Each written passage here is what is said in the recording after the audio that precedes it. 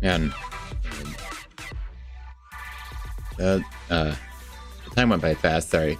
Of course, took the nice, quiet opportunity to fix freaking YouTube streaming information. I need to set it to Zenless Zone 0.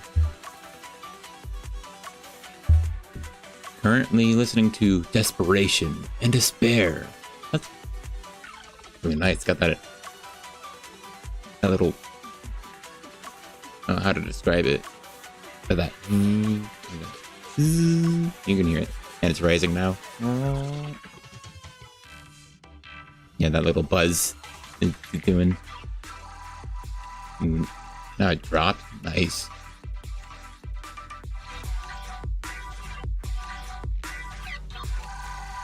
And it just has that nice sound of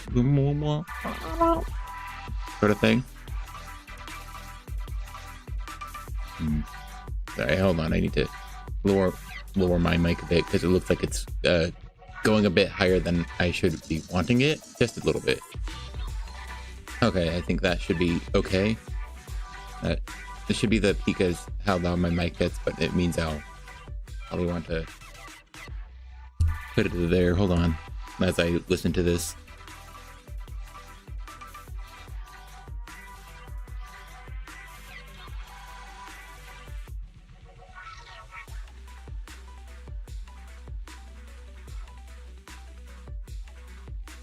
Okay, that sounds about right. Actually, they can be much more even if this is as loud as the game audio is for me.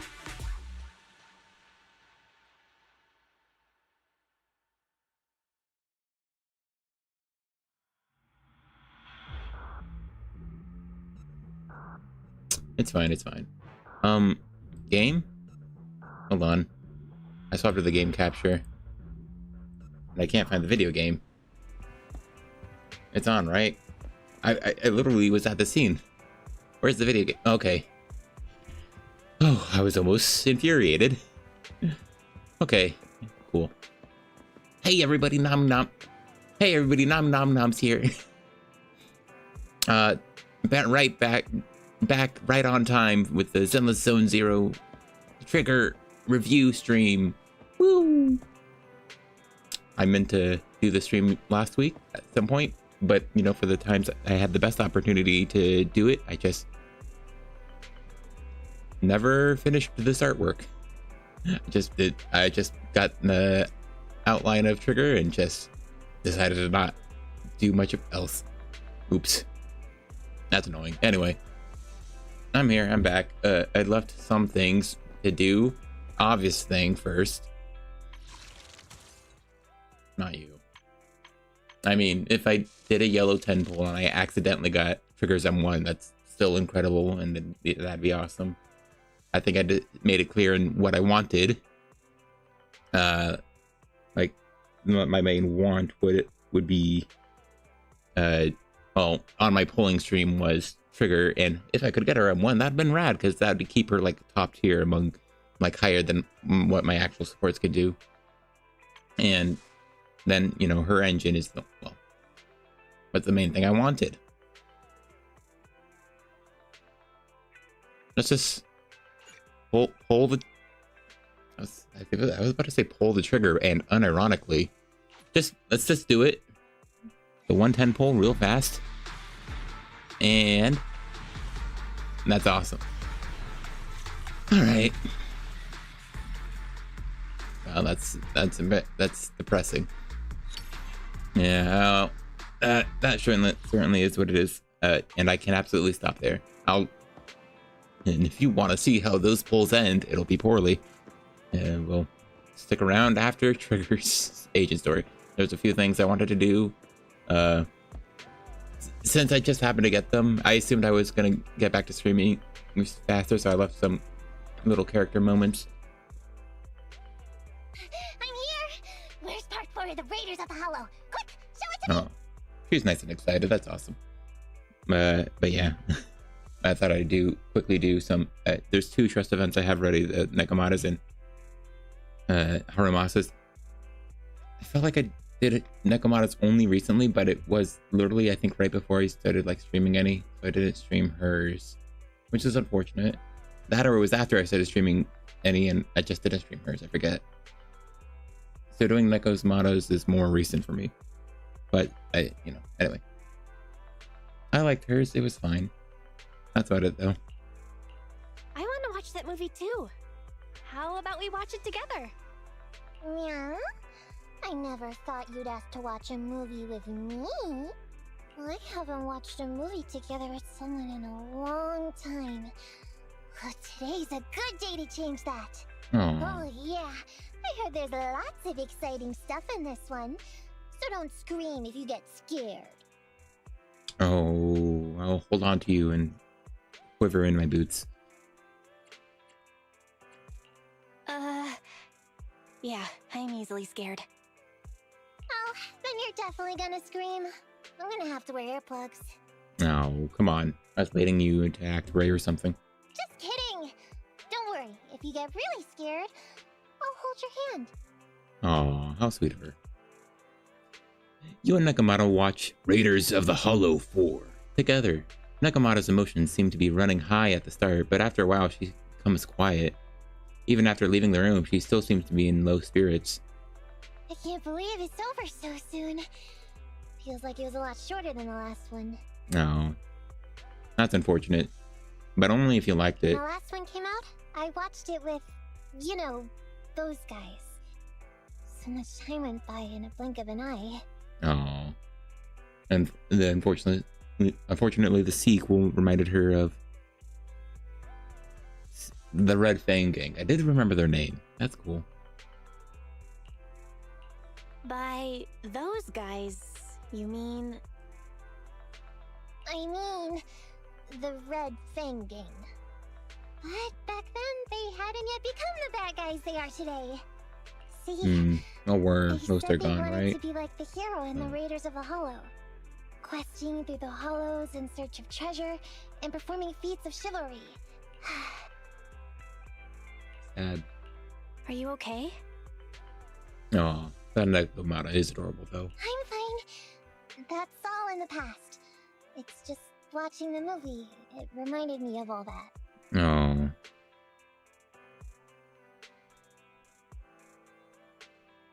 But if I ever get the chance, I definitely want to go searching for treasure in the hollows one day. Luckily, you're the best proxy in all of New Eriju. Wanna come with me? Maybe we'll end up finding some pretty valuable loot together, huh? I like that they interpreted the purr in purity as rolling the R. That was good.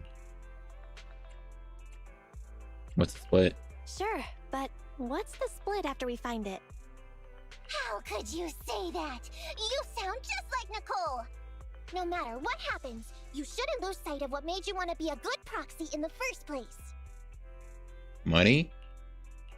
Okay, you're right. So, 2080. 80 for me? Huh? Hey, now who sounds like Nicole? Thanks for today.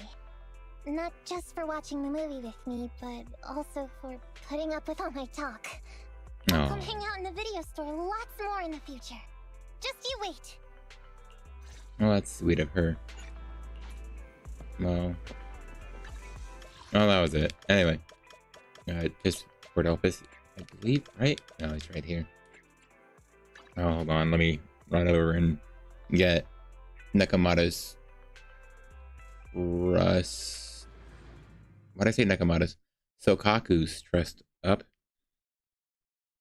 Yeah, and it's interesting how there's literally only one right answer to get the trust up and stuff for some agents, and some agents just let you clear it all the way.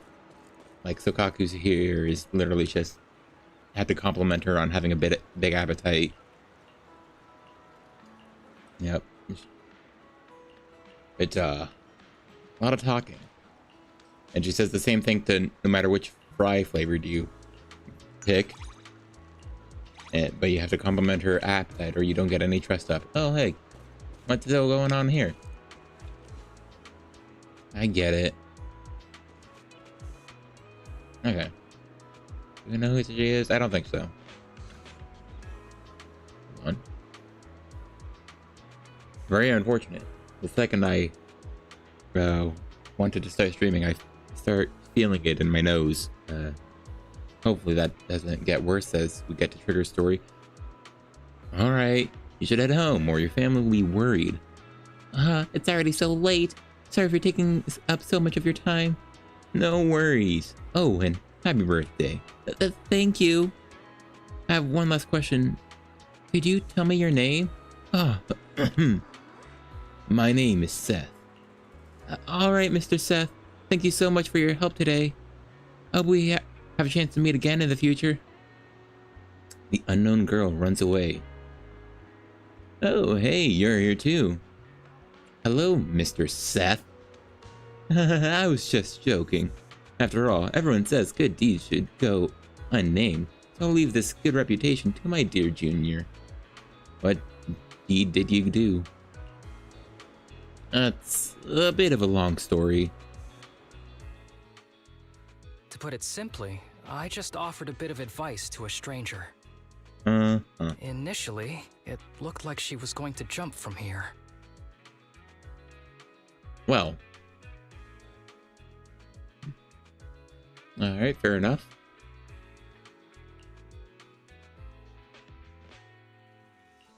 That's a serious issue. Should I contact public security?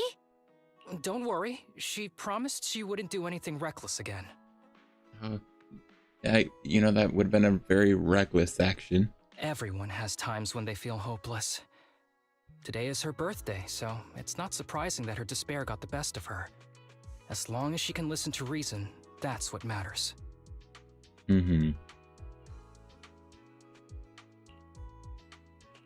That's amazing, Harumasa. What did you say to stop her? This is your life. As long as you don't give up, the story doesn't have to end. I forget what I said before and after that, but it was something along those lines. Aww. What I said was less important than the personal experiences I shared. People always compare themselves to others. They look at me and think, if a person like him can live well, maybe I can too. That makes a lot of sense. Have you seen him? It's in our nature. And sometimes, you can use that to help people. Oh, it's so typical you. What can I say? Typical you. Thanks for the compliment. Well, since everything is sorted out, let's not dwell on it. I just wanted to come out and enjoy the breeze. The view here is nice, right? It's the perfect spot to quietly think about things. Probably thinking about things is such a dangerous activity. Good work, man. What's on your mind? I definitely clicked, what are you thinking? I'm thinking about you, of course. Yeah, I am talking to you, so that makes sense. You should see your face right now. I'd love to take a picture of it. Oh, take a picture with your mind. You know, I used to think that birthdays were terrifying. For someone like me, it feels like a sword hanging over my head. Because you're so sick and epic with it. It's a constant reminder of one thing. You don't have much time left. Man, this guy just has a positive mindset.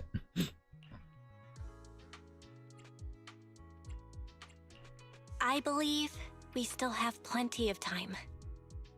Really? I hope so. You know, I've started to see things differently lately. From another perspective, perhaps a birthday is like a medal. A testament to my survival. Yeah. So I don't need to be afraid. Instead, I should be proud. Ah, there you go, Harumasa. I like that interpretation better. It seems we're on the same page. My final destination was determined long ago. In that regard, we're all the same. Oh, you can't be sure of that. Final Destination likes making the kills way wacky. We all have the time we have and end up in the same place. Maybe that's life's great equalizer. I'm sorry. I've started to ramble again. Hey, thanks for staying out here with me for so long. I'll have to invite you to my next birthday. Born to Die. That's an awesome achievement. I can't believe that was the end. Alright, well, it makes sense. It is Haramasa. We played his agent story. When your birthday comes, I'll wish you well too. You know, our birthday probably is out somewhere. I forget when though.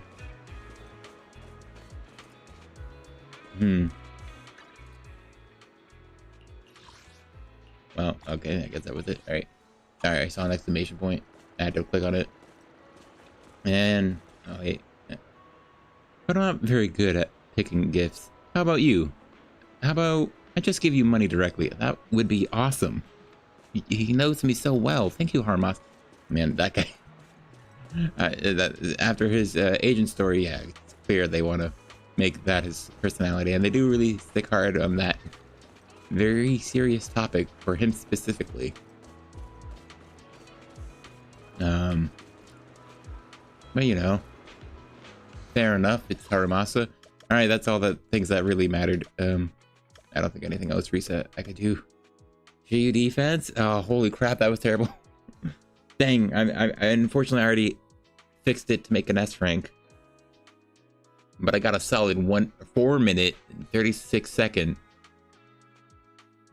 clear on one side with my DPS Coletta on shielded defender Omega.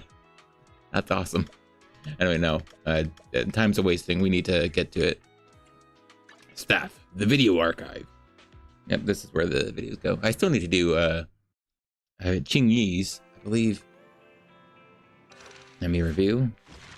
Yep, she's well, I think the only one I haven't done. Might as well do hers. Did I? No, I think, yeah, Bernice was after though. You know, I think the first one I did was either Harmas's or Ellen's, right? Yeah, I did Echoes of Silver. I remember liking the Unsung Champion, so I would like to recheck that over again to remember, because I remember thinking like the last 3 in a row were actually good, and then we got Echoes of Silver. Anyway, Out of Sight. Okay, but on top of that, check it through this TV. There we go. Yeah, okay. That means I got everything there. I still need to do this, which, gosh, I would have to do it with the freaking controller. That sounds terrible. Whispers from beyond the river dwell in her eyes. Out of sight. I mean, I guess, yeah, we should just start. Like, time's wasted. If I want to do a pet special, I might try that right after. All right. Whispers from beyond the river dwell in her eyes. Out of sight. Episode 1.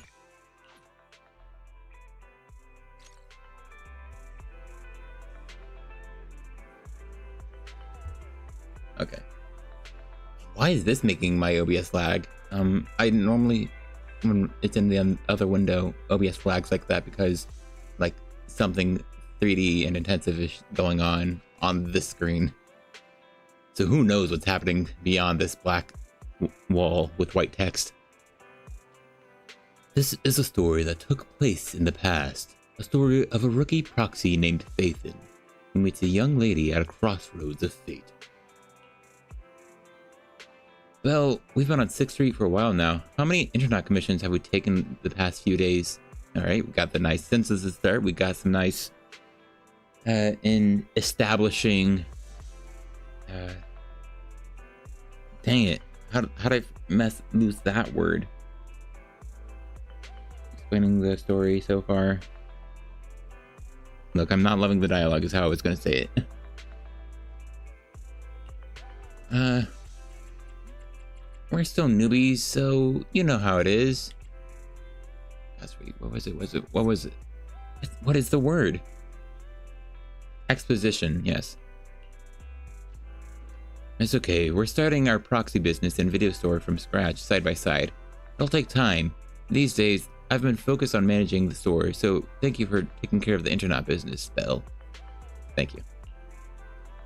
Having this cozy little home with you is already much better than the life we had just after leaving the academy.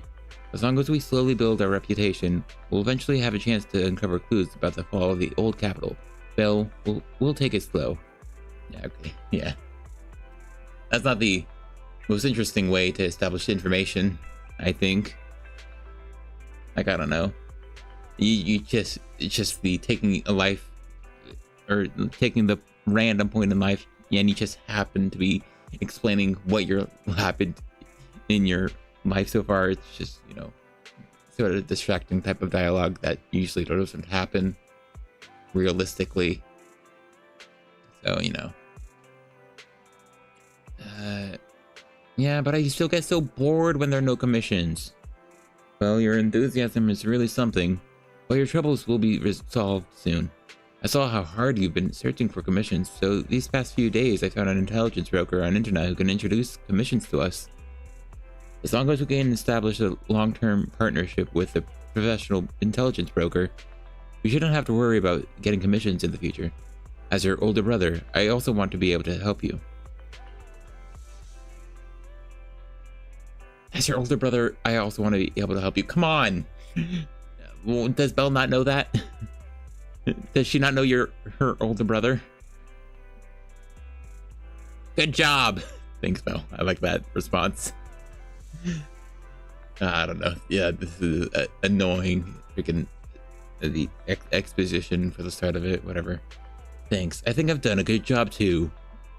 I arranged to meet him at the store today. He should be arriving soon. At that moment, suddenly a knocking comes from the door.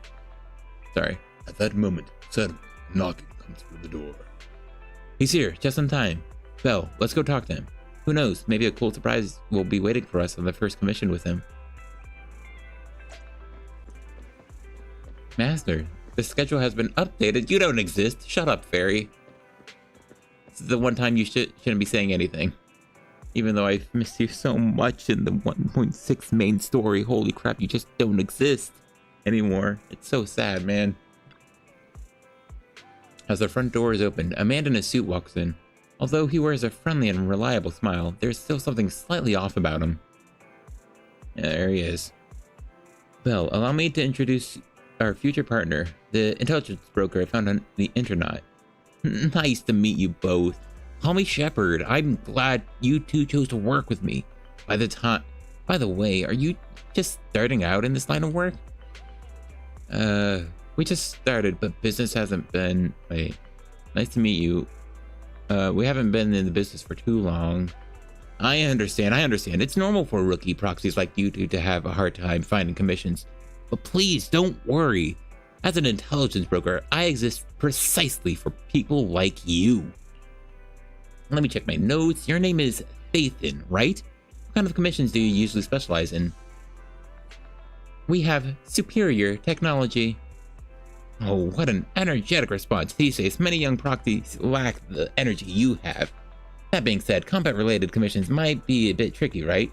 You two don't seem like fighters, and hiring combat personnel can be expensive for new proxies. To be honest, I'm not sure I feel comfortable signing anything dangerous. We'll find our way to resolve that. I believe you'll see it on the actual commission. Wait. We'll find our own way to resolve that. I believe you'll see it in the actual commission.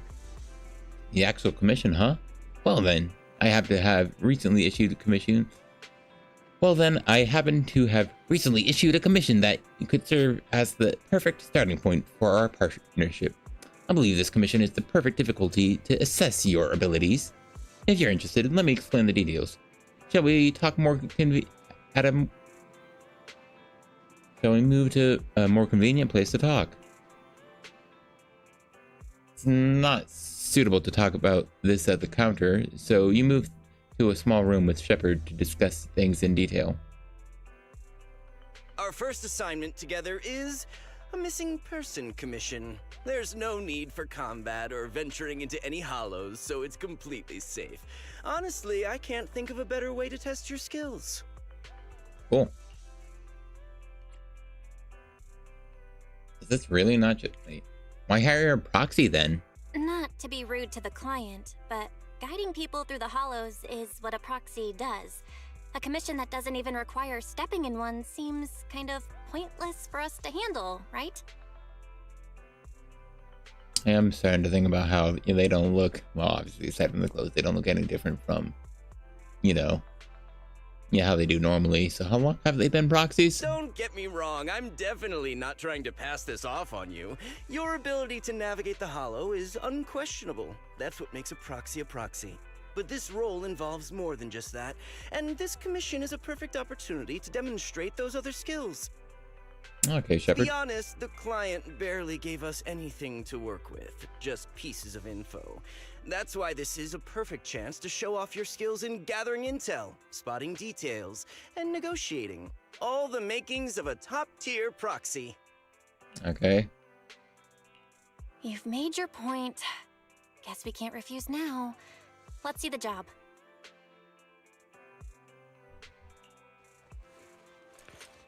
Shepard nods in satisfaction and pulls out 3 items from his pocket. A harmonica, a sheet of music, and an old photo. Huh. Oh, hey. E-scent. What the heck? Blind. Dark clothes. Okay. Wait. I think that is her jacket, but this image is edited to make it look like her entire outfit. You can tell because it has, like, I think the puffier shoulders and the slight line on the upper arm, separation for the sleeve of her normal jacket she wears.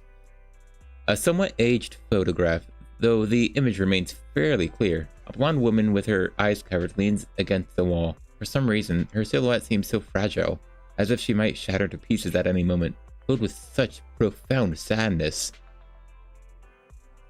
Yeah, there's some blindfolded chick with looking sad on the wall. All right. The client has only provided us with these 3 clues. All we know is that the woman in the photo is your target. Okay. Just a photo. So even the client doesn't know her name, identity, or whereabouts? And what's the deal with the harmonica and the sheet music? The client doesn't seem to have any more info, though it's possible they just don't want to share. But the client did mention if you get stuck, you should try playing the sheet music with the harmonica. Oh, okay. Y'all good at that? Well then, I'll leave this commission in your capable hands. Keep me in the loop if you make any breakthroughs. Just ping me on Knock Knock. Okay, Shepard. A single photo and a melody. Feels like chasing shadows. Belle, where do you think we should start? Well, if I were to play along and guess, I suppose generally with the music, I might as well just walk across the street and talk to Elfie. Ask about the tune and then maybe show her the photo. If they're connected with Elfie yet. If they aren't connected, if they don't feel like they have connections and their neighbors don't yet know about their profession, then it's probably just stick to the music. Why Port Elpis? Maybe we should start with Port Elpis.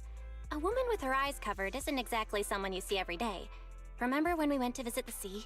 I'm pretty sure we spotted someone like that back then. Okay, well, I guess if you saw her already. I was in a bad mood that day, so you took me to the port to clear my head. We bought some fries, but you were so busy staring at that girl with her eyes covered, a seagull snatched them right out of your hand. Bro, you lost our fries? Why do you sound mad? Now that I think about it, that woman did look a lot like the one in the photo. I was just a bit distracted. I didn't mean to stare. Next time I'll make sure to watch my fries more carefully. Anyway, Wise thinks she's hot, which makes sense because it's Trigger. At the same time, no. They've seen her. That's the lead they have. They've seen the woman. Okay, well, that's much less interesting to me. Like, it would have been, I think I would have been found it way more engaging if there was actual investigative work. No, they've seen her, so they'll know where to thanks look to you, we've got a lead start. now. Let's head to the port and see what we can find. Yeah, darn, I would have. I would have liked way more if there was a loose connection. Oh, that almost feels lame. Also, Inkblot should not be here. I think I named him Inkblot, right? Yeah. Also, yeah, hold on.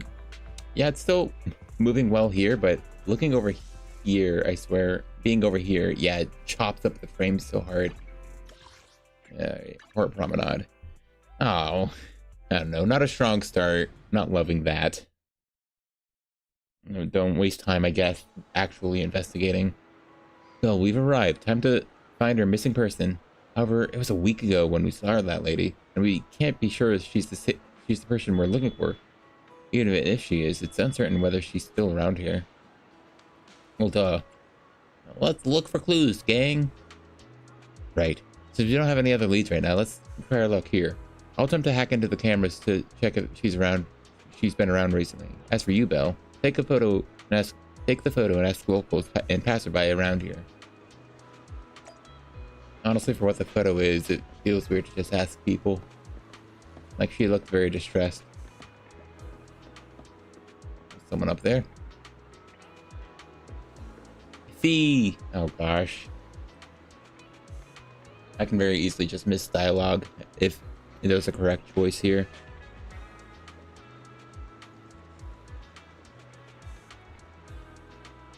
Welcome to Tater King. Our fries and hot dog combo is a hot seller. Would you like to give it a try? Have you seen this person? Oh, I remember seeing this girl before. When exactly? Maybe once every 1 or 2 months. I'll see her wandering around this area. I've never spoken to her, and she doesn't seem to interact with anyone around here. I don't really know much about her background. So she hasn't been around recently. I don't know. I don't remember seeing her recently. Are you looking for her? I can keep an eye out for you.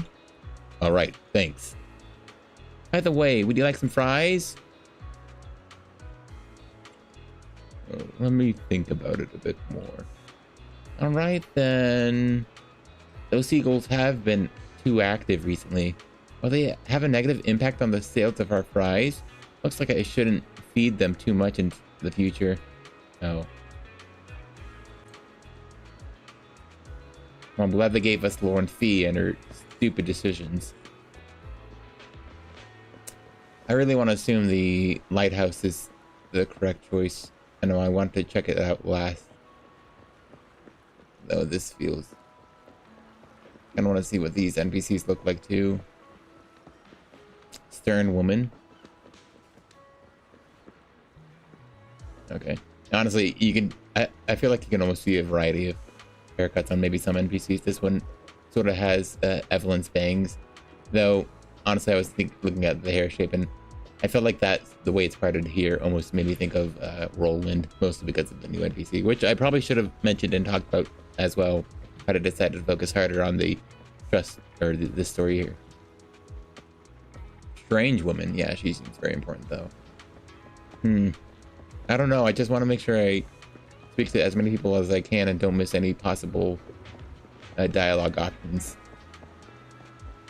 I'm going to talk to this guy and then check out the lighthouse. No results today. I told them the bait wouldn't work, but they wouldn't believe me. Hello, have you seen this person? I'm just a fisherman staring at the bucket, bobber, and fishing line all day. How could I recognize anyone? I know a reliable type of bait. The other day, when greeting Enzo, who lives next door, I learned that he occasionally goes fishing. I recommend the bait that Enzo usually uses to the man. You don't look like someone who's been fishing. Are you sure about this? Whatever, I'll give you a try next time. Let me see the photo of the person you're looking for. I think I remember this girl. What? What do you mean, this girl? I think I remember this girl. I'm here fishing every day, and she was here some time ago, walking along this wooden walkway. Do you know who she is? How would I know? Most of the time, my mind is focused on fishing. It was just that day. That day I got tired of fishing, so I got up to take a walk and happened to see her. I've only seen her that one time. If you need, I can help keep an eye out, but for now, I really don't know any more about this girl. Thanks. Cool. Alright. I'm gonna check the lighthouse if it looks important as well.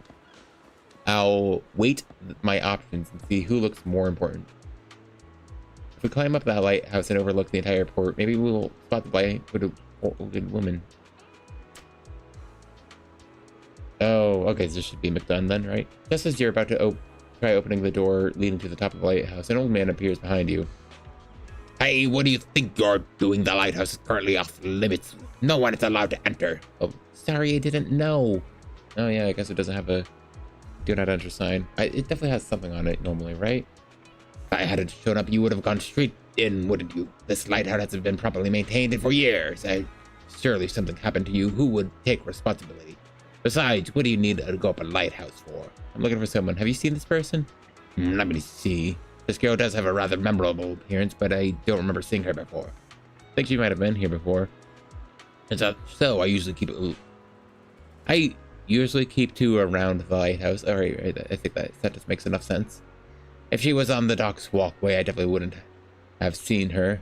If you're looking for her, I suggest checking around there. At the very least, I haven't seen the girl near that lighthouse. Thanks. Really? That was my... Thanks, man. Why? Well, why not let me have the multiple dialogue options, man? That's stupid. And one of my options was literally McDone telling me to go to the freaking pier, or yeah, or go to the docks. Come on, that was my little last one. Come on, man. Whatever, they're probably gonna be stupid. No luck on my end. Belle, did you find anything? She does exist and has been here at least once every couple of months. Let's read the harmonica again. It was wishful thinking to assume that a quick stroll through the port would solve this. But since we're here, might as well give the harmonica a try. Whether it works or not, you owe me some fries before we head back. Okay. I'll do whatever you say, but Belle, would you mind giving the harmonica a try instead? I'm curious to how it sounds. Why? Wow, you sure know how to set me up. I'm telling you now, though, I can't promise what it'll sound like. Pull out the harmonica and glancing at the sheet music. See a melody you've never heard before.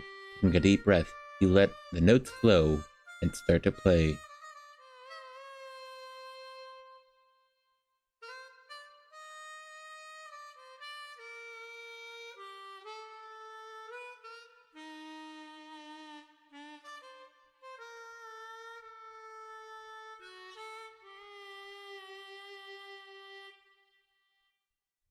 That was fun. It sounded a bit wobbly, like she wasn't good at it. Or it was pretty accurate? Whatever. You think it's just sounded good at least. The music continues for half a minute. How do I put this? It sounds okay once you get used to it. But nothing happened, so I guess we should just get some fries and head back. Excuse me. Were you the ones playing the harmonica just now? Oh, hey. I guess she's fine. Sorry. My sister didn't mean to make such a commotion. We'll just... Wait. You're the one in the photo. Sorry about that. I didn't hear any footsteps, so I didn't realize you were right beside us. My apologies. Moving quietly is second nature to me. I didn't mean to startle you. If I may ask, where did you learn that melody? Paper. Why shoots you a questioning glance? The blindfolded woman from the photo actually appeared. What an unexpected surprise. But now what? First things first, let's bring her back home. Well, why, the man. two of us are Sorry. proxies, and this song was given to us by a client. We never thought it would actually help us find you. Our client is the one looking for you. Why don't we discuss the details somewhere else? I do. Guess it's fair to be tentative using the two of us are proxies since it's illegal, but you know, I guess it is the truth, and she is who we're looking I for. see. Please lead the way. I'd also like to meet this client of yours. Let's head back to the store. Okay, Okay. let's go check in with Shepard. Oh, I almost forgot. Your name is... My real name. I haven't used that in a long time. But I do have a code name. You can call me Charon. Okay, I assume she'll have that explained since from her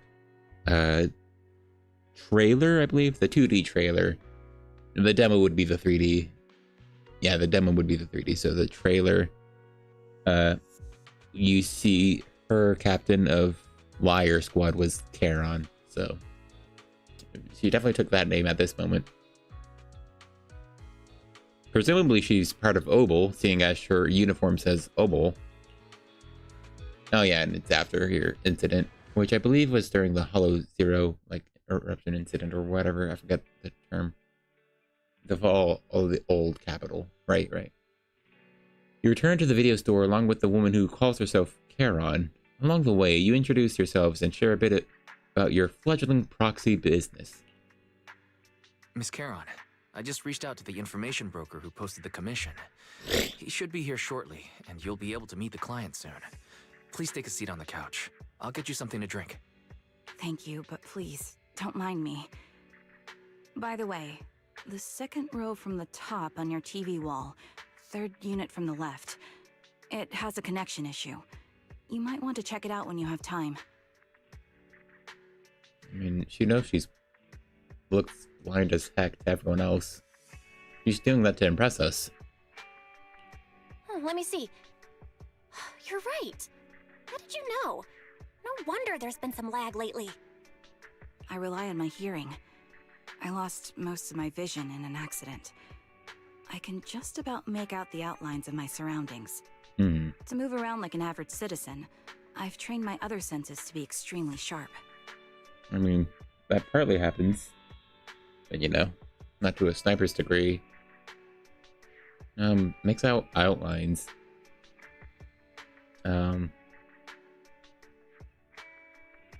Yeah.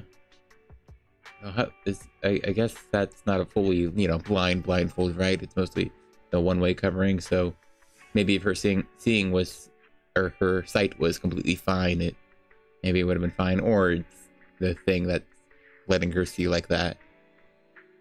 I heard a faint buzzing sound.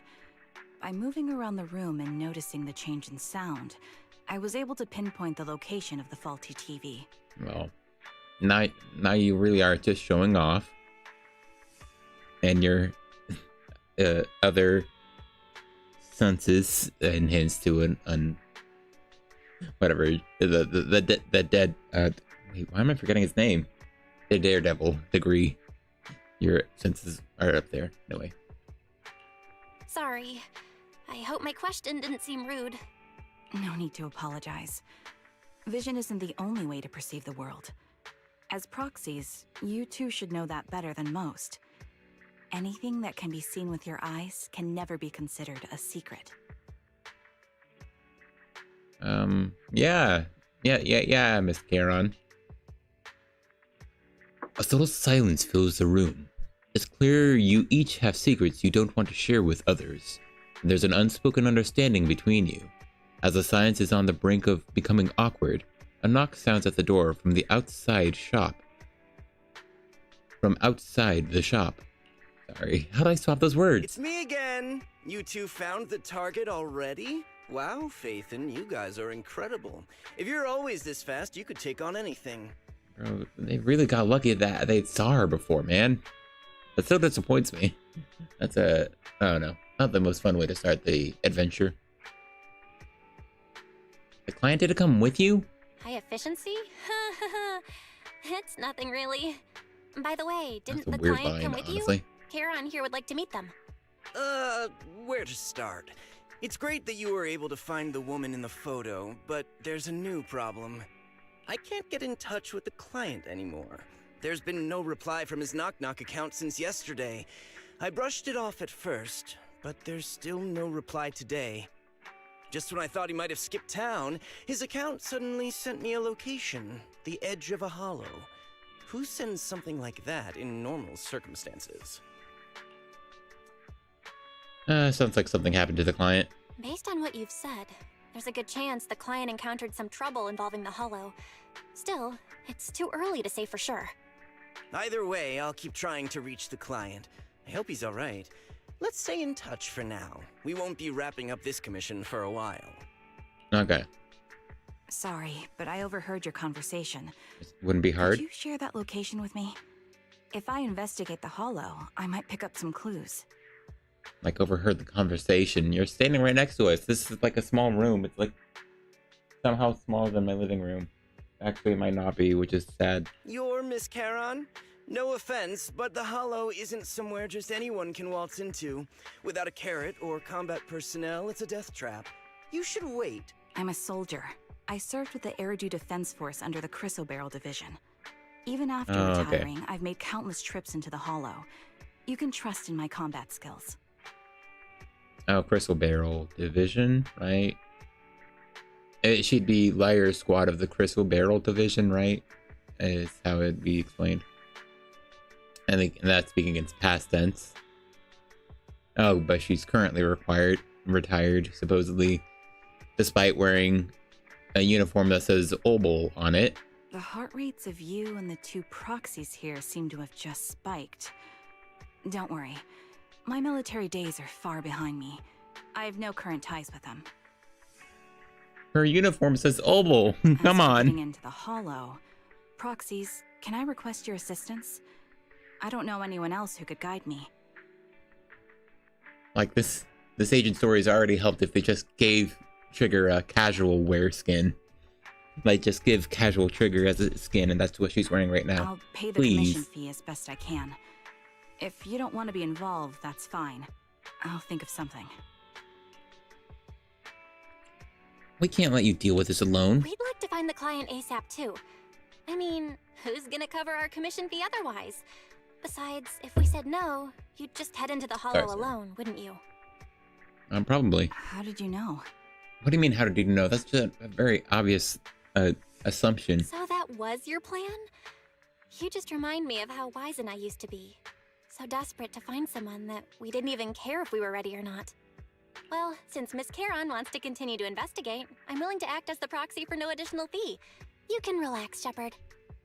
Yeah, this is how we don't make money, Belle. I see. That works for me. With the client still unreachable, my hands are tied. Please, look into the Hollow, and be careful. I am distracted by her saying her military days are behind her and wearing that. I assume that's... I'm really sorry for troubling you both.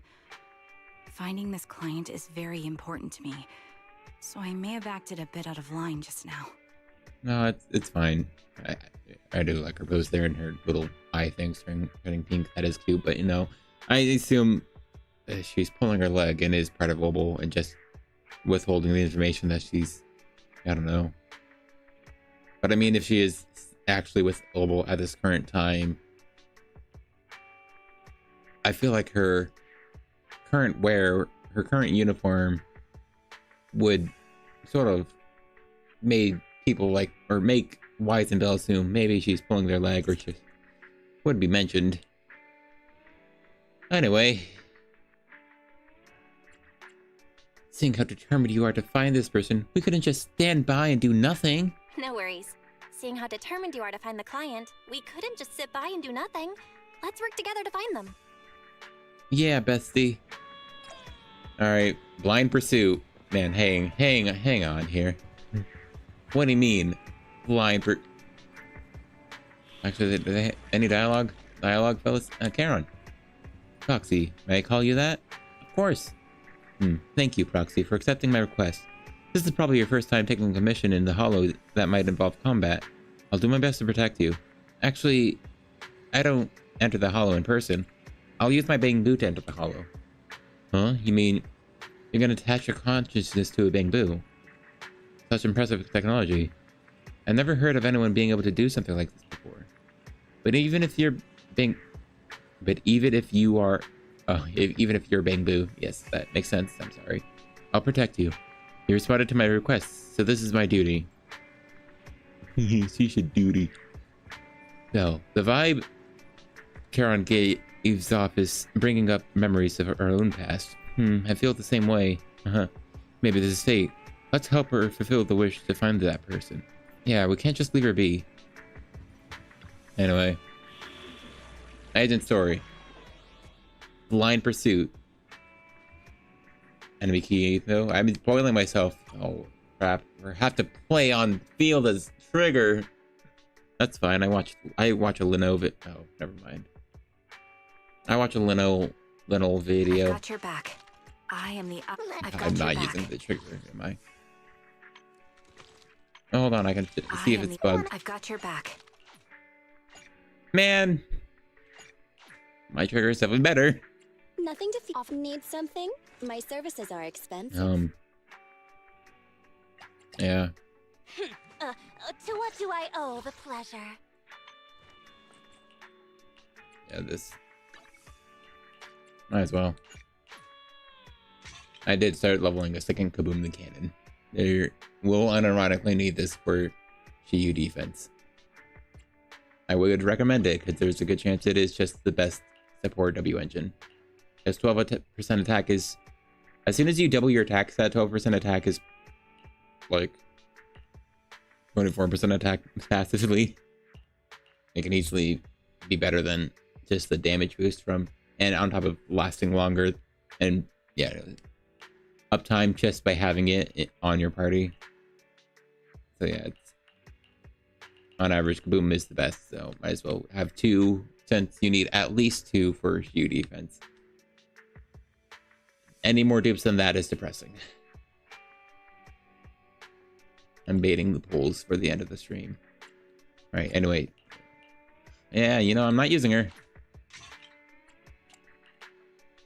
Alright.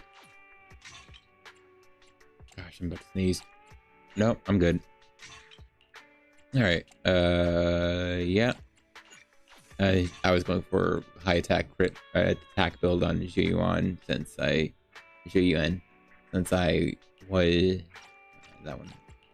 Why? That's also wrong. Alright. Yep, alright. And that's all fine. Good day. Get going. I was using high attack Zhuyuan since I finally got Brimstone. Huh? Is something the matter?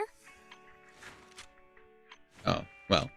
Anyway, her crit stats aren't amazing, actually, but with a crit rate disc. Oh, well, you're not using that anyway. Yeah, that's one roll away from hitting 100% with Nicole. Not a great crit rate, though. But this drive disc that does give her 20, which makes her 184 or 185, and it goes up to like 33 more. Like it gets well over 200% with as soon as corruption procs, which is kind of insane to have all that and over 3,700 attack. Now, if I was really cool, I would have hit. I would replace this with freaking this disc. I still love this disc so much. It's +2/+2 twice. Oh, imagine if it was +3/+2. It's fine. It's Officer fine. 148, Juyuan, ready. Let's run in. Well, we'll see how. I'll test my Leno knowledge and see how well I can on-field trigger. I think it's Lin, yeah, Lin0, LIN-0, I think, Linol, or Lino, Linol. A good YouTube video, like a 40-minute trigger video. Just lots of good information, even if not always practical to be using at all times, but it's still pretty cool to know. And Miss Carol, you know, I need some just looks time fun. to calculate the hollow route. Cool. Leave this to me, Proxy. Actually, I've been to this hollow before for reasons. I still remember the way forward clear as day. Well, don't hollows like change and stuff? Adjusting for wind. Oh? Well, why don't you wait just a little longer? Calculating a path doesn't take that long. It actually changed because it's targeted a freaking box. It'd be more efficient to retrace a path I've already walked. Please come with me, Proxy. can't catch me. Catch them while they're down.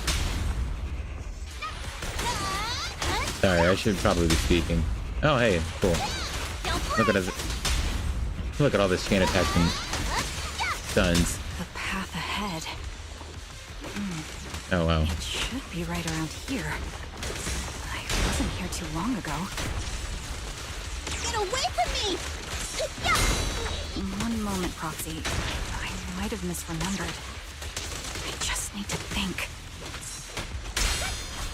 To be clear, we're stressing the blind I'm sure woman you're to do well this. aware that hollows undergo periodic spatial distortions and reconstruction. Vision. Adjusting for wind. What's this? That's why each time we enter, we need the most up-to-date carrot. Gotcha. You're not lost because you can't remember. No. After you left the hollow, spatial distortion occurred. That's why. I don't want this dialogue to end so that soon, so... Yeah, okay. It's fine. Engaging head-on. Recalibrating. Sorry for being so presumptuous, Proxy. It would have ended. Come on. Got ahead of myself and made things difficult for you. And that's a portal, man. That would totally skip the dialogue. No trouble. There's a fissure nearby. We can use it to get back on the right path.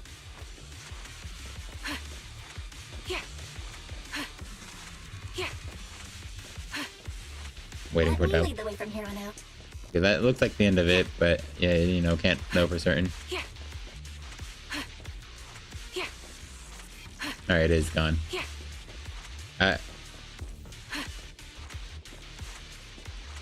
No, that's fine. I can repeat it. She stays running if I move it like this in a full circle after hitting run the first time around. I don't know they do this. I assume other agents have this, right? Yeah, but she like overdoes it like 100 times. Like she falls all the way down to turn quickly. That's very funny. Anyway, continuing onward. How does she not know how hollows work? Where does she work? I guess maybe it's not common knowledge. Hasn't been in the By the way, defense Miss force for a Carolyn, while. how are you so fluid when you move and fight? She told us she was in the defense force. I get it. She's very impressive, though. Is it because of your sharper hearing and heightened senses? I guess that's also a question. I'll be honest. I see an inappropriate That's word here. one part of it. Sometimes. In fact, my That's eyes fine. gained some unique abilities as they changed. Oh. Probably 3. What the heck? I can't see most things clearly, but I'm able to detect the etheric fluctuations of nearby humans, ethereals, and other objects. Nearby.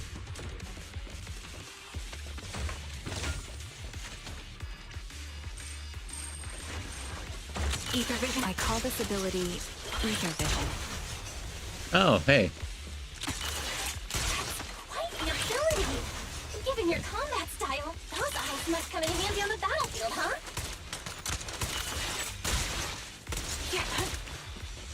Adjusting for wind. That may be so. Suppressing fire.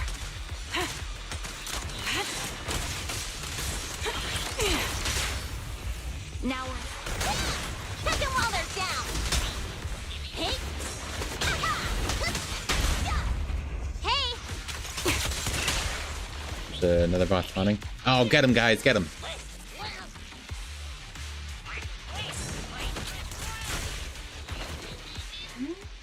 Wait, something's up ahead. There's someone on the ground. Ugh, it smells like blood. Man, they got smell-o-vision in that bamboo. Holy crap. Anyway. Yeah, sorry. I feel like I'm not talking as much as I should be if I want to be trying to stream. Oh, wow. That's funny. I noticed the ultimate icon. Yeah. Everything closes out. Anyway, they're dead. with unmistakable smell of blood emanating from them, following the source of scent to be. You see bullet holes in their bodies. Oh, sad. Completely dead. Cause of death appeared to be severe blood loss from long-range gunshot wounds. Time of death probably within the last 1 to 2 hours. Wait, oh yeah, she's saying. Of course she would know. Just before we entered the hollow, which means this isn't just a case of losing contact with your client. Someone's been killing people in this hollow, so I don't sense the killer nearby now. There's still a chance they're active somewhere in the hollow. Proxy, don't stray from my side. I'll keep you safe. Those two, I really want to take their bodies out of the hollow, but without knowing the killer's whereabouts, moving with them would be too risky. Proxy, mark these coordinates. Once we confirm the area is safe, we'll come back to retrieve their bodies. I'm sorry. The ground must be cold. I'm sorry. The ground must be cold. May you rest in peace. And there you go. What could have happened? Who did this? At the Given weight. the depth of the wound and the caliber of the bullet, the killer was a sniper, just like me. Oh, I see. I remember the cutscene from the Proxy, stay vigilant and get behind me. The killer may still be nearby. They seem to have no qualms when it comes to killing. Yeah. Well, it looks like bait. Let's press Gonna start a onward. fight. I feel there may be more victims. The surrounding ether How are you levels kidding me? have significantly increased. What's going on?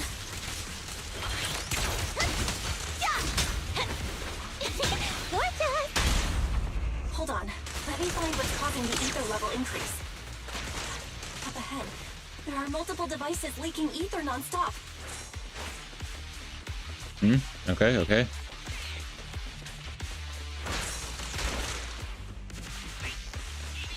Anything else? High pressure ether storage tanks filled with highly concentrated ether. Interesting.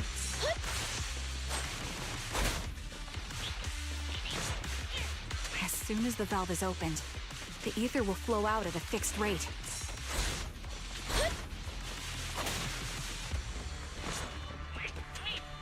Such high ether concentrations will make the nearby ethereals more active and cause more to show up. Okay, that makes sense. Sorry, I'm distracted by the boys beating up this ethereal. Heron, it'll be dangerous if we keep moving forward. It's fine. Understood. These storage tanks are high-risk items manufactured by military-industrial companies. They're rare, even on the black market. Interesting. That makes sense. Several of these storage tanks appearing in the hollow is a clear sign that our opposition has malicious intentions. Don't play!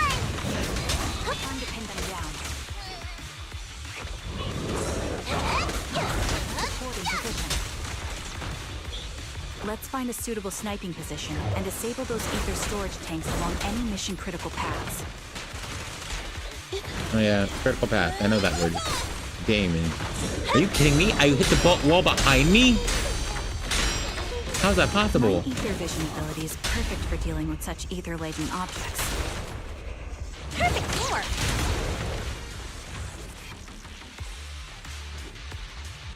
Let's take care of these leaking tanks to lessen the threat of ethereals on our path. Then we can proceed. You're in my sights. Take the shot. Yeah. Recalibrating.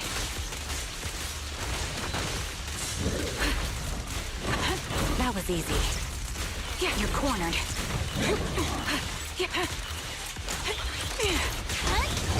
Okay, at least the dialogue did stop, but that was a lot of dialogue for mercy. a fight that was gonna end this fast.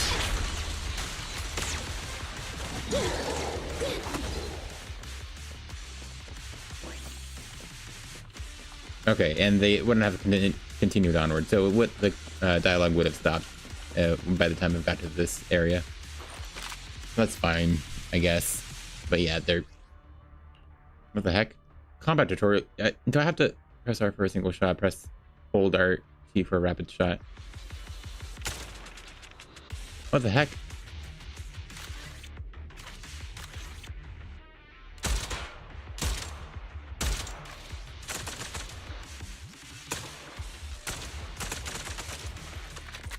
Heck. I guess this is a tutorial.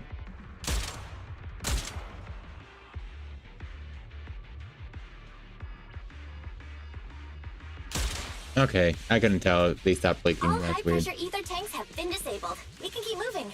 Got rid of my ammo. Hey, these people are dead over here. Can I get the dialogue before it's interrupted? Charon, I'm detecting 4 life forms up ahead. Let's go take a look.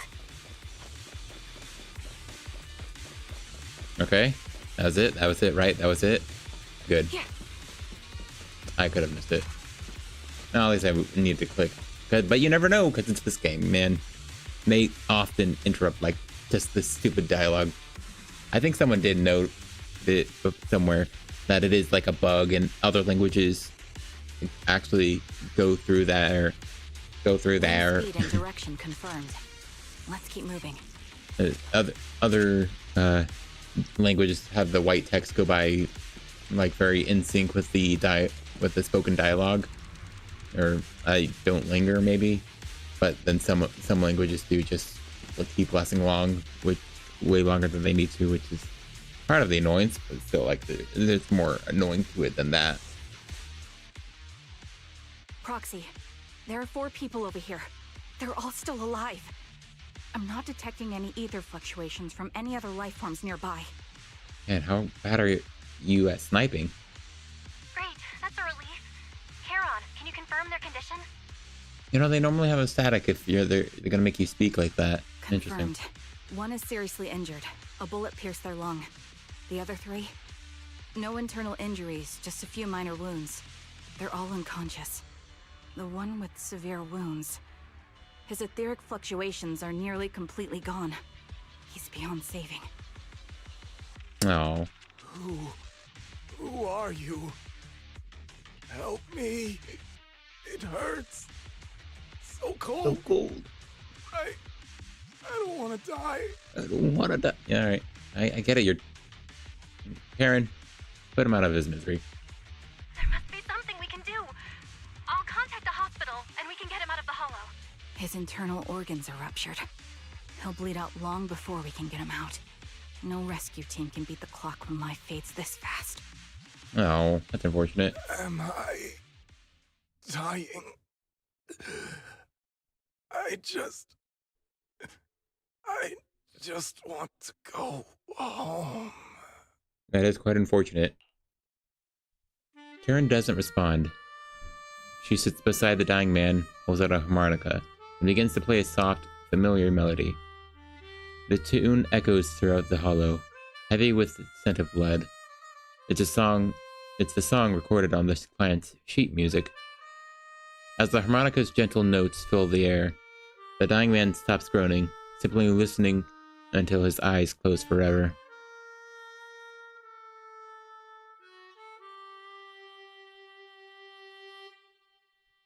Sad. What? You okay? Charon, are you okay? Did you get hurt during the fight just now? I'm fine, don't worry about me.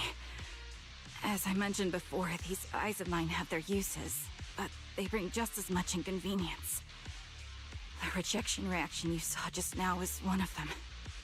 Oh, what's happening? You didn't the hollow too long? Is what it? Staring into death. It's not something I handle well. Oh, you're... Why they turn pink when you say that? But I don't know. Does that mean like her emotions affect how her eyes feel? Is that it? My head. Where am I? Who are you people? Also, when she said they had minor injuries, were they bullet wounds? Did they need like their wounds dressed or something? I remember now. There was a madman, a lunatic who tied me up and dragged me into the hollow. You're not. I'm not the lunatic you're talking about. Can you stand? There are 2 more unconscious survivors here. If you can help us carry one of them, let's get out of here together. Leave? We can leave this place? What about that lunatic who shot at me from the shadows? The culprit should be gone by now. Heron, let's get the survivors out. Follow me. Okay, that was the end of it. I guess he shot the one guy and then eventually left. Alright.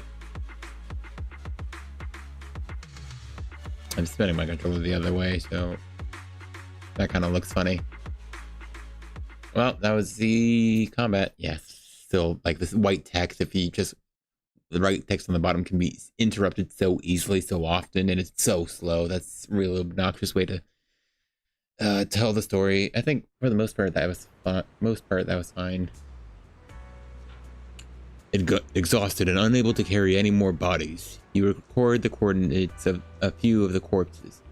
Once this is all over, you should make sure to report them anonymously to public security.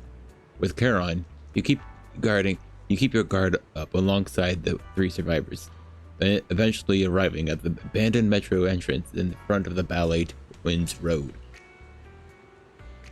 Proxy, let's take a short break here. The area around the Ballet Twins has been abandoned due to the Hollow disaster, and no one's likely to be around. It's both secluded and safe, making a perfect place for a conversation. Those 3 survivors... Yes, I know. They just escaped from a killer, so we need to check on their injuries and mental well-being. Could one of them be the client? Unfortunately, I don't think so. After they woke up and saw me, they didn't have any particular reaction. If they were the ones who assigned the commission to find me, they should have recognized me to some extent. Proxy, I'll keep watch around here and be on the lookout for the perpetrator trying to track us or attempting to ambush us. Could you please have a brief conversation with the 3 survivors? I think they may have information on the perpetrator. And to be honest, I think they might... No, probably just my imagination. I'll gather the information first. Thank you, Proxy. I'm glad we had the line of, they might be something. Oh, Hong. Scary rumors about Ballet Twins. It sure is scary out here. Wait, 3 clients? I only see 2 exclamation points. Oh, I see, it's those 2. Wait a second. So it's that dude. Actually, it's actually insane that I actually could have missed them because they only give you the opportunity to talk to 3 people. Dang it. I don't know what their dialogue is. I don't know what they said. I talked to 3 people and it happened to literally be not those 2. That's so annoying. Really, I could have talked to them. Gosh dang it. They kicked me out of that story segment after talking to 3 people, and it was literally the 3 people who weren't these 2. Come on. Oh, I'm so annoyed. What were they gonna say? Oh, I'll talk to them first because I'm frustrated and introverted. Oh, she went from strange to introverted. Let's see how it changes. Take a deep breath. If your emotions get too intense, the wound might reopen. I still feel like I'm going to throw up. Fear that someone's trying to shoot me. Just won't go away. Are you guys okay? I'm okay. Did you save us? I'm just about holding up. I've more or less recovered from the shock. I remember you. You were looking for someone around Port Elpis, weren't you? No, we never met. Yes, I think I've seen you before. You really could have never seen them. Like, as soon as you talk to 3 people, they kick you out, and they were like far off on the other side. Gosh, I'm so annoyed by that. Wow. Holy crap.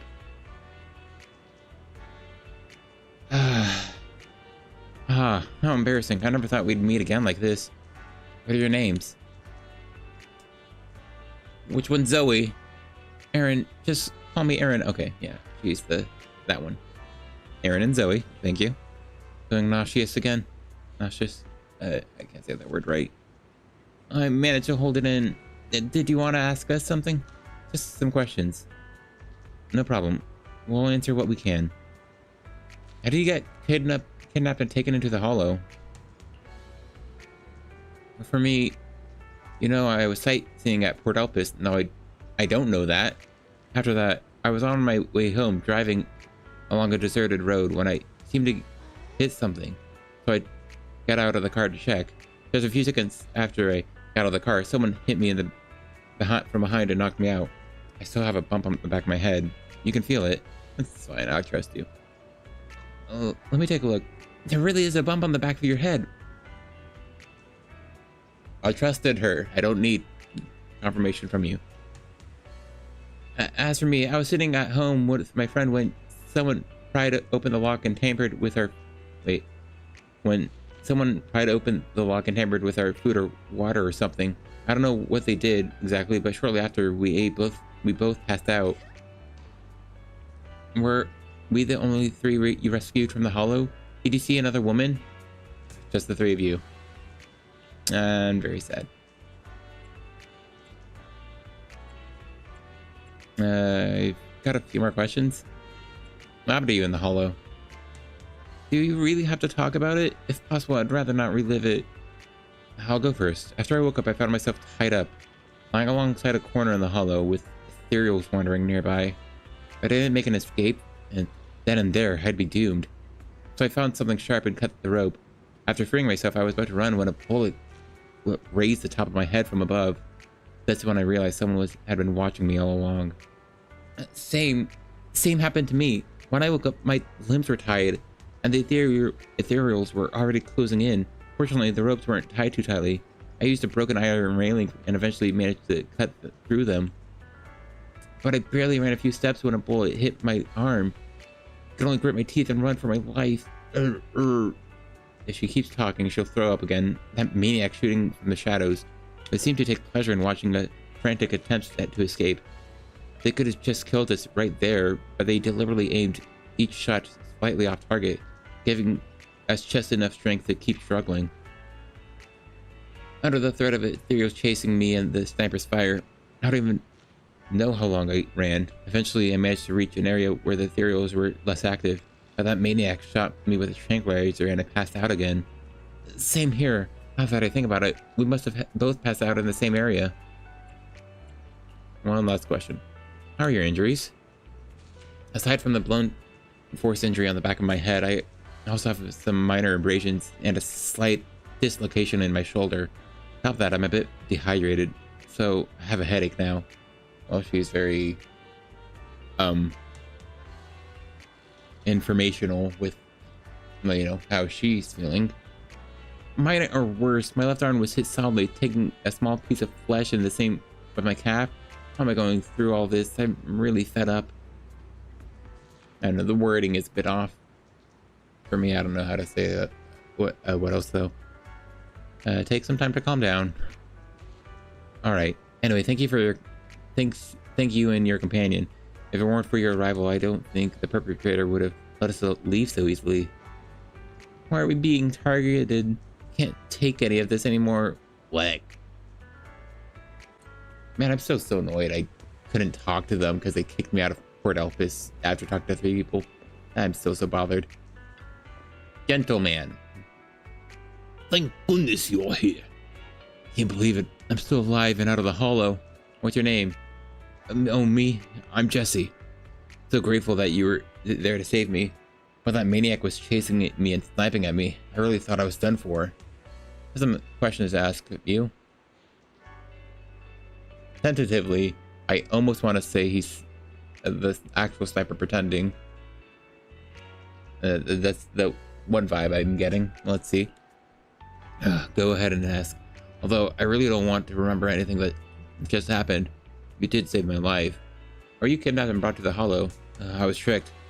I received an anonymous message telling me there was a big job to do, asking me to meet in an alley on 6th Street.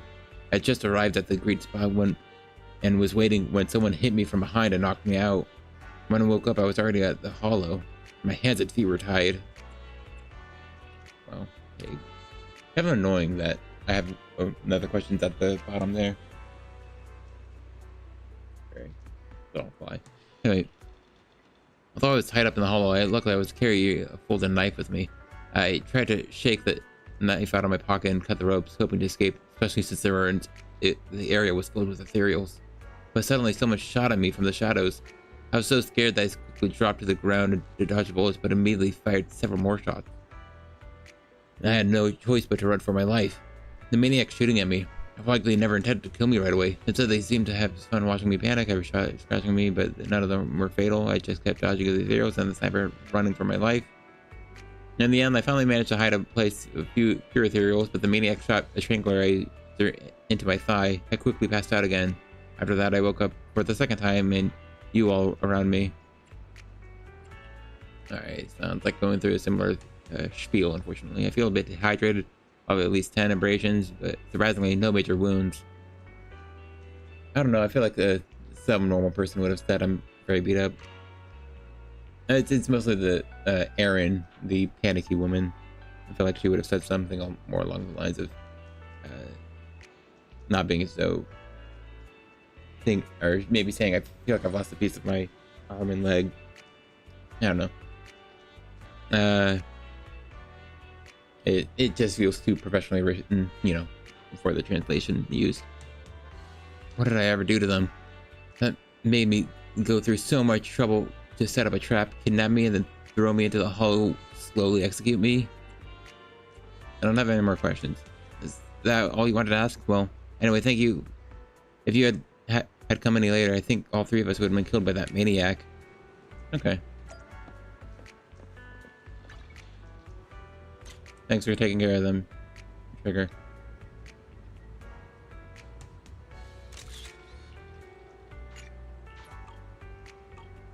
Oh, that dog on the rocket though, that's always rocket popping. Thanks. Oh, interesting. After a brief check on the three survivors, you share what you've learned with Charon. She then calls the three over. Thank you all for assisting me, even though I'm a stranger. You've given me valuable information. It's the least we can do after you saved our lives. If there's anything else you want to ask, go right ahead. I do have some questions left to ask. Before that, could the three of you introduce yourselves? I'd like to see if there's a pattern to how the killer chose their targets. I'll go first. My name's Zoe. I used to be a soldier in the Defense Force, but now I'm just working a regular desk job at a private company. Don't let that fool you, though. I've earned my stripes. I'm Jesse, currently working as an Internaut information broker. I'm still pretty new at it, though, so I can't think of any reason someone would target me. I mean, with the voice he's going for, I assume we're about to see the Defense Force connection between them all. My turn? I'm Erin. I was also in the Defense Force, but now I'm unemployed. Actually, I have a question for you all. Did you see my friend when you were in the Hollow? She's about my height, with shoulder-length blonde hair and a mole under her eye. We were kidnapped together, but I can't find her anywhere now. Yeah, that makes sense. She's probably dead. If I recall correctly, we didn't come across anyone like that in the Hollow, among both the survivors or the bodies. It's all right. I'll keep looking.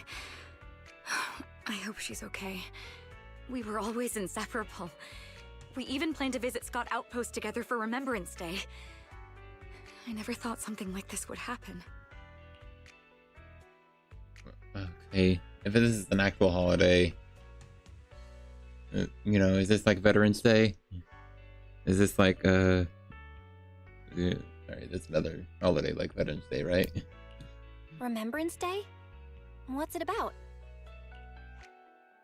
As the name suggests, it's a day organized by the Defense Force for the families of deceased soldiers and veterans. People gather to mourn their loved ones who died in the fall of the old capital and find comfort in each other's company. All right, well, at least you described it as organized by the Defense Force, so it's, I guess, you know, private citizens or ordinary citizens, I guess, wouldn't on average probably know what it is. So that's fair enough. Interesting. Neat. I didn't know the Defense Force did that. Huh. Maybe I should go check it out. If I can't find her anywhere else, I'll head to Remember and Stay alone. Maybe she'll show up there. Was your missing friend also a member of the Defense Force? Yes, she and I were in the same squad. Obsidian Division's Cartis squad. Hmm.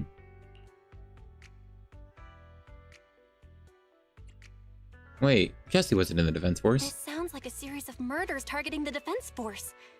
But Jesse wasn't with the Defense Force. No, you're probably not far off. Jesse claims to have been up front, but he neglected to mention he was once part of the Defense Force. Right, Jesse? Well, that's...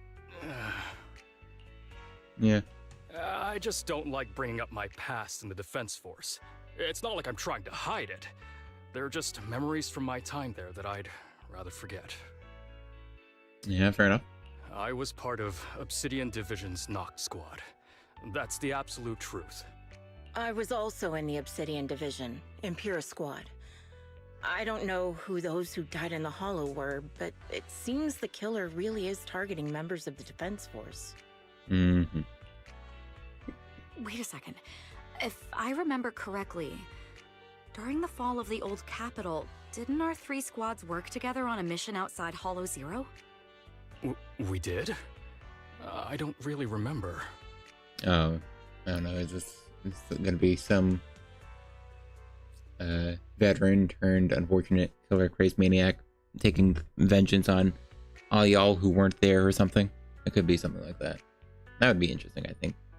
Or I have a vague memory of it, but there were so many people on the mission, I don't remember your faces. Thank you all for the information. I'm starting to see a pattern in the killer's choice of targets. But there's something else I need to ask. I came to this hollow because someone I'm searching for sent me its location. And that person was likely being held by the killer as well. Did you happen to see anyone else? I'm pretty sure from Jesse's information that they woke up with us finding them.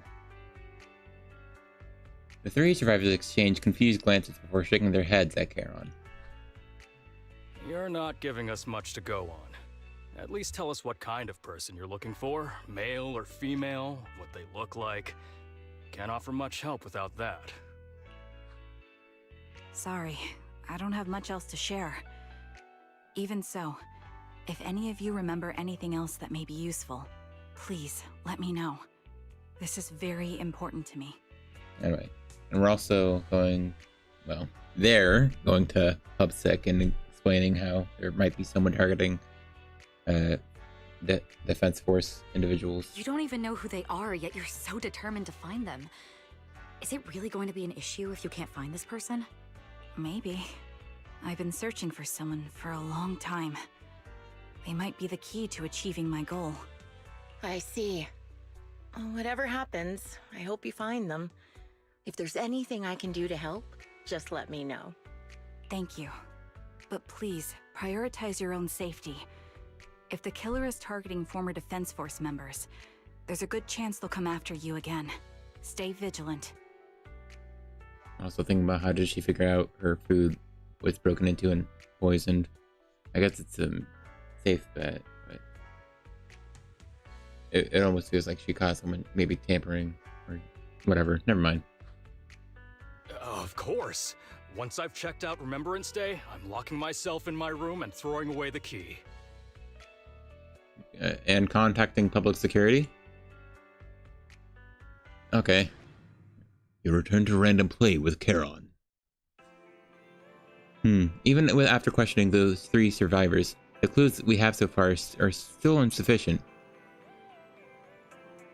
Our goal is to find the missing client. Right now, we need to know that he was likely kidnapped by the perpetrator, but we have no idea who the perpetrator is or where they went. Charon, do you have any ideas? I think the proxy is right. The information the 3 survivors provided is limited. With our current information, it's hard to deduce where we should go next to find the client. Our clues have run dry.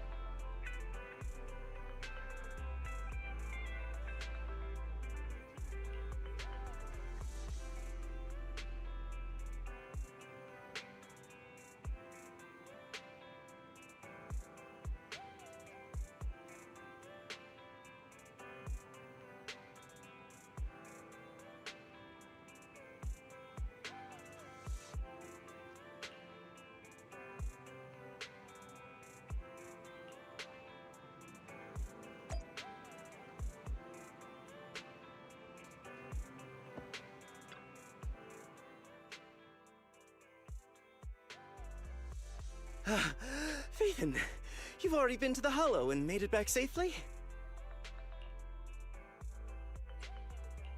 Did you run all the way here? Do you need a moment? We've already been to the Hollow, but unfortunately, we haven't found the client yet. I'm fine. Did you find any clues there? There are traces left behind. Signs of a kidnapping. It's very likely the client was involved.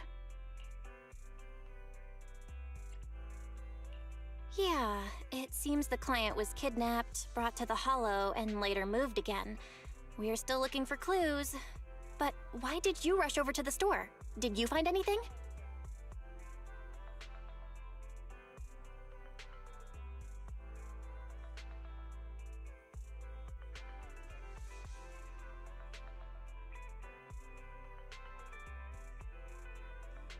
Well, just take a look for yourself.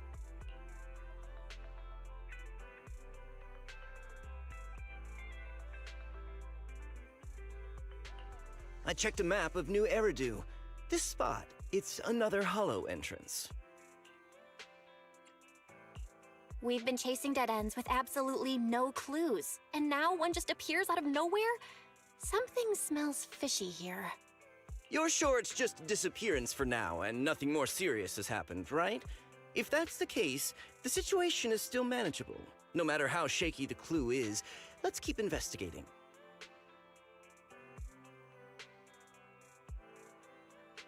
Just be careful. Any casualties and this will become something beyond our control. At that point, stop the commission and contact me. I'll bring in some professional Hollow experts to deal with the situation.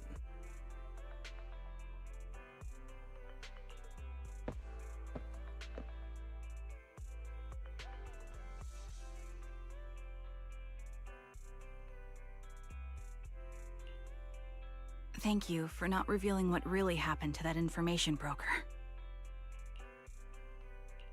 Don't mention it.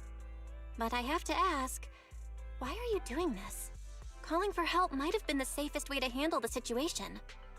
The killer is a sniper who has no qualms about taking lives.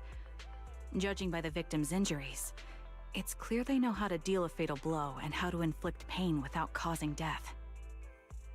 Most Hollow Raiders lack experience dealing with snipers. If they encounter the killer, it's likely to end in a difficult fight, or worse, casualties. And besides, asking for help from others would only delay the search. The client is at risk right now, so I think we should follow the clues and enter the Hollow as soon as possible to ensure their safety. I helped you keep this from Shepard, but I have to admit, it's just too dangerous. What if this lead is a trap? Who even knows who's really behind the client's messages anymore? I understand, I really do. But what if we're late and something happens to the client?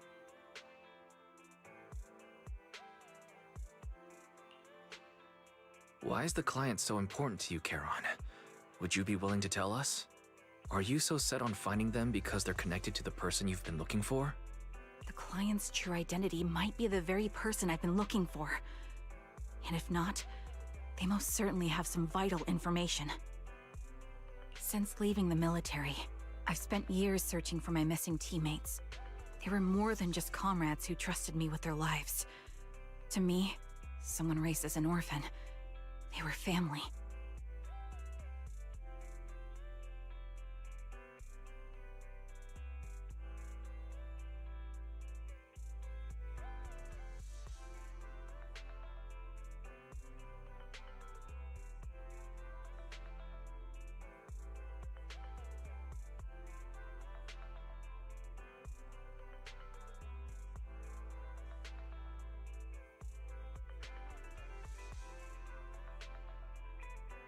I've scoured countless hollows and every corner of New Eridu to find them, but I've never found a single lead. Until I met you and heard that melody on the harmonica. It's called Homecoming. My squad leader composed it. Only our squad knew it. And yet that client of yours not only knows the song, but also gave you the sheet music. Please, Proxy. This client is the only lead I have left. I'm certain my teammates are still alive. If this trail goes cold, I don't know when I'll get another chance to reunite with them.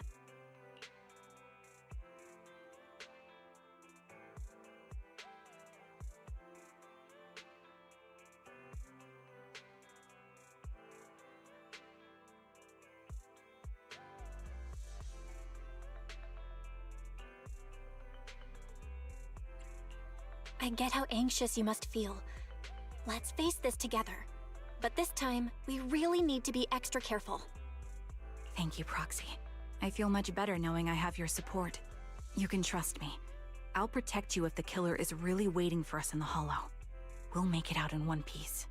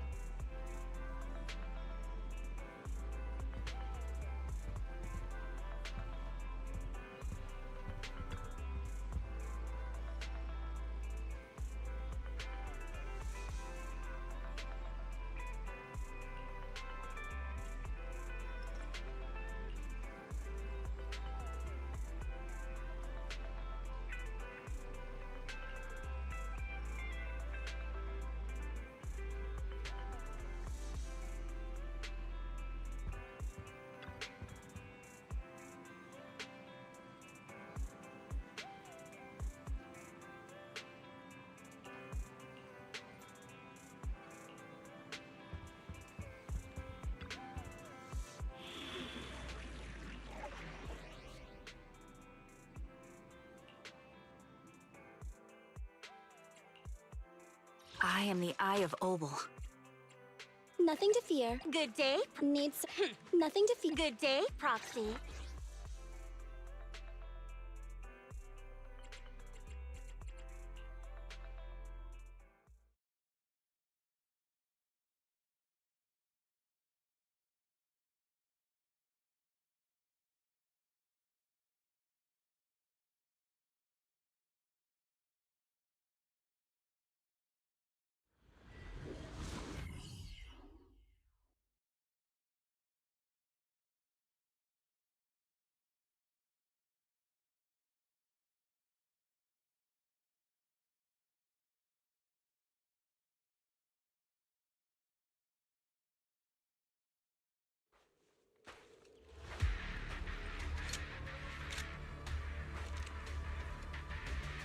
Looks like there's something here. Is this a communicator?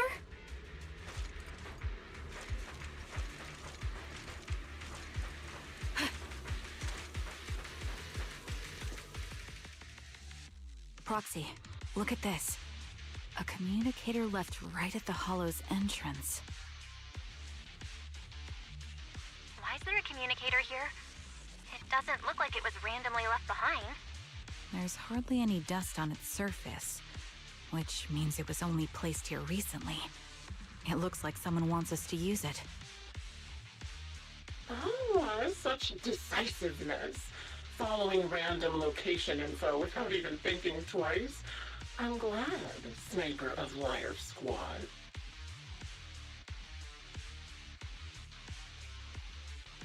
Liar Squad? What's that? Wait, who are you? Sniper. Or should I say Charon now?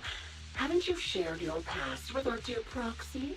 If introductions aren't your strong suit, I'd be happy to show you how.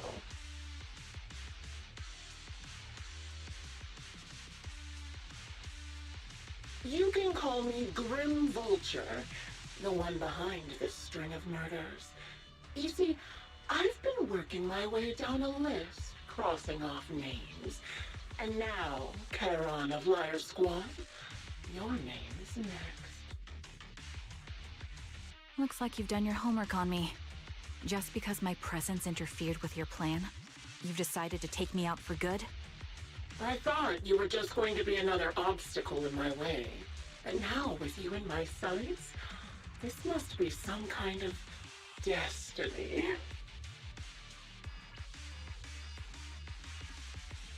I'm not sure what you're referring to, but I'm looking for someone.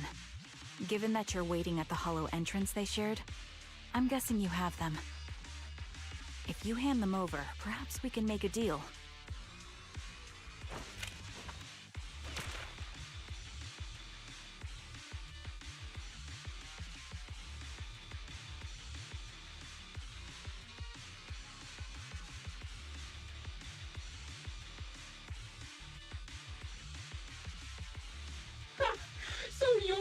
illusion of making a deal is stalling for time to locate me and lining up your shot? Can't say I'm surprised. After all, that's exactly what I plan to do too. You seem to have rather unique eyes, but you'll never get the chance to hit me. After all, no one's better at counter-sniping than me.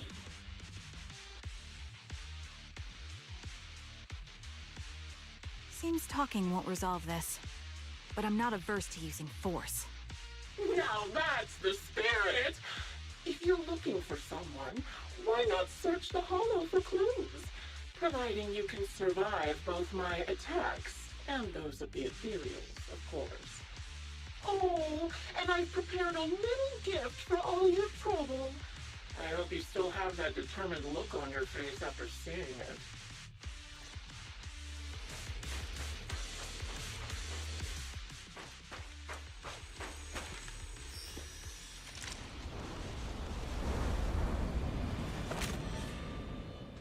Watch out for Grim Vulture taking shots from afar.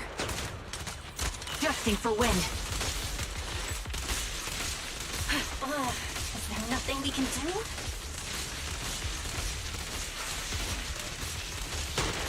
You're cornered. Don't blink!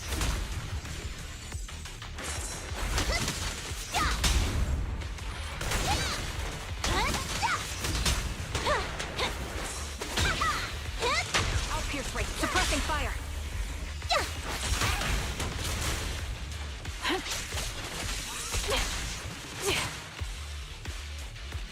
Ether vision activate. Take the shot.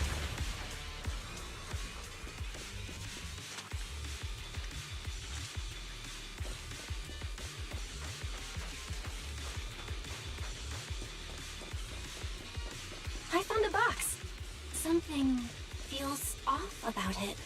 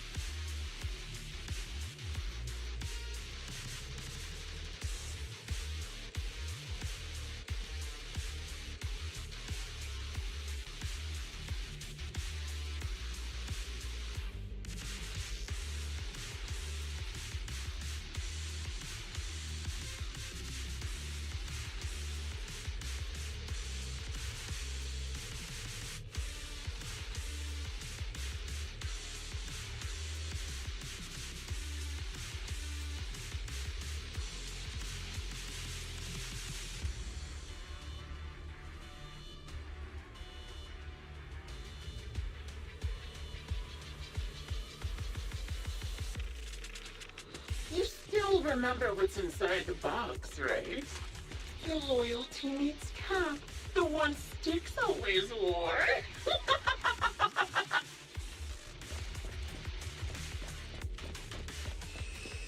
Curious as to how he died? I'll tell you. He took his own life. No, it wasn't much different from being offed by ethereals.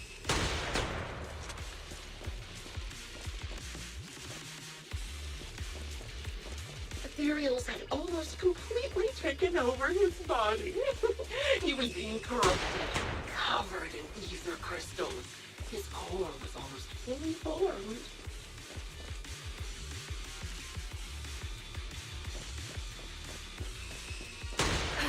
He didn't want to become an ethereal, so he raised the cannon he was oh so proud of, with just one last shell inside.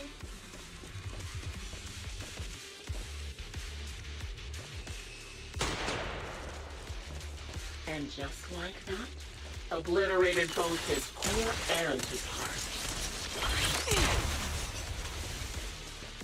Any thoughts on the way you think about it? Did you like it? Do you think I made the whole thing up? Or did it really happen?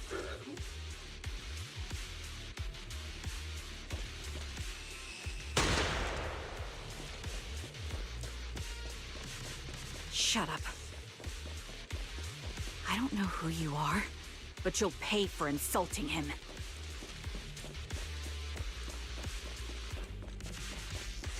Oh, wanna kill me? Then come to my next surprise spot.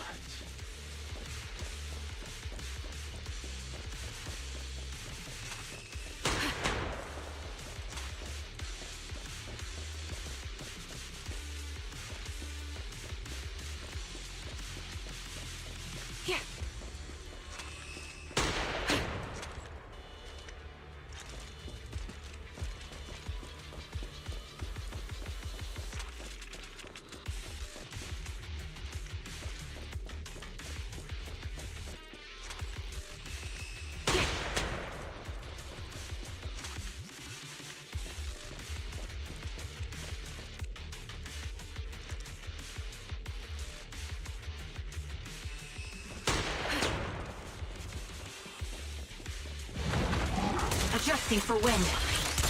Catch them while they're down! You're in my sights. Bang on! Show no mercy. Don't play! Supporting position. I'm here! It's a solid hit! It's no good surrendering!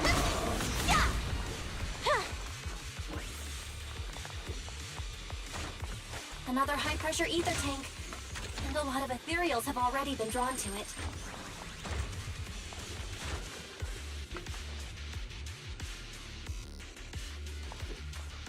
Leave it to me, Proxy. My eyes will take care of them.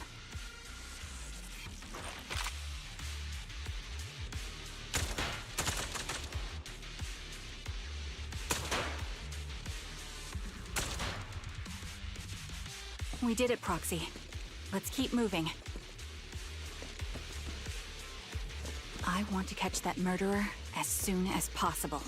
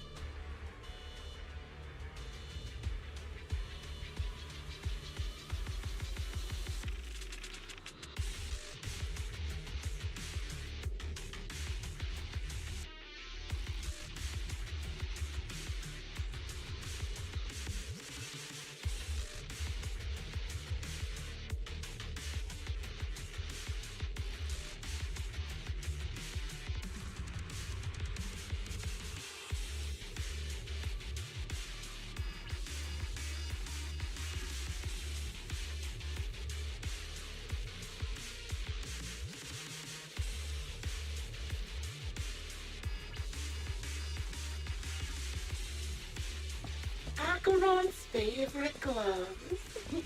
It wasn't easy getting my hands on them. As expected of such a famous, beautiful commander, even her gloves are stylish.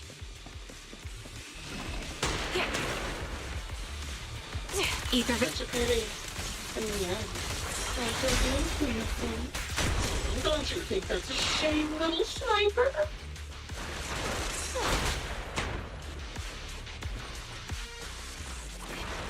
Such beautiful hands that they could no longer hold the sword. Ethereal's gnawed off her arms and crushed her legs as well.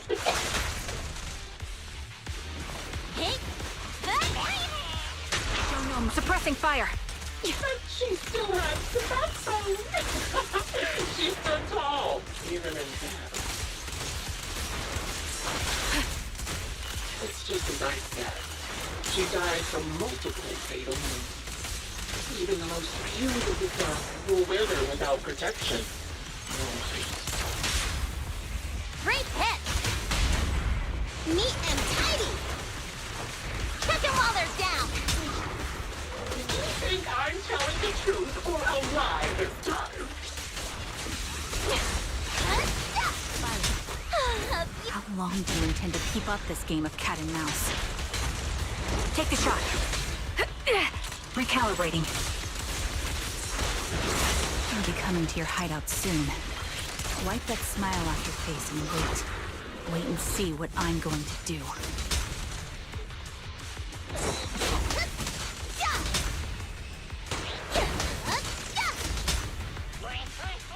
Good reaction! Hurry up then. I've got one final surprise location for you. You're in my sight. I'm sure you figured out the route to get to me. That's right. The surprise is at the end of the road. Check them while they're down! Cop. Time to pin them down. Pierce right through.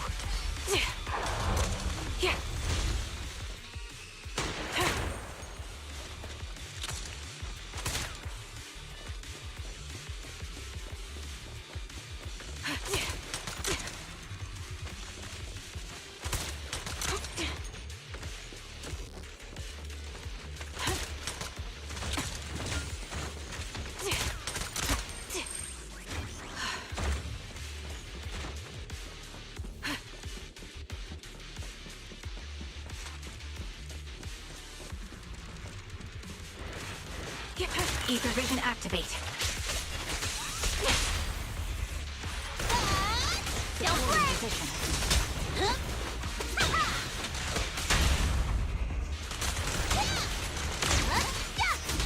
Fire support ready. Recalibrating.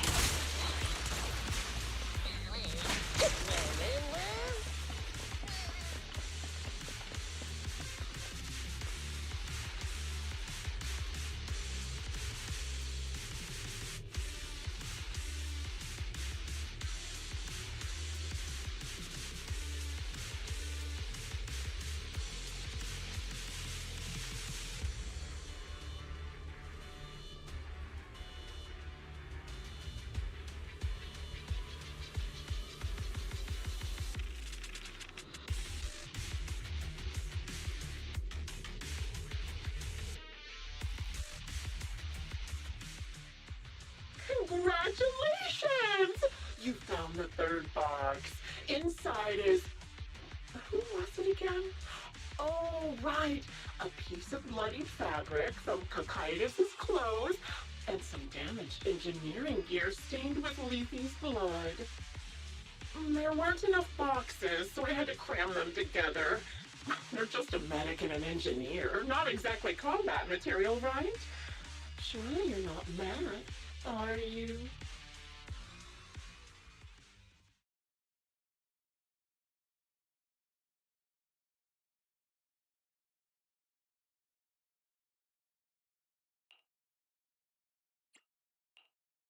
already!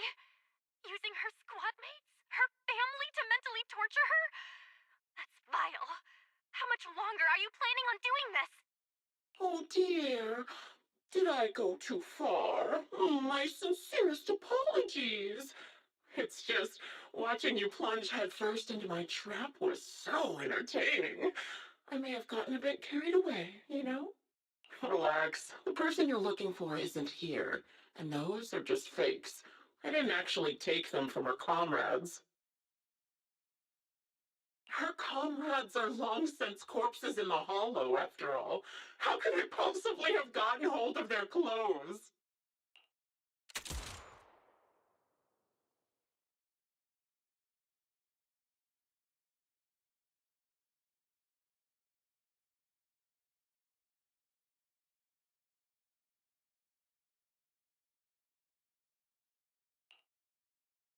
Ooh, a decisive strike to be sure.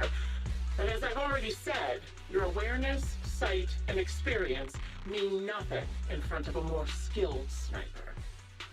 I didn't expect to kill you so easily. There was a subtle change in your ether fluctuations the moment I fired. That was all I needed. You knowing my past makes me feel sick. But after seeing that you're just a coward who feels fear from another's killing intent, it doesn't bother me as much anymore.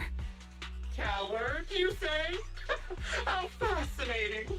You were little more than a hollow shell before, but now that you've bared your teeth, you've started looking somewhat respectable. I know your composure is nothing more than a facade. You've never truly faced the weight of your comrades' deaths, have you? I bet your mind is now filled with their dying screams.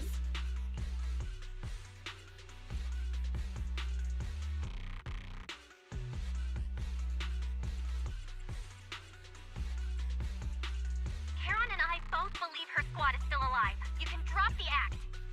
Why are you so fixated on Charon? Just because she used to be in the defense force? She has nothing to do with your target. Nothing to do with it? Then why don't you go ask her about it? What surprises me more is you actually believe her teammates are still alive. Don't tell me she dragged you into all this danger without telling you anything. Shut up.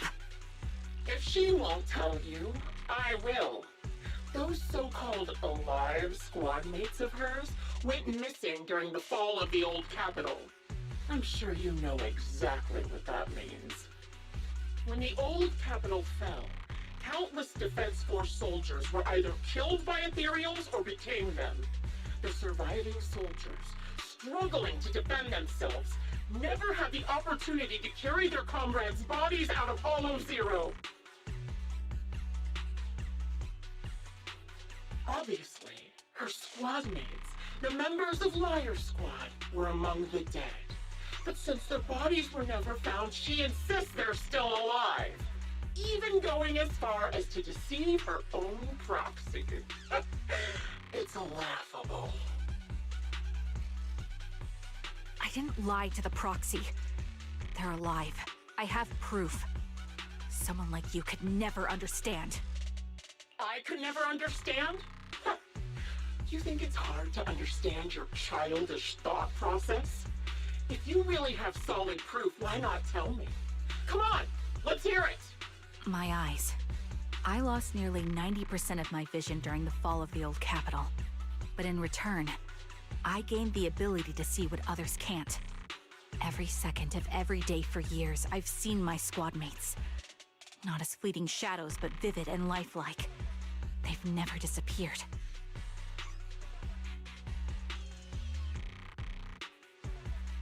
I've been muted for a while, I think. I'm gonna scream. They're alive, waiting for me to find them. Why else would I have been given these eyes? Yeah, alright. I don't know how long I've been muted. I'm pretty sure I was muted for a long while now. I hate this. Holy crap. Gosh dang it, man. Anyway, I have nothing more to add, I guess. That's your proof? Did you hear that? Proxy hiding in the bamboo. She spent years chasing after people who couldn't possibly exist, all because of some ghostly visions. Honestly, I don't know why Bangbu can't just be the proxy, but I guess that's known not to be the case, so I guess somehow whatever Bell and Wise is doing isn't weird. You'd rather believe those visions of your teammates are real-time projections than accept that they're dead. What if I told you the way I described their deaths before was the absolute truth?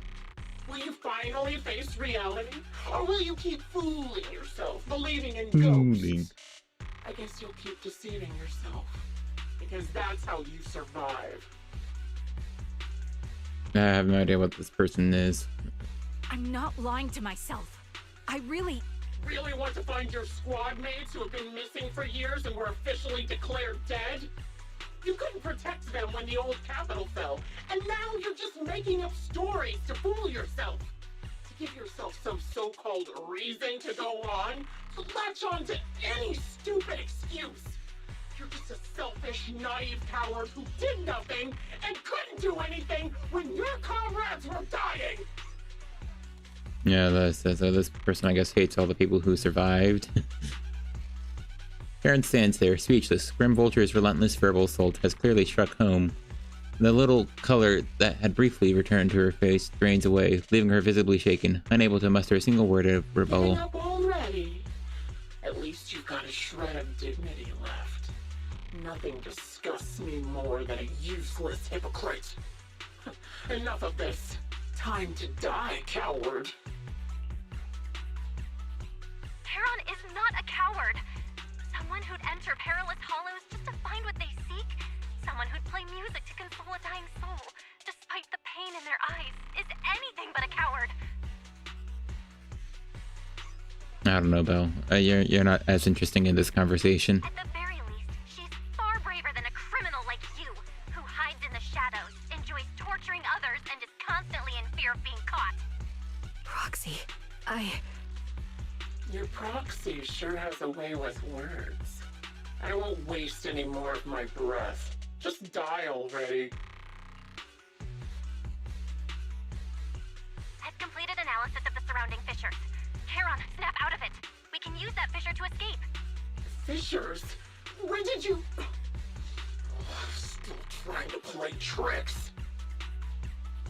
With no hope of a counterattack, you practically drag Karen, turning to run towards the fissure that had escaped Grim Vulture's notice. Just as the bullet is about to strike, you manage to escape through the fissure. Wow. Lucky us. Anyway, no. Alright. Part of me was worried that we'd end up being done with the story already at this point. So it seems like we'll have something to fill in an hour of more content before the finale.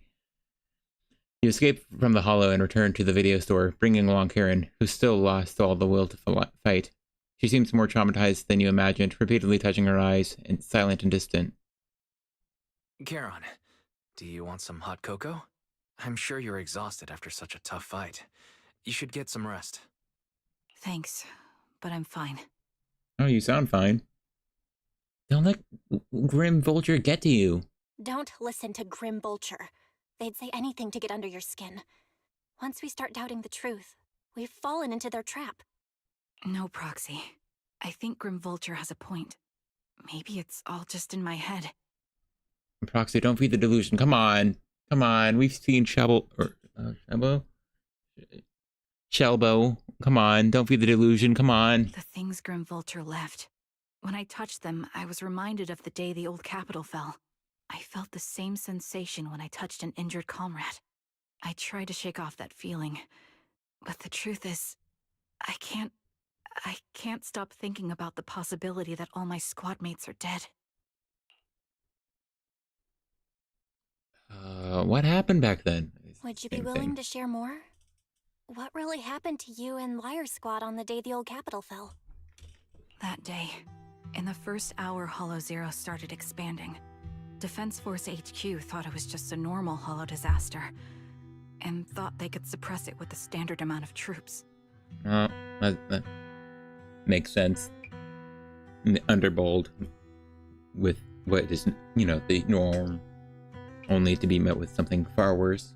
Happens quite a bit. Well, probably not too often, but when big disasters happen, you start noticing, people are screwing up somewhere when it's the first time something like it occurs. Liar Squad was among the first troops sent there. Before we left, our superiors promised reinforcements would be on the way to support us in combat, so we didn't need to worry too much about facing the Ethereals. But soon after we began the mission, we realized things weren't going to go like we thought. The Ethereals came at us like an endless tide. The Hollow expanded beyond control, and more importantly, the reinforcements never came. Unfortunate. The Defense Force troops outside the Hollow soon realized this was no ordinary disaster. Hollow Zero was devouring Eridu at horrifying speed. The reinforcement plan was called off, and the promised troops retreated. Yep, makes sense. Well, they can't give them reinforcements and they can't get them out, so can't be giving them hope either. Honestly, unfortunately, even if they had come to help, it wouldn't have changed anything.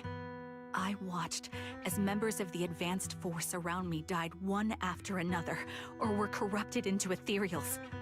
Our squad slowly lost the strength to maintain formation. I was a weak point in our formation. An ether shot fired by an ethereal hit my eyes, corrupting them. Because of that and several other wounds, I shortly lost consciousness. I need to look up the anime, but I do like to imagine that she was shot by this stupid basic ethereal. Like the little guy without arms. I'm not sure how long I was out, but just before losing my vision, I briefly regained consciousness. The last thing my eyes saw was my squad mate standing in front of me, looking back. Oh, I guess they were up against someone we're familiar with. When I woke up again, I was already back at base. The higher-ups detonated the Shiryu pillars, and finally managed to bring Hollow Zero under control. I don't know who rescued me from the Hollow, but none of my squad mates had made it out. That is interesting. She somehow got out.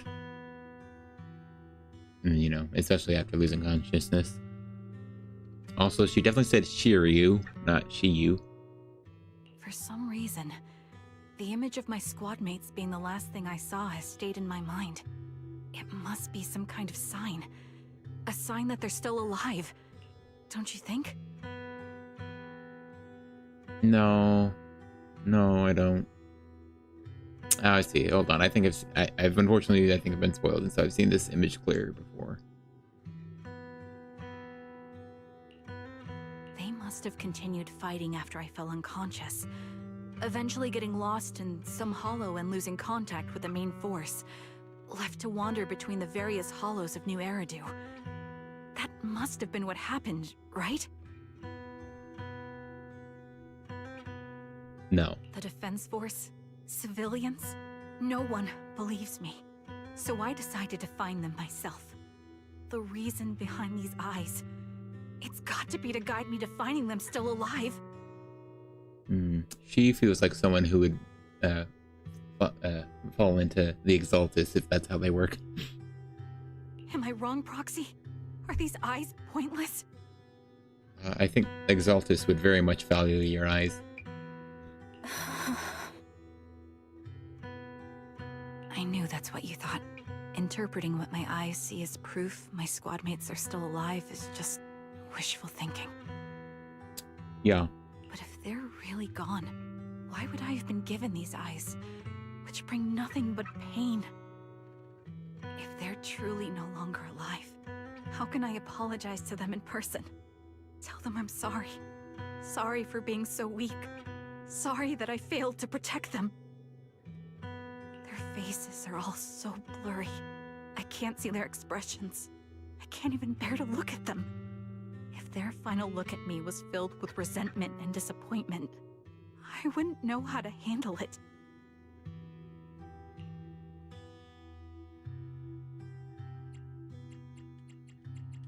I don't want to touch her face. That'd be Karen, rude. Listen to me. Even if everyone else thinks you're wrong, Wise and I will never dismiss your determination to find your squad mates. That's a good point, guys. Are y'all as delusional as her? You don't need to make any justifications, because someone close to us is missing too, and we desperately hope she's still alive. Even if the whole world doesn't understand, we will never give up. But I also think being consumed by this obsession, unable to move forward, that's not what those who matter to us would want. True. Belle is right. Listen, Charon, you're such a kind person. Maybe that's why you feel responsible for protecting everyone and blame yourself when you can't do enough. But you don't have to carry it all on your own. We'll be there to support you. Yeah. Right now, the best thing you can do is trust us. We can be sure that Vulture hasn't killed the client yet, As long as we have that lead, there's still hope. We'll support you. I don't know if we know that, but sure. Guys, we'll go with that. No one can dismiss your determination or will. No matter how things turn out, we'll stand by your side and we'll face it together. Proxy, thank you. I feel better now. At the very least, I want to keep investigating. I'm not just going to stop here. Cool. With the tension easing, it's time to discuss the plan going forward. Just then, the phone rings. Ba-dong! Sorry to disturb you at this hour. Did you go investigate that new hollow? How's it going? Oh, never mind. The client just shared a new location with me on Knock Knock. They're pretty eager, huh? Which hollow is it this time? No, it's not a hollow.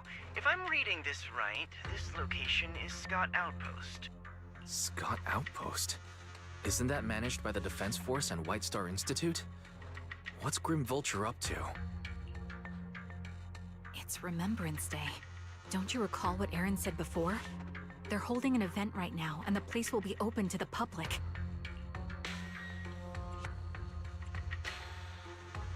So we aren't being lured into a hollow. So, they're not trying to lure us into a hollow this time. What's the deal? Are they trying to taunt us? Mass murder, guys. Mass murder. So easy. That's it. Killing spree. No. I think it is mass murder. 4 or more people. Or it would be something else. Shooting is any incident with involving guns. Let's see. There was a term for like 4 or more people. That might be a massacre. The term might be massacre. Whether it's a provocation or a trap, I'm not missing any chance to face Grim Vulture. Proxy, will you go with me?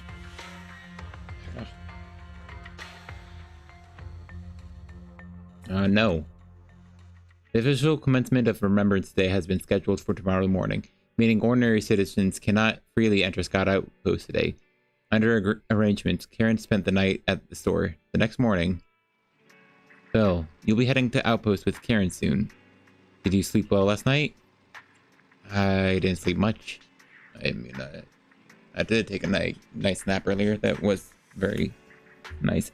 Anyway, nice nap. That was nice. Thanks. I'm great with my words. The thought of... Actually, me too. The thought of the past kept up with me. Thought of the past kept me up. I don't know what's wrong with my reading. Especially those related to Karen. I didn't manage to fall asleep until late. Oh, Karen is already waiting for you at the parking lot. I wonder how she's feeling now. Please take good care of her, Belle. Leave it to me.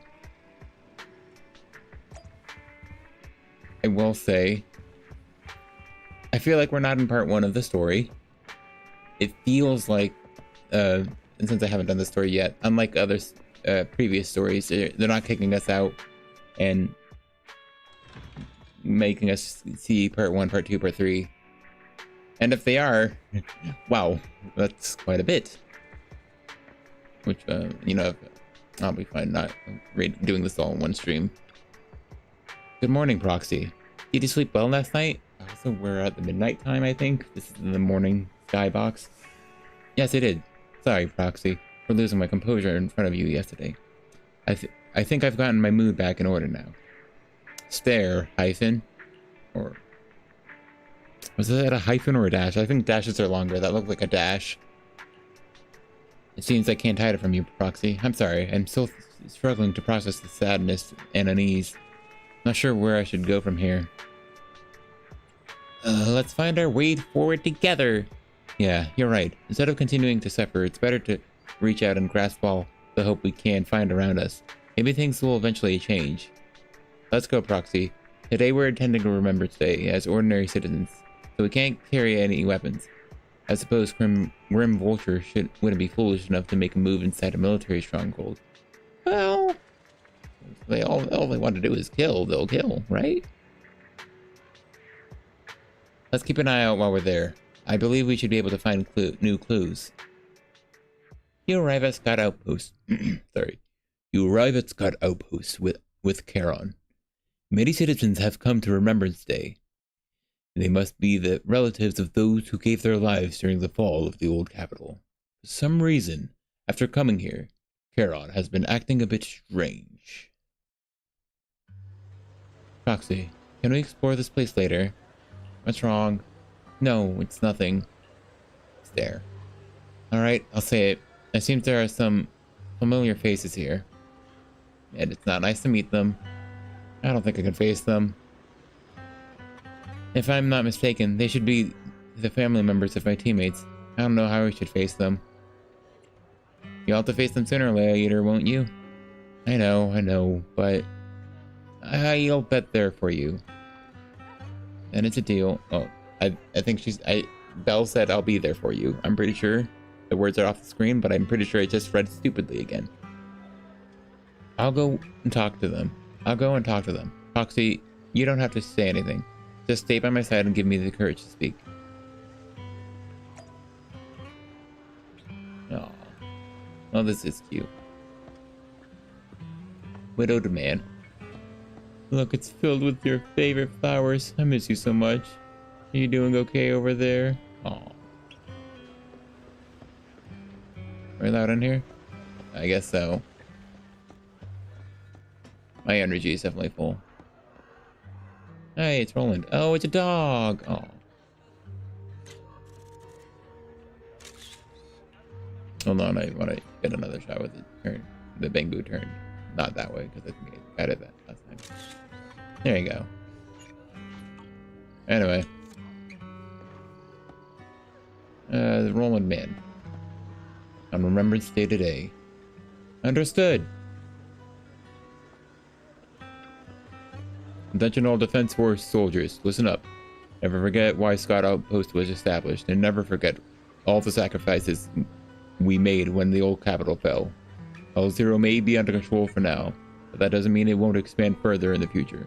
On this Remembrance Day, we must remain vigilant against another disaster. Is that understood? Understood. Cool, thanks. Who to talk to first? Have I even been allowed? Alright. The thing that was... Hey, it's Bear. Hold on. It's not like the bear backpack the kid in the trailer had, and it's not like, Corin's. Anyway. There's only the platform here, but I've already forgotten what it looks like with the platform there. I'm gonna pretend they didn't do the renovations yet, or whatever they had over here. That gave us this view. Let's see. Gosh. After the first part of this agent story, I'm still so annoyed that they just kicked me out when they wanted to talk to 2 more characters. Another year without you by your side, Mom. Hold on. Miss Master. Care of you and everyday or walkies. Hold on. Missing the dialogue. I'm trying to read it. You do too, right? Here you take you out on walks every day. Wolf, wolf, wolf. Missing Pooh. Aw, lost mom and dad. Alan. Are you Alan? Acheron's brother. How did you know?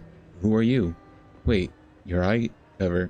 So you're Acheron's sole surviving teammate. I remember you. We met once after the fall of the old capital. I am still thinking about that. The fall of the old capital wasn't a long time ago, right? It feels less than a decade. Like with how many people remembered how young or old certain people were when it happened. I don't know, it feels like way more recent. But it feels like something that happened a long time ago. At the same time, everything points to it being like super recent, which is interesting. After that, I didn't hear anything about you again. I never expected to meet you here. This plushie, it's Acheron's favorite plushie. She always kept it in the most prominent spot in her room. I brought it along here, as if bring my sister's shadow to participate in Remembrance Day. I'm sorry, Mr. Allen. You don't need to apologize. I still remember one time when my sister came home excitedly, telling me that a shy new girl joined the squad. That girl didn't speak much, but she was beautiful in battle. That was the happiest I had ever seen her. To her, you were a presence that inspired admiration and a desire not to fall behind. A beautiful soldier who gave her the drive to keep moving forward. You don't have to apologize to me. If my sister were here, she would surely say the same thing. Sorry, I took a speech therapy class for my S and SH sounds. I don't know if it helps. Please don't mind me too much. The Defense Force has made a lot of preparations for the Remembrance Day event. Please take your time here.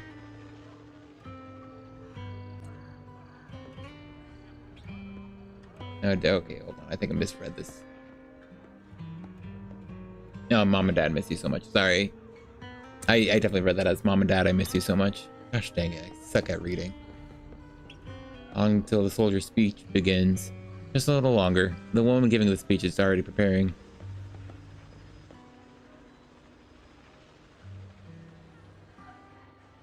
Almost feels like that could be... I already forgotten whoever it is. Gruesome ape. Zeta and Sally. Mom, another year has passed. Are you okay? I'm fine. You don't sound fine. Ooh, they have snacks. What they got? Wait a second. These are the buns. Also, okay, first off, I think it's red bean buns, so awesome for pulcra. Trigger. But also they have cups here for what? Where's the drink container? Like what? I assume this little cooler that'll open up. What? Come on, you got cups, but you don't even have like the beverage container. Like you press a little button with a nozzle. Hey Zeta, Sally. Wait a moment. That eye cover, that blonde hair. Could he be my husband Styx's teammate? Styx. Are you Mrs. Sally Styx's wife? Yes, my daughter and I came to attend Remembrance Day. The last time I saw you was right after the fall of the old capital. Never expected to see you again here today. Your daughter. Is this your daughter, Zeta? Mom, who is she? Zeta, this is your dad's comrade from the Defense Force. Every time he went to the battlefield, she would be there to protect him. Protect him? Sorry, I said to protect him. I can't read, I'm sorry. Comrade?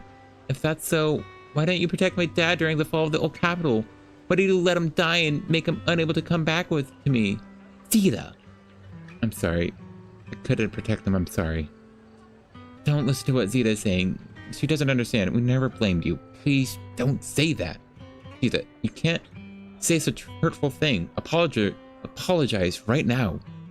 Why should I apologize? She survived, but Dad didn't. Didn't. Isn't that the truth?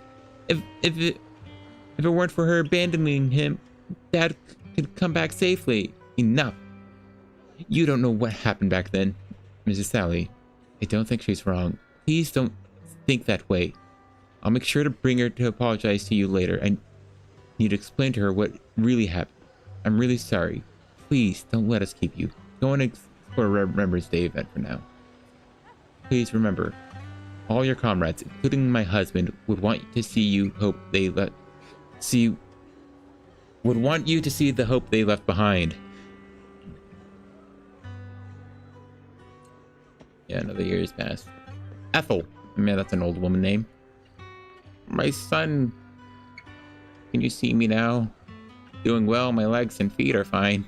I just miss you so much. Excuse me, are you Kokaitis' mother, Ethel? Oh, you are. Oh, I recognize you.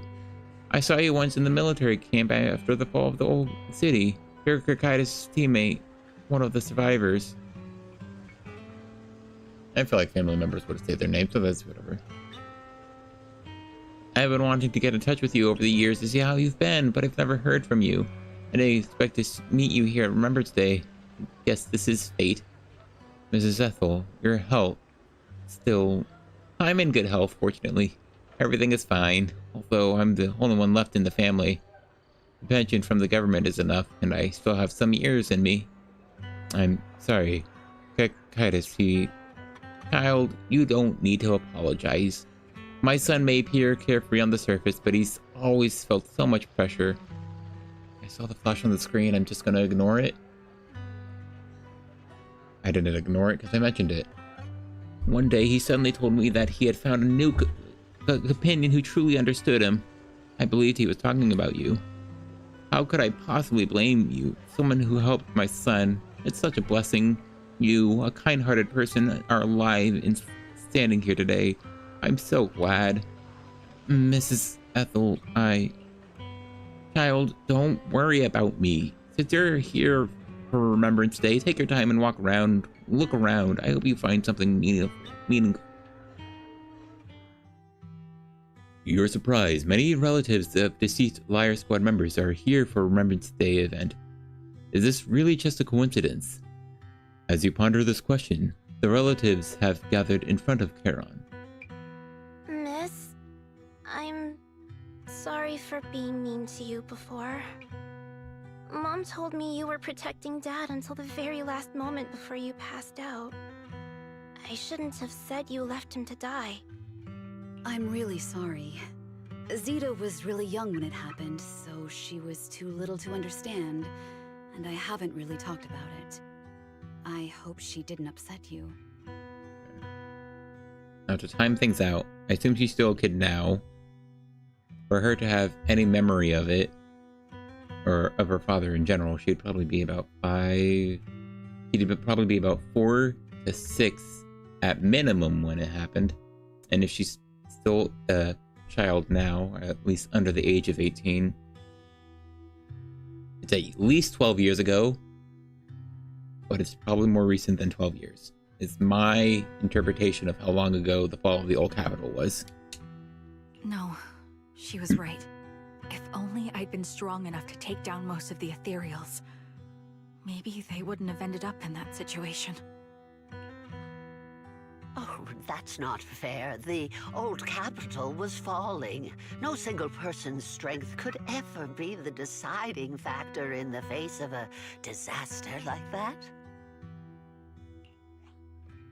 In spite of it all, you survived. If they were still here, I'm sure they'd see that as something to celebrate.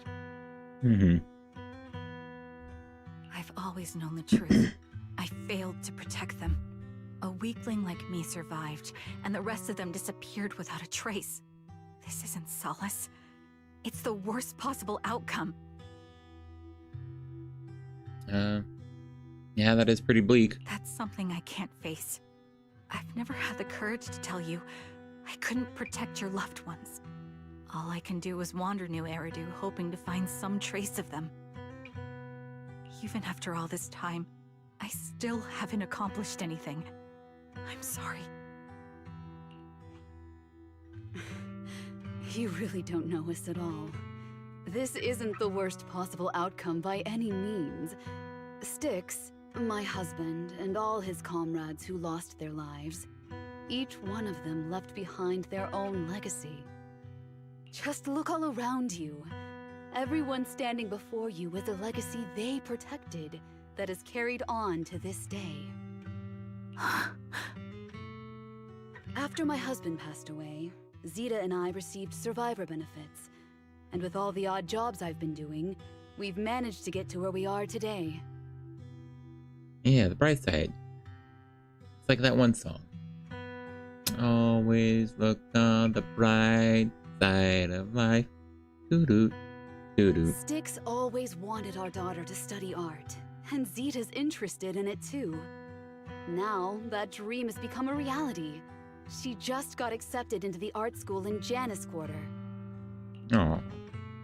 Mom and I have our tough days, but I often think of Dad's cheerful laughter, and that memory gives me the strength to keep pushing through. One day, it'll all pay off, just like it has now.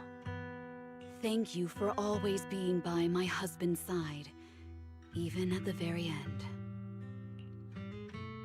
Well, I suppose you must have heard about my condition from my son. Ethel, Kakaitis used to tell me about you. He often took leave or skipped work to earn extra money by part-timing, or to care for you when you were sick in bed. Yes, that's true, but I bet he never told you my illness became so bad that I needed major surgery, and he worked his tail off to raise the money. Who would have thought he would pass before me? I used the benefits from his death for the surgery, and that's the only reason I'm here today. In a way, his passing allowed my life to continue. I think I understand what they're going for here. It's a bit weird in a way with how it's being done. Try to describe.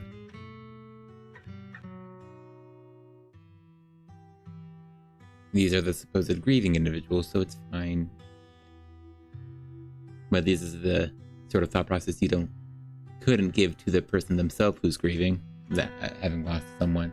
They try to look at the bright side of things, the benefits of that the tragedy ended up bringing forth. So it feels a bit weird with kind of the way it's going. Every time I think about it, I feel like I need to keep my body healthy and live a few more years. The sights I see, I believe he can sense them from somewhere far away. When I was too weak to take care of him, it was you and your comrades who stayed by his side. Thank you for everything that you've done for him. As for me, well, I'm currently working as a fashion designer. Okay, thanks, man. A fashion designer? Is that because of Akron? Oh, yeah, right. Alright, I had the dialogue from her gloves. And they're talking about her trying to look beautiful. It is. I'm sure you remember how much she loved beautiful things. She was always into fashion, so I decided to become part of that world. That way, she can always be with me. I admit I had no idea how fun fashion design could be until I actually gave it a shot. I wish I'd figured that out sooner. We would have had so much more to talk about. Anyway, I'm planning to start my own fashion brand next year. She used to say that after retiring from the army, she wanted to pursue fashion design. I really want to carry on her dream. It feels like my life's purpose. You know, she used to talk about you when she came home for the holidays. How your rivalry pushed her to keep improving. So, thank you. I'm proud of my sister. And I'm proud of you, too. As you can see, all of us have made it to this day, carrying the will of those we loved. So please don't say they left nothing behind. They've always been a part of every pain and joy we've experienced over the years. Please remember, everything and everyone in New Eridu is only here today because you all risked your lives in battle. Thank you. Thank you, everyone. It's been wonderful to hear about how you're all doing and to listen to these words. I'm so glad I decided to come here on Remembrance Day. Speaking of which, I wasn't expecting to see any of you. What brings you here today? I could ask you the same thing, Ethel. Last time I asked, you said you weren't coming. I only came because I suddenly got a DM from Nathan. He said he really wanted me to be here. I'm here because of Nathan's message, too. He was pretty insistent, so I thought he'd be here. But I've been looking around for a while now. I still haven't seen him. So it's the same for all of us. I responded to his message, but he never wrote back. Isn't that strange? Isn't that? I kind of like how she said that. Isn't that strange? Isn't that strange? I don't know. I kind of like that performance there a little bit. Interesting. So Nathan is killer. Sorry, huh? What? But who's this Nathan you're talking about? Nathan is Lethe's younger brother. Frankly, out of all of us, He's probably the one who wants to see you the most. He used to be part of the defense force himself, and... Oh, okay, so... Leafy would be the guy who took the commission. Or... it posted the commission, you know, trying to find Trigger. The day the old capital fell, his squad was responsible for supporting the forces that had already entered the Hollow, which included all of you. Ah. So he didn't show up. He's told us that story so many times. When they saw how bad things were in that Hollow, some of the reinforcements called off their plans and pulled back. He tried to stop them, but there was nothing he could do. He always blamed himself and wanted to find you to apologize. But the truth is, the reinforcements retreating was inevitable. Shortly after their retreat, headquarters issued the official order. We all lost someone in that disaster. And for a while, we resented the reinforcements for their decision. But over time, we came to understand it, and we eventually let it go. There was no avoiding casualties in that battle. In hindsight, it wasn't wrong for headquarters to prioritize saving their strength.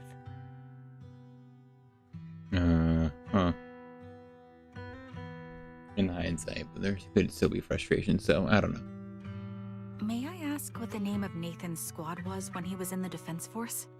The Impera squad of the Obsidian Division. Is something wrong? Nothing. It's just... I think I might have stumbled upon the answer I was looking for. After 4 family members paid their respects and left, they continued touring the Remembrance Day. Charon stood there in a daze, seemingly having understood something. At that moment, a sound came from the open space in front of the outpost. It seemed someone had stepped into the podium, and the citizen... Excuse me, sorry. And the citizens all gathered in the podium, preparing to listen to the person's speech. Hey, it's, Nazita. Zoe! It's Zoe. According to the schedule for Remembrance Day, it should be the time for a representative of retired Defense Force veterans to give a speech. Looks like the speech is about to begin. Feel a bit concerned. Proxy, could we go over and listen to the speech for a moment? Yeah, actually, I wanna...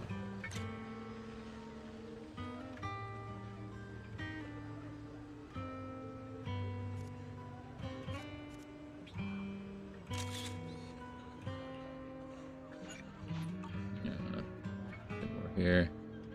I kind of want to get the soldiers looking down again. They're in perfect sync, which is a bit jarring if you look at them.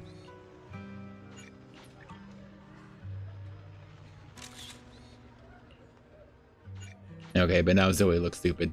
That might be normal with the resolution I have. Hello everyone, I'm honored to stand and to speak behalf of the Defense Force. Born of the tragedy of the old capital's fall. Many of us lost relatives to the disaster. I am no exception. In combat, I was a lone survivor of misguided. Okay. No one else has something to say. I'll step in the circle. Is that Zoe on the podium? Is she here to speak for the soldiers? Oh, that seems fitting. She's cut medals after all. But I don't see Jesse or Aaron anywhere. Didn't they come? Why would they come? I mean, Jesse explained his plan. Wait. Everyone please, quiet down. Zoe of Nemesis Squad, a representative of the veterans, will now deliver the Remembrance Day speech. Hello, everyone. I'm honored to stand here and speak on behalf of all of the soldiers of the Defense Force. Today, we gather to commemorate Remembrance Day, a day born from the tragedy of the old capital's fall. Many of us lost relatives or friends in the disaster, and I am no exception.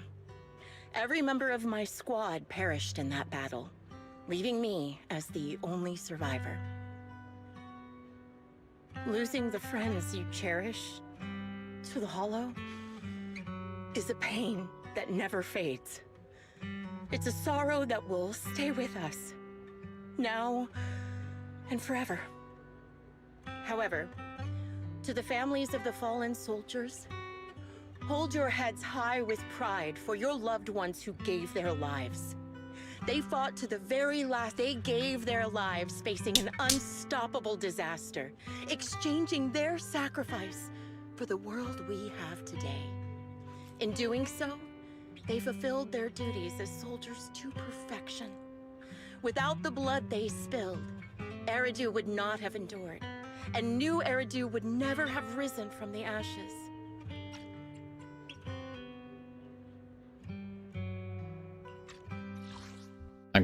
While that was happening, I was grabbed a granola bar, so I skipped a bit. However, I'm just replay this. To the families of the fallen soldiers, hold your heads high with pride for your loved ones who gave their lives. They fought to the very last moment when the old capital fell. Death isn't the end, nor dishonor. It is their eternal medal. In honor of the wishes of the departed, look ahead, people of New Eridu. Our thoughts and remembrance of those who passed will be carried in every flicker of candlelight and in every bouquet of flowers.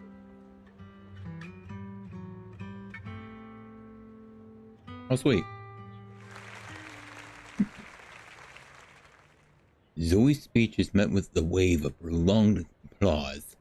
Yet amidst the claps, she drops her head, her expression darkening. She stays silent, waiting for the applause to fade, before lifting her gaze and scanning the crowd. Her eyes pause briefly on Chiron, carrying a chilling aura. My speech was meant to end here, but since you all seem quite engaged, please allow me to share a little more. Sorry, I bumped my freaking mic, reaching over for my water. Sorry. The reason you all agree with what I've said is because it offers a way to step away from the pain. That's what the living do. They seek ways to ease the weight of others' deaths, so they can find a way to start over. Is Zoe being cringe now? Is she being a cringe serial killer now?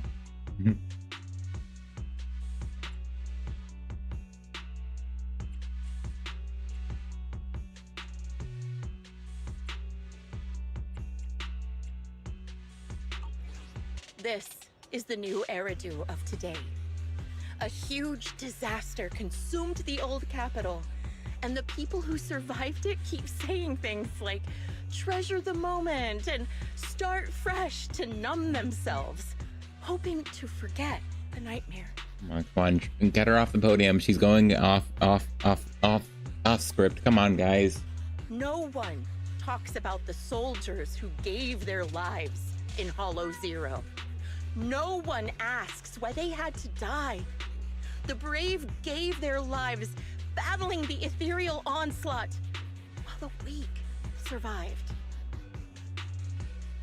Okay, Zoe, you're getting a bit edgy and angsty and, you know, mild serial killer, you know, connotations. Oh, you're looking angry too. Hold on, I wasn't looking at my screen. There was a cat. What? Okay, sorry.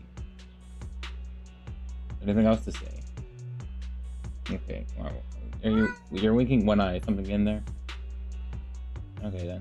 This is a new Eridu, built by weaklings.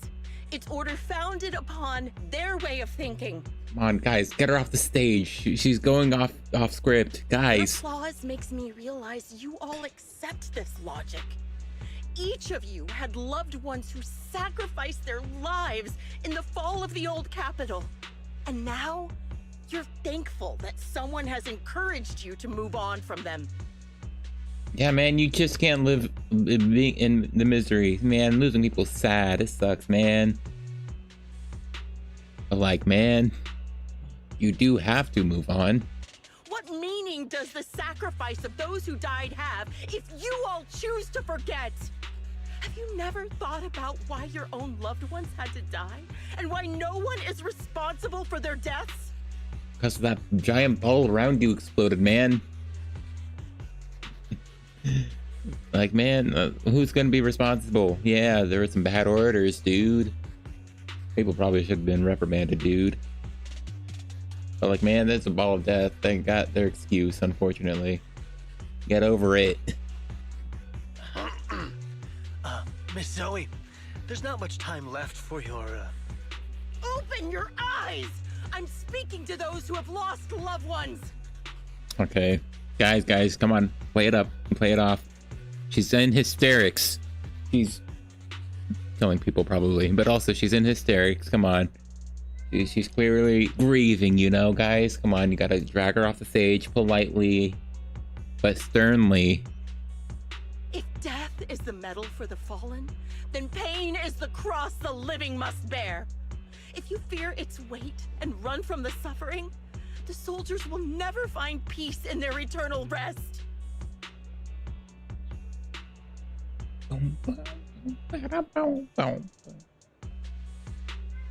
There's really groovy music for her passionate rant. Also Cross, I assume, you know, they had crucifixions in their past, probably. But man, Cross, they must bear does feel like it comes from Jesus, which is an interesting reference. Probably not an intentional one. Similar to the usage of French fries. To tear the wound open once again, so you'll never forget the searing pain. That's the real meaning of Remembrance Day. I get it, you're sad. Quit bringing everyone down. I don't agree. Thank you for speaking up. Charon, I didn't expect you to be here for Remembrance Day. How are things going with your search? Seems like you have something to say.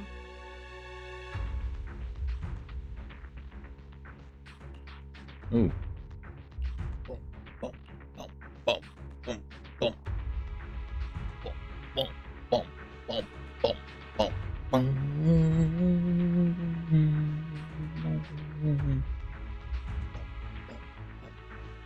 And there's just a group of people behind us.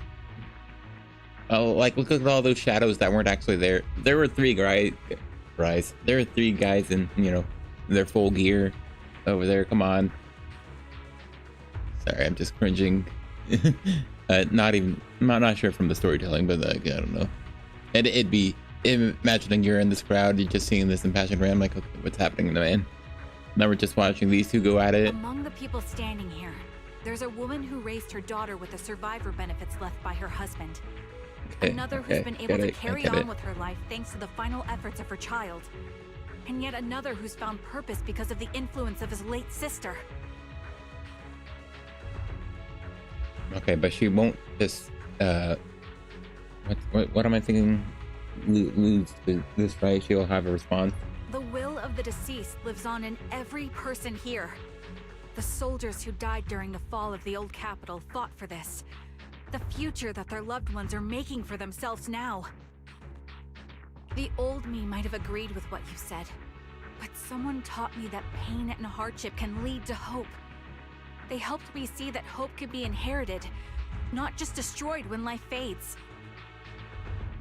Okay. That's why I believe the departed didn't leave us wounded or with a heavy cross to bear, but with a melody. Oh. Each of us holds a harmonica that plays the melody of life.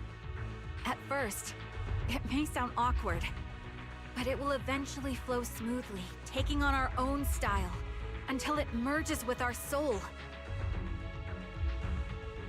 Cool. You seem quite certain about what you're saying. Tell me then, what kind of melody is left behind by those we've lost?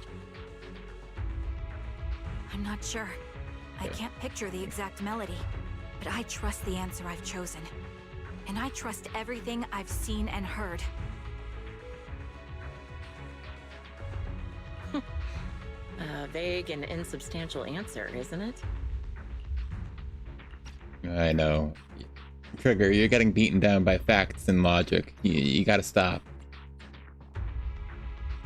You're losing the killer debate at the Memorial Day service. I found out. I remembered the other thing that isn't Veterans Day, guys. Don't worry. I was right about you, Charon. From the moment we met, I knew we'd never really understand each other. I'm sorry you feel that way. Everyone, I apologize for taking up your time. My speech ends here. Please feel free to continue with your visit. Guys, are we escorting her off the property? Because that feels like the appropriate course of action. Zoe exits the venue without sparing a single glance back, leaving the audience and the defense force in a state of confusion.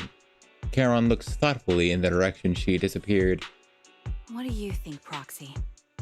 Bro, she's the murderer. She's the mass murderer. Something was definitely off about her just now. And the things she said, I'm starting to get a really bad feeling about this. Yeah. You mean about her real identity, right? Looks like we're on the same page. Shielded by her identity as a decorated soldier, she seemed pretty confident that we wouldn't confront her directly on military ground like at the outpost. She arrived so brazenly and left without a care. If I'm right about this, she'll be trying to contact us again in no time. Yeah. Just as she finishes her sentence, the phone rings again. Shepard appears on the screen as you answer the video call. Okay, it wasn't him. Wait, never mind. I was about to say, oh, it wasn't Zoe. Wait, it is. Because she's... Yeah.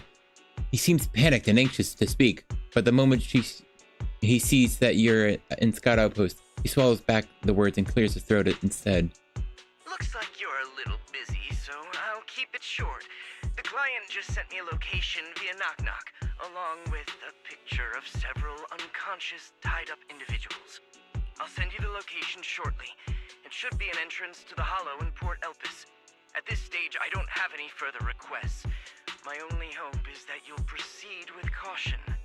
A location with a picture of the hostages.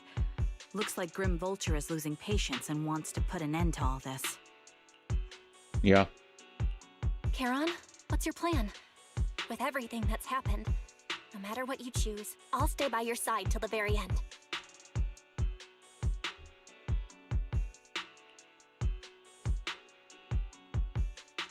Charon doesn't answer right away. Instead, she takes out her harmonica. Gosh dang it. Charon does not answer right away. Instead, she takes out her harmonica and looks down at it, as if she's trying to decide. In the end, she tucks her harmonica away. I've made up my mind.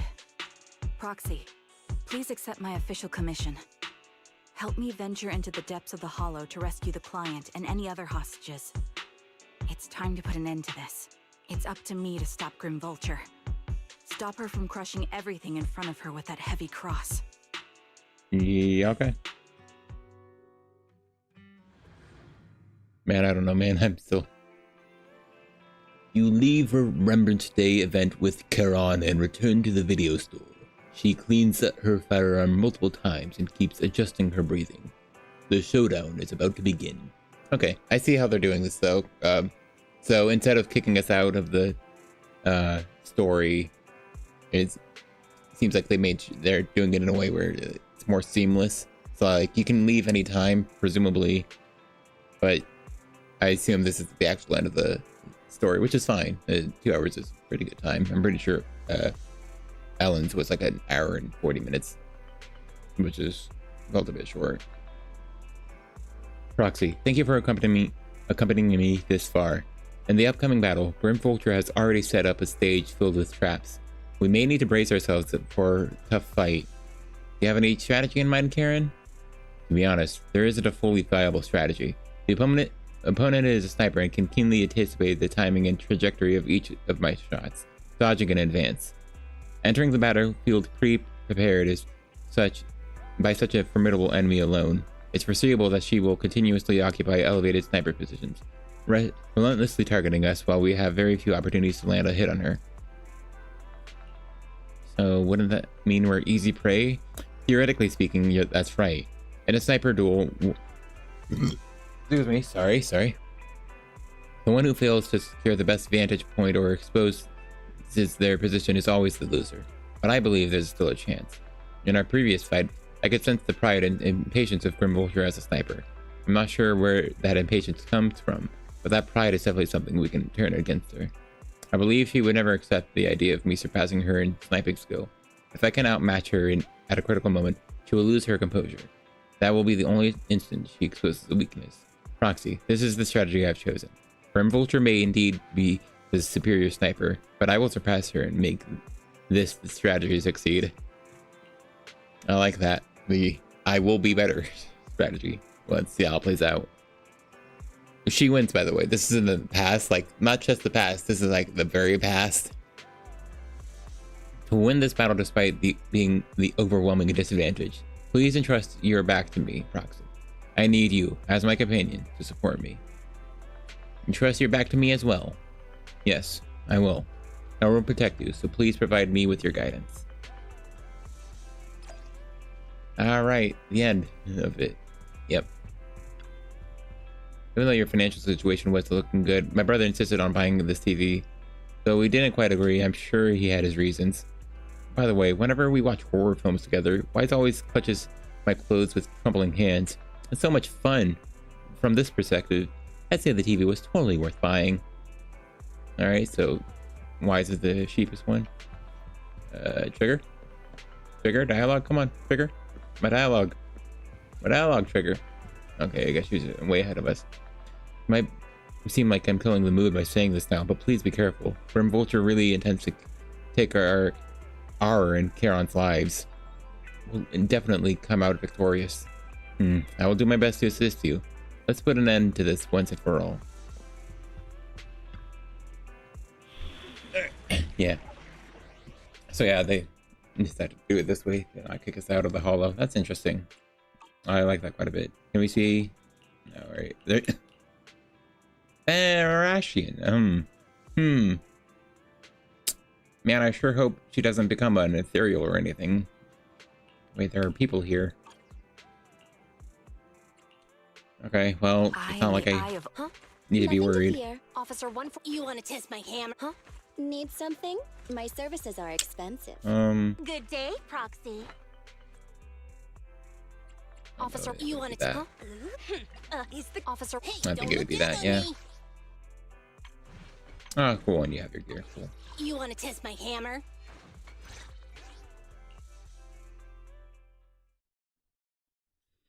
Alrighty then. Yeah.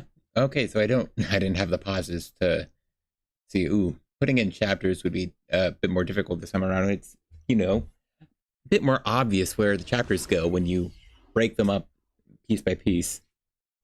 Of course, it'll be hilarious if by the end of it, it says, all right, on to part 2 of Trigger's agent story. I'm like, what? Huh? Oh, yeah, I'm surprised it's 2:30 or 2 hours and 30 minutes in. Oh my god, I started so late. Another communicator. Yeah. She wants to talk to us. So thank you for not talking too long. Another communicator. It's a bad habit for a sniper to be so talkative. Oh, really? I think it's rather good for my mental health to witness in real time how my target becomes desperate and gives up their struggle. Gives up their struggle. Do you really still need to disguise your voice? I thought you didn't want to hide anymore, Zoe. You're right. Seems there's no need for secrecy anymore. I, Zoe, the sniper known as Grim Vulture of Nemesis Squad, send you my regards. You know, it's a bit too obvious that the rain isn't moving in the background, but my computer's performance is grateful for it. Zoe, no. Grim Vulture. You, like me, were one of the advanced troops deployed to suppress Hollow Zero right after the fall of the old capital, right? Noct, Cartes, and Impera Squad. So far, all the victims have been members of these squads. They were initially supposed to enter the Hollow to reinforce the advanced troops. Nemesis, your squad, lacking reinforcements, lost everyone except you in the fall of the old capital. You blamed their deaths on the absence of reinforcements and sought revenge on them. That's my conclusion. Okay. Just like me, The fall of the old capital left you entirely alone. That's so sad. A sniper, the sole survivor, a mere pawn abandoned by the military. Don't you think we're very much alike? We're not so different, you. The Impera squad member, Nathan, the one you're searching for, he pleaded with me to let him go when I was about to kill him, saying he had to see you no matter what. That's how you caught my attention. Oh. I let him live to get all sorts of information on you. I was so curious about you that I even set a trap, disguising myself as a victim to get closer to you.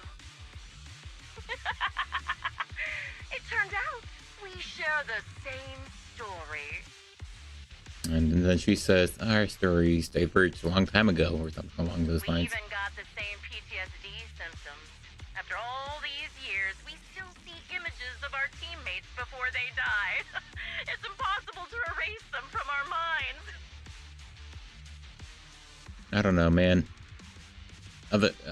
That might be true, but otherwise the symptoms are a little bit different. It's just, you use ridiculous fantasies to numb yourself, chasing after illusions of your squad mates.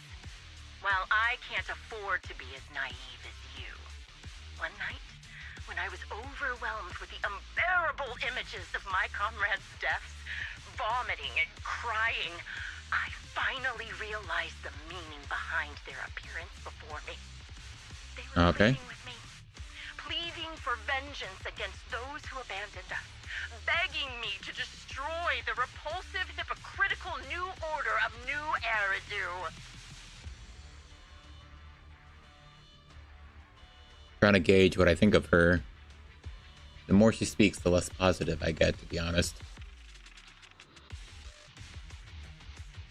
In other words, my favorite We're Not So Different, You and I is definitely Jack the Ripper and President Armstrong. He wasn't president. What was it?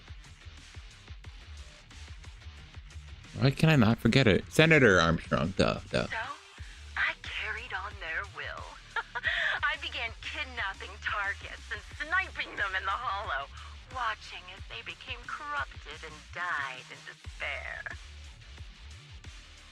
Do you really think this is what they'd want? What else? Would they want me to be like you, playing at a game of finding my missing squad mates, accepting their deaths when I'm done playing, and then forgiving the very enemy who killed them? What a noble and virtuous gesture! Forgive on behalf of fallen comrades, coexist with New Eridu's order, and live peacefully among cowards. It's precisely because you and I are so similar that this hypocritical and cruel attitude makes it even harder for me to forgive you. After our first conversation, I was certain I must end your life myself to prove I'm right. I guess that makes sense. That's exactly Maybe. what I wanted Not to really. say to you, too. Because we've suffered the same hardships, I can't accept the path of destruction you've chosen. Jesse, Aaron, Nathan, the client I've been searching for, and any other targets of revenge you've set your sights on. They all feel regret and struggle over the choices they made back then. But you can't see any of that. You didn't target the higher-ups who misjudged the situation, the dangerous ethereals who killed your comrades, or the ones responsible for the fall of the old capital. Instead, you went after the easiest targets. Okay, but yeah, and why? Vulture, as a sniper of the Eridu Defense Force, you have failed in your duty. To preserve the will and hope left by my comrades, I'm going to put an end to your actions right here. That suits me just fine. A sniper should let the gun do the talking. Make it to the deepest part of the hollow alive, and I'll meet you with nothing but raw malice. I like some of the ideas in the story, but I don't know about Zoe in the end here. You made it here. Let me reward you with a few things you don't know. I like how she said that line, though. That was fun. Noct, Cartus, Impura, and many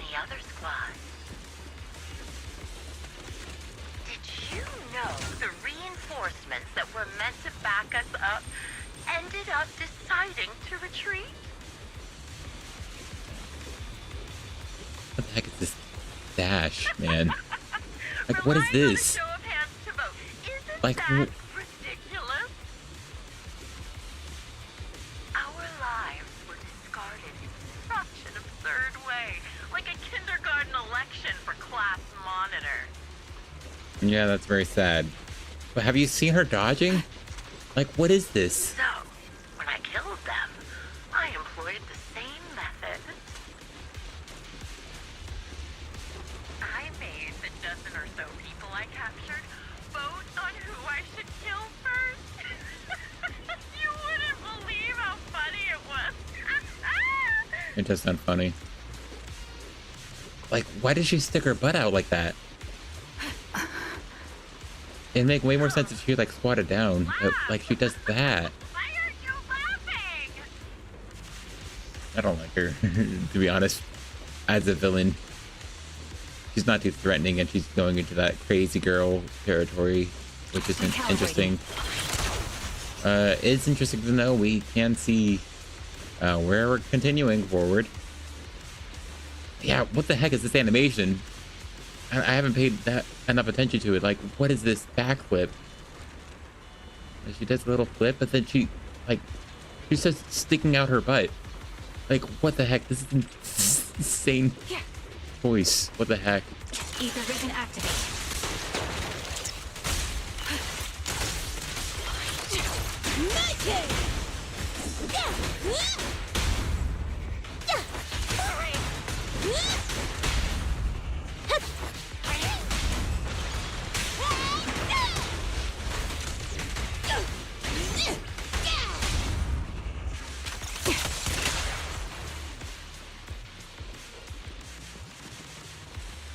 Like, what the heck? I did not pay enough attention to it. Like, what is that? Jesse, Backdash. do you have them too? Or are they already?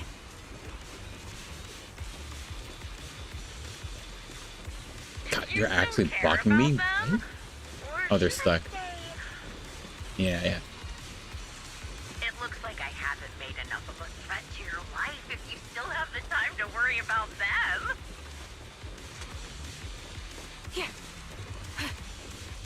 Ben. Why not leave their fate hanging as an unsolved mystery? Normally that's more suspenseful, right? In any case, when you stumble into the underworld with your insights spilling out, don't give it to them. Ether vision activate. Wouldn't it be more exciting to wait until then to reveal the answer?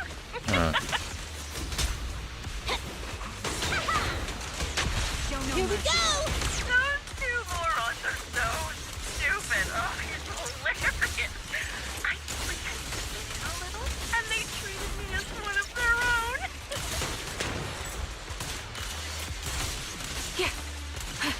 The enemy is ambushing. That was it. They had their guard up. They never thought to look out for me. It's no surprise they retreated back then. Bunch of good-for-nothing idiots. See.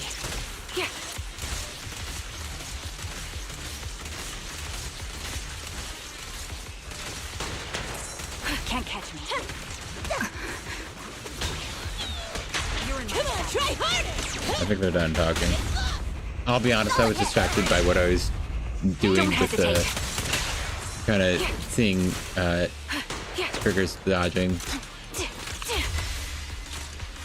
Ether vision activate. The wind and rain are picking up. Oh yeah, man, the dialogue ended, meaning I would have lost dialogue if I did kill too fast. It's perfect for sending you to your grave, don't you think? No one will hear your screams and cries as you die. Attacking from our blind spot. That was easy. It's my turn! Hey! Your turn! By the time the rain stops,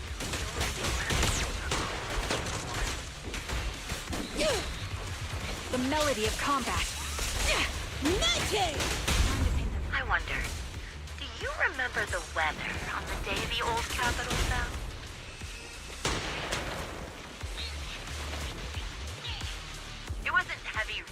like now, but the sky just starts. Both your teammates and mine, they all perished in a place like this.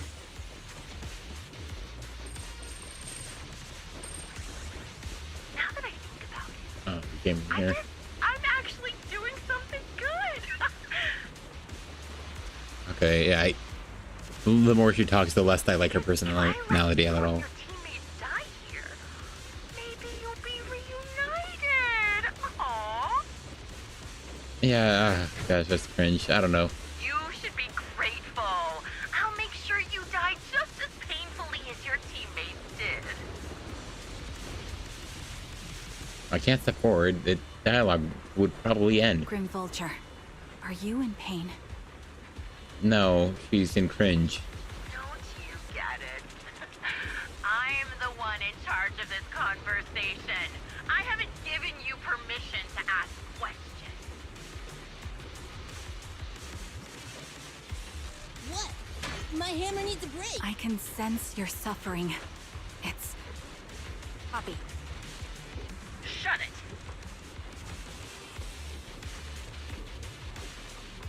Okay, it ended. Yeah. Holy crap, dude. Come on. Oh, hey, she's right there. Such determination deserves praise. Now, it's time for the final showdown we agreed on.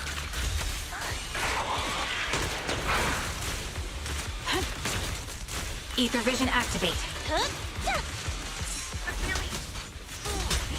Only way to put it. What sniper would ever confront their enemy head on?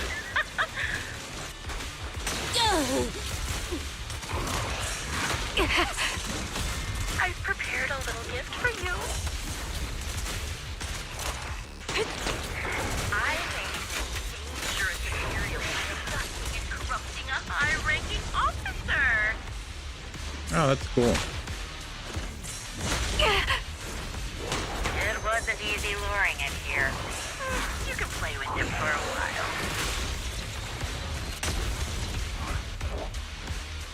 As for me, I'll watch you from above. For the moment you slip up, then I'll put a bullet right through your heart.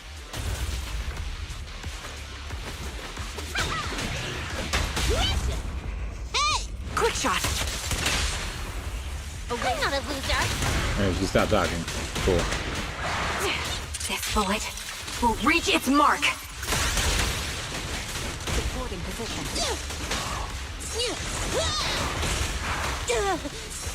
Come on, try harder! You're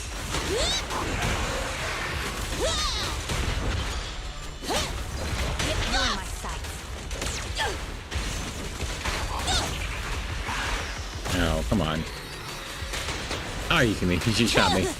Or, I can't tell if she shot me or if I got hit by... Okay, I don't know how I missed that. Recalibrating. You're gonna shoot me yet? You're cornered. I dodged out of my shot. That's kind of annoying. Can't catch me. Bang on. Oh, come on. I thought I pressed dodging. Show no mercy. The target's weary. Oh, doing the full chain. Might as well. Let me show Oh, I don't have a bangoo. That's so sad. a beautiful shooting star! Don't blink! You'll miss me bashing you into the ground!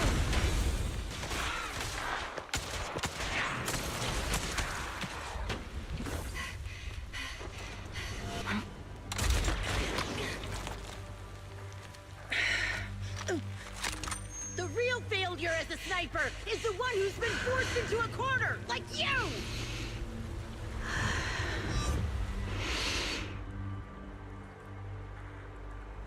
Oh, yeah. This is from the wind. Trailer. It's shifting.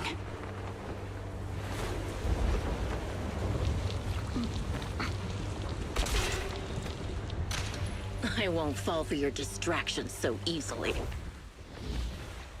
What? I I will surpass you with my own melody of victory. Damn! And let the wind be the opening notes.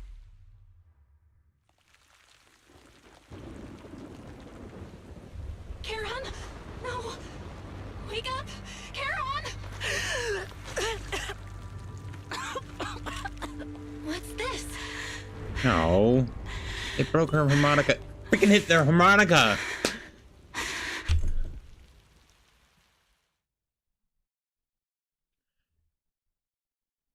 Bro, this is like there are like walls and text in the text bubbles. Like, you're sitting me in silence and making me read. Like, this is like 3 paragraphs. All right, the last paragraph's a single sentence, but this is like over a whole paragraph. The important thing is that it's a massive wall that's covering the entire screen on a black background, and you're sitting me in silence, telling me to read it. Okay. All right, to understand that. She sees ether fluctuations. I felt like, yeah, she will be able to. I guess she sees outlines of things too. So yeah, she saw the wind, felt the wind changing. Yeah, that's neat. That's cool. She hit a banner and it flew off in there. Cool. Well, you know, I think I like that. That's a cool idea. Freaking hit the harmonica though. Zoe's shot hit the harmonica. Harmonica. Oh, that's a epic conclusion. Let's see. It was Pixar's rules of storytelling. Sorry, I hit the little Nicole standee I have. Yeah, they have 22 rules of storytelling. Man, they have a lot of pages here, but I think this is the one I saw before. It's not. It's okay. I'm not pointing it out because it's like these are rules and people who made things said therefore you should follow it. But it's something I sort of resonate with. Oh, only in that latter half though. Let's see.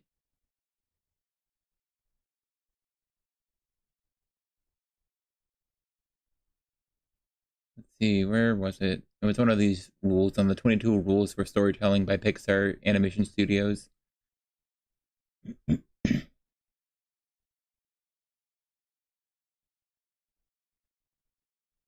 Yeah, pull apart stories you like. That's pretty good. Putting it on paper. What are the stakes? Work is never wasted. Story is testing, not refining. They say coincidences to get characters into trouble are great. Coincidences to get them out of it are cheating. I'm not fully convinced by the first half, but I definitely believe in the second half of that. Anyway. Good work, harmonica. Look, that's a trope you see all the time. Yeah, the guy shot in the upper chest, but luckily they had their little notebook. They had a little booklet. They had a little something important to them, keeping them that happened to be stored right where they got shot. Look, you know, I get it, but man, it's not most engaging way to see the conflict resolved. I'd honestly rather just seen it miss. Honestly, it's way more believable. There's a little tarp between them flying in the way, and because of Trigger's vision, it makes sense that she would be able to hit Zoe quite easily, but Zoe would be unable to hit her and only guess, you know, understanding what Trigger's probably about to do and will have to shoot, if not just stuck down, which would have been the smarter thing, but, you know, they want to establish her as being, you know, ego and prideful, so it makes sense that she'd probably first try to, like, shoot where her assumption where she would be. But, and she's quite skillful, so she's still hit. I'd still rather her just miss because there was a tarp between them.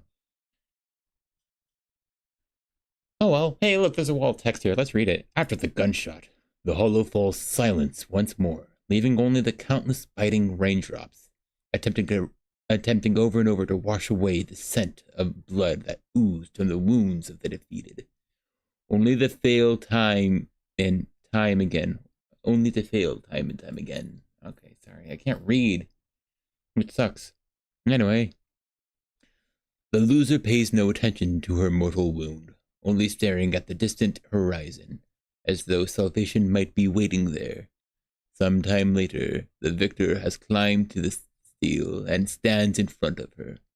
They share their last words while the defeated still has the energy to converse. Just you? Where's your friend, the proxy? The proxy went to rescue the hostages. I want to speak with you alone. Man, she's in her Obel Squad uniform. It says Obel on it.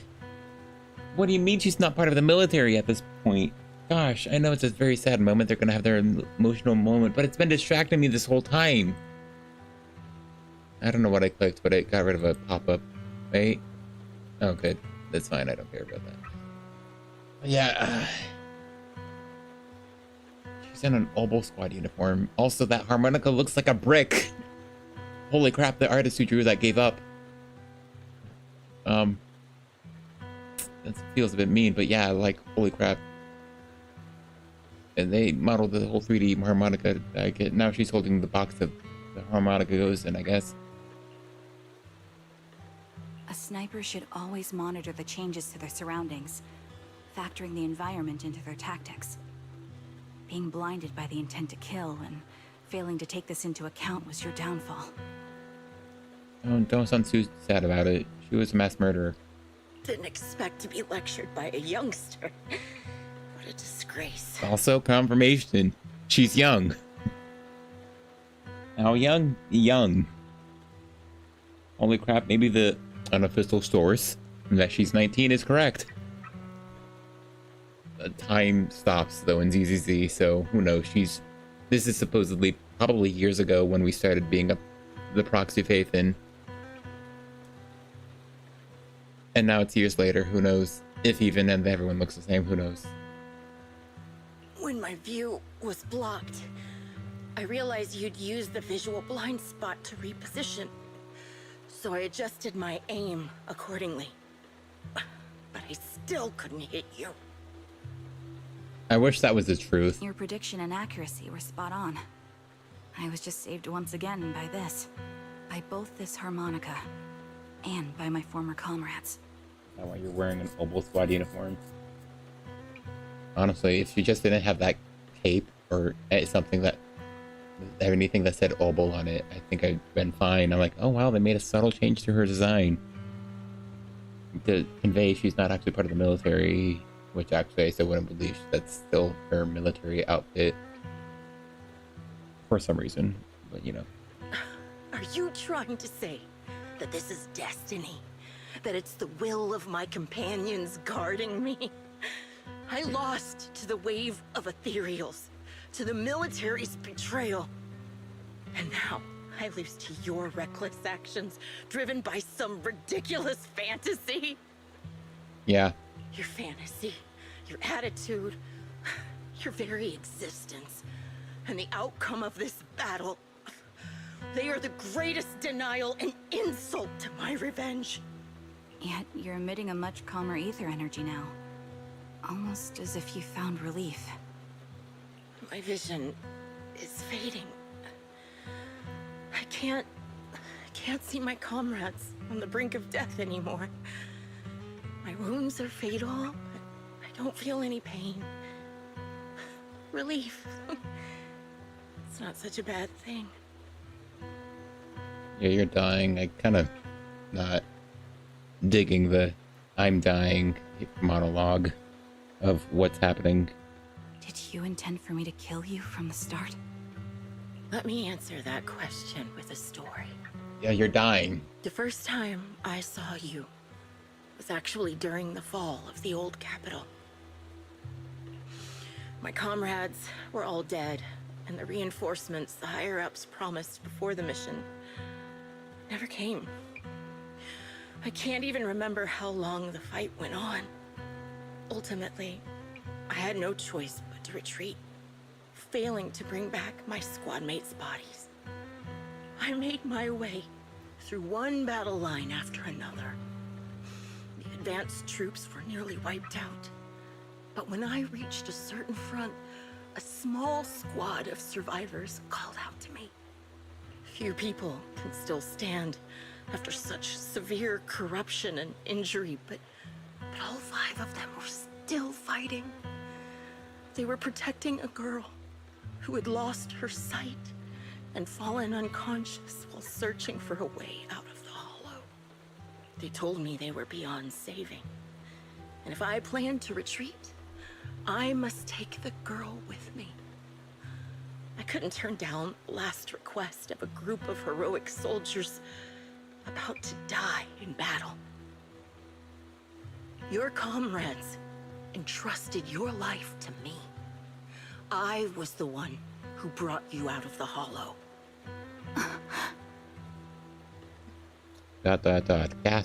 Gasp noises. You already know what happened afterward. It didn't take long for you to leave the Defense Force after you came to. Just like me. I developed PTSD so intense that sometimes I couldn't even hold a normal conversation.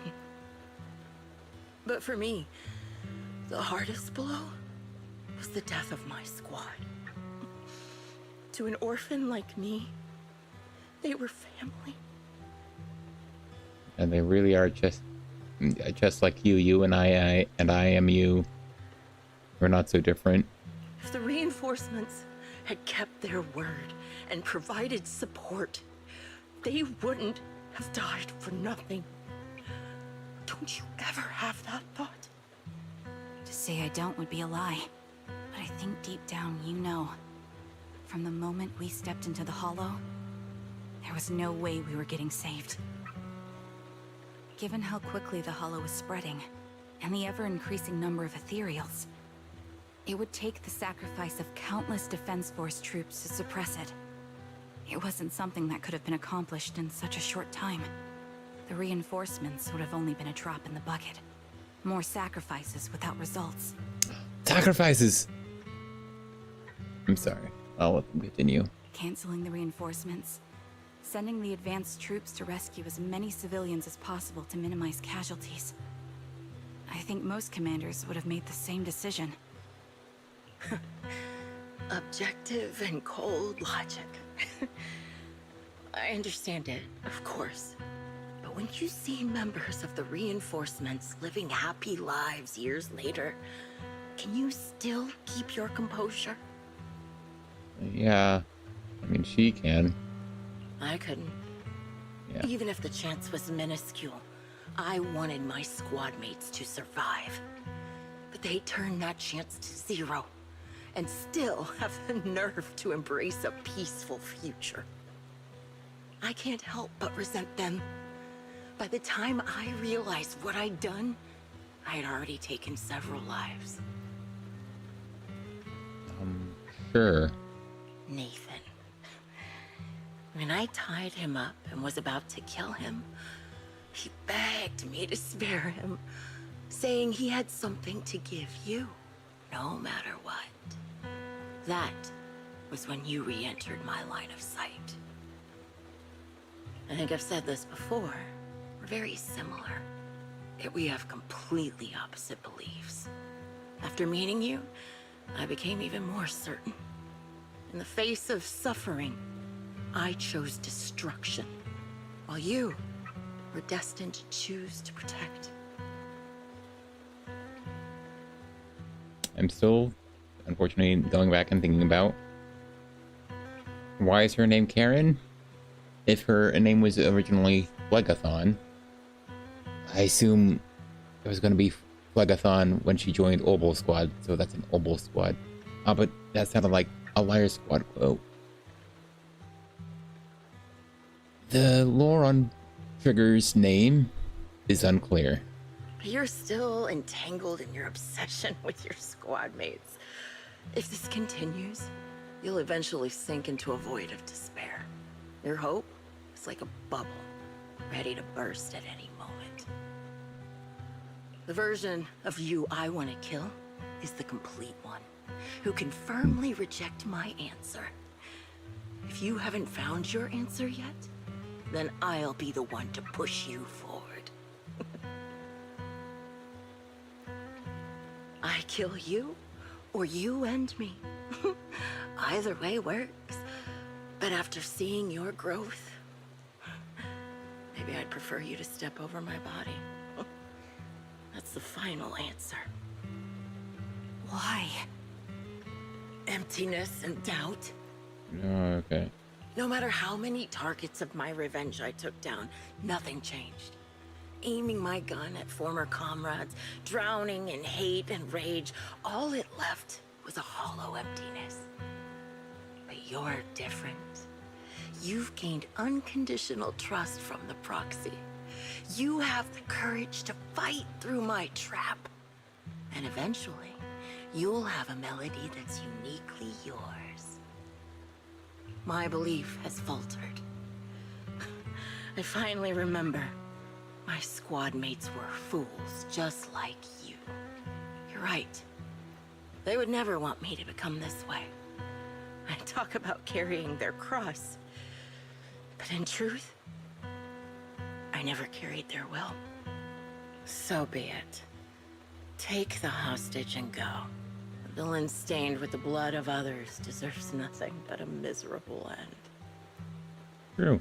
I'm looking forward to how long you'll be able to protect those in front of your eyes. Karen doesn't leave. Instead, she kneels down beside Grim Vulture, picks up the bullet-marked harmonica, and begins playing a melody entitled Homecoming.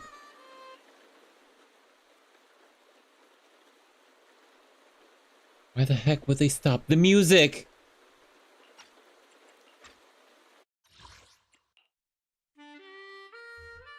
I'll let it play out first.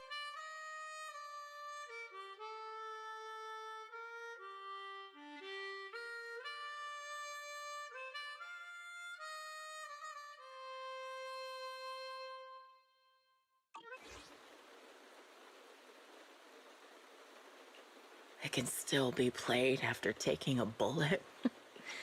Impressive.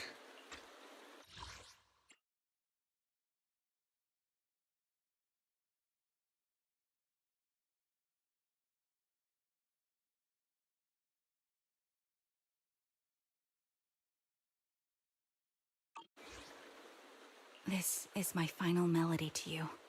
No matter how miserable you've become, I'll still remember you.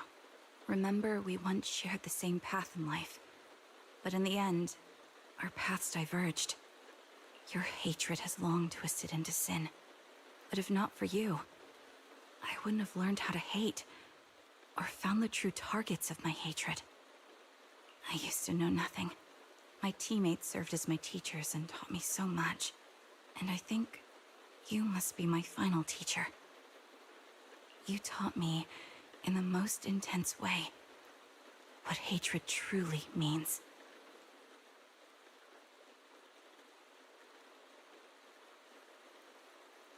Really? So you found someone you want revenge against, too. That's good.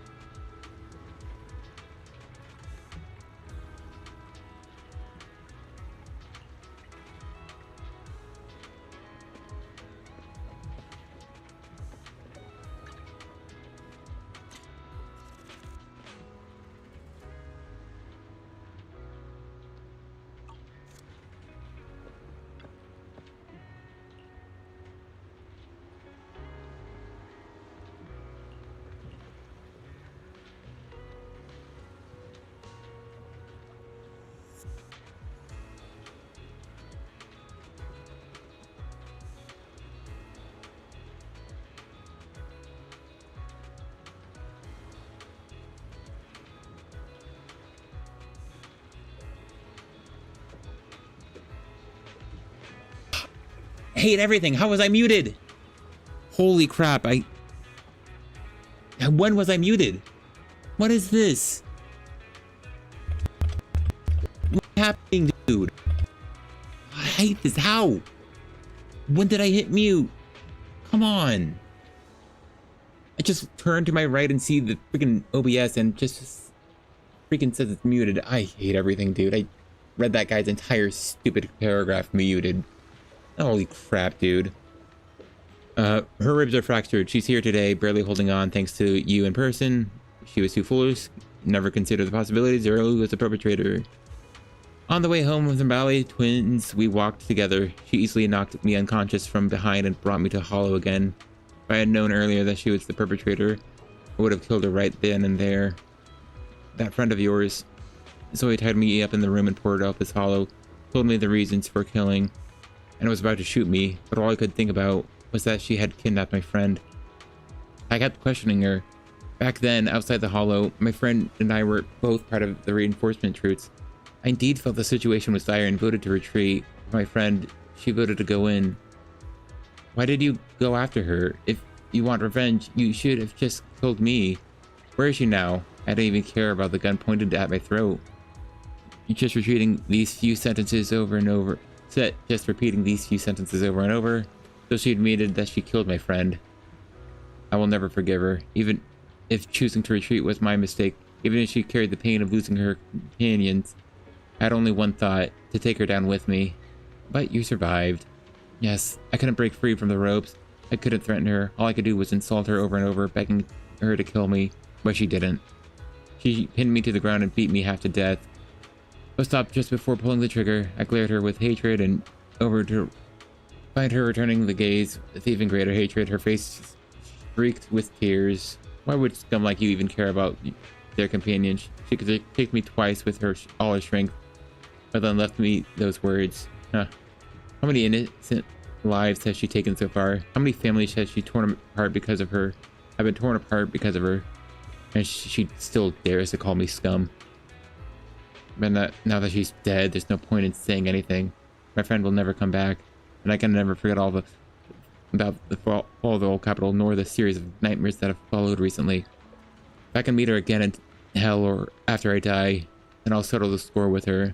Until that time comes, I'll make sure to survive. Anyway, thank you. Anyway, good for her. So that's Nathan. We've definitely seen this guy before. I think he works at HSO. That's at least what his uniform made me think. Gosh, I'm still so mad. How was I muted? Dude. So you're the sniper from Liar Squad. It's nice to finally meet you.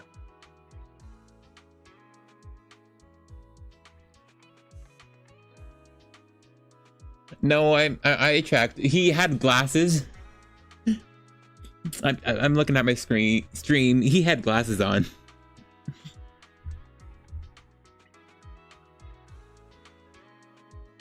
That's wild. His glasses disappeared. And Anyway. You must be the one who's been searching for me.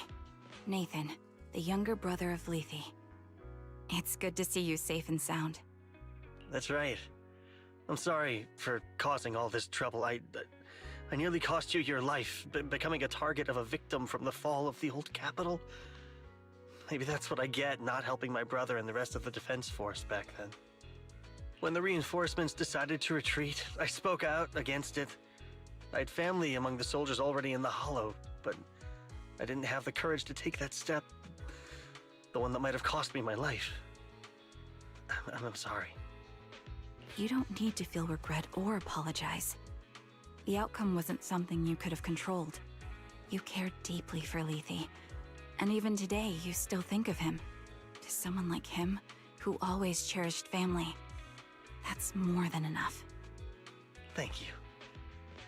I heard you've been searching for the members of Liar Squad all these years. I'm nothing compared to your determination. Thank you for everything you've done, but please stop the search. It's time for you to start living a life that's truly your own. Sorry, I went back to think. What was that picture we got of Trigger? Like, how did we get that picture? How did whoever hired her Iridus got that picture? I assume it was Nathan. I hate to say this as a family member, but back then, they were already... I know. You don't need to say it. I've been drowning in a fantasy of my own making for years. But it's a fantasy that kept me from falling into the abyss. Like Shelbo 99. I get it. Nathan, Grim Vulture told me you have something you want to give me. Is that why you commissioned someone to find me? Yes.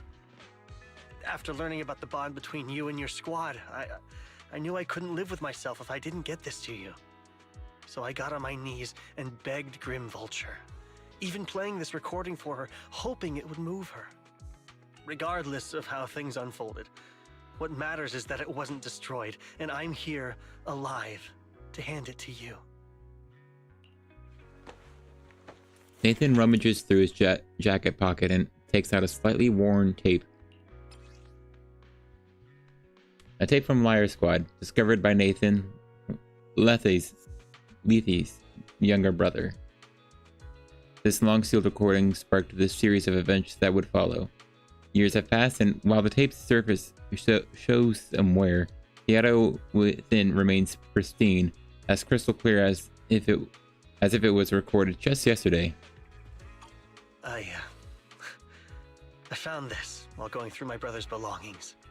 It's been tucked away for years. There's a recording on it, and I think it's a gift Liar Squad made for you, but never had the chance to give you.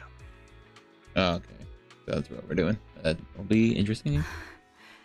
Thank you so much. Do you mind if I listen to it now with the proxies?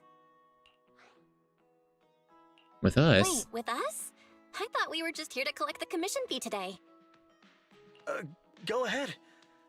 As for the commission fee, I'll pay it to you both shortly, so don't worry about that. Nathan takes a step back. Karen looks at you, her lips seeming to tremble slightly. You gently hold her hand, feeling the warmth and strength in her palm.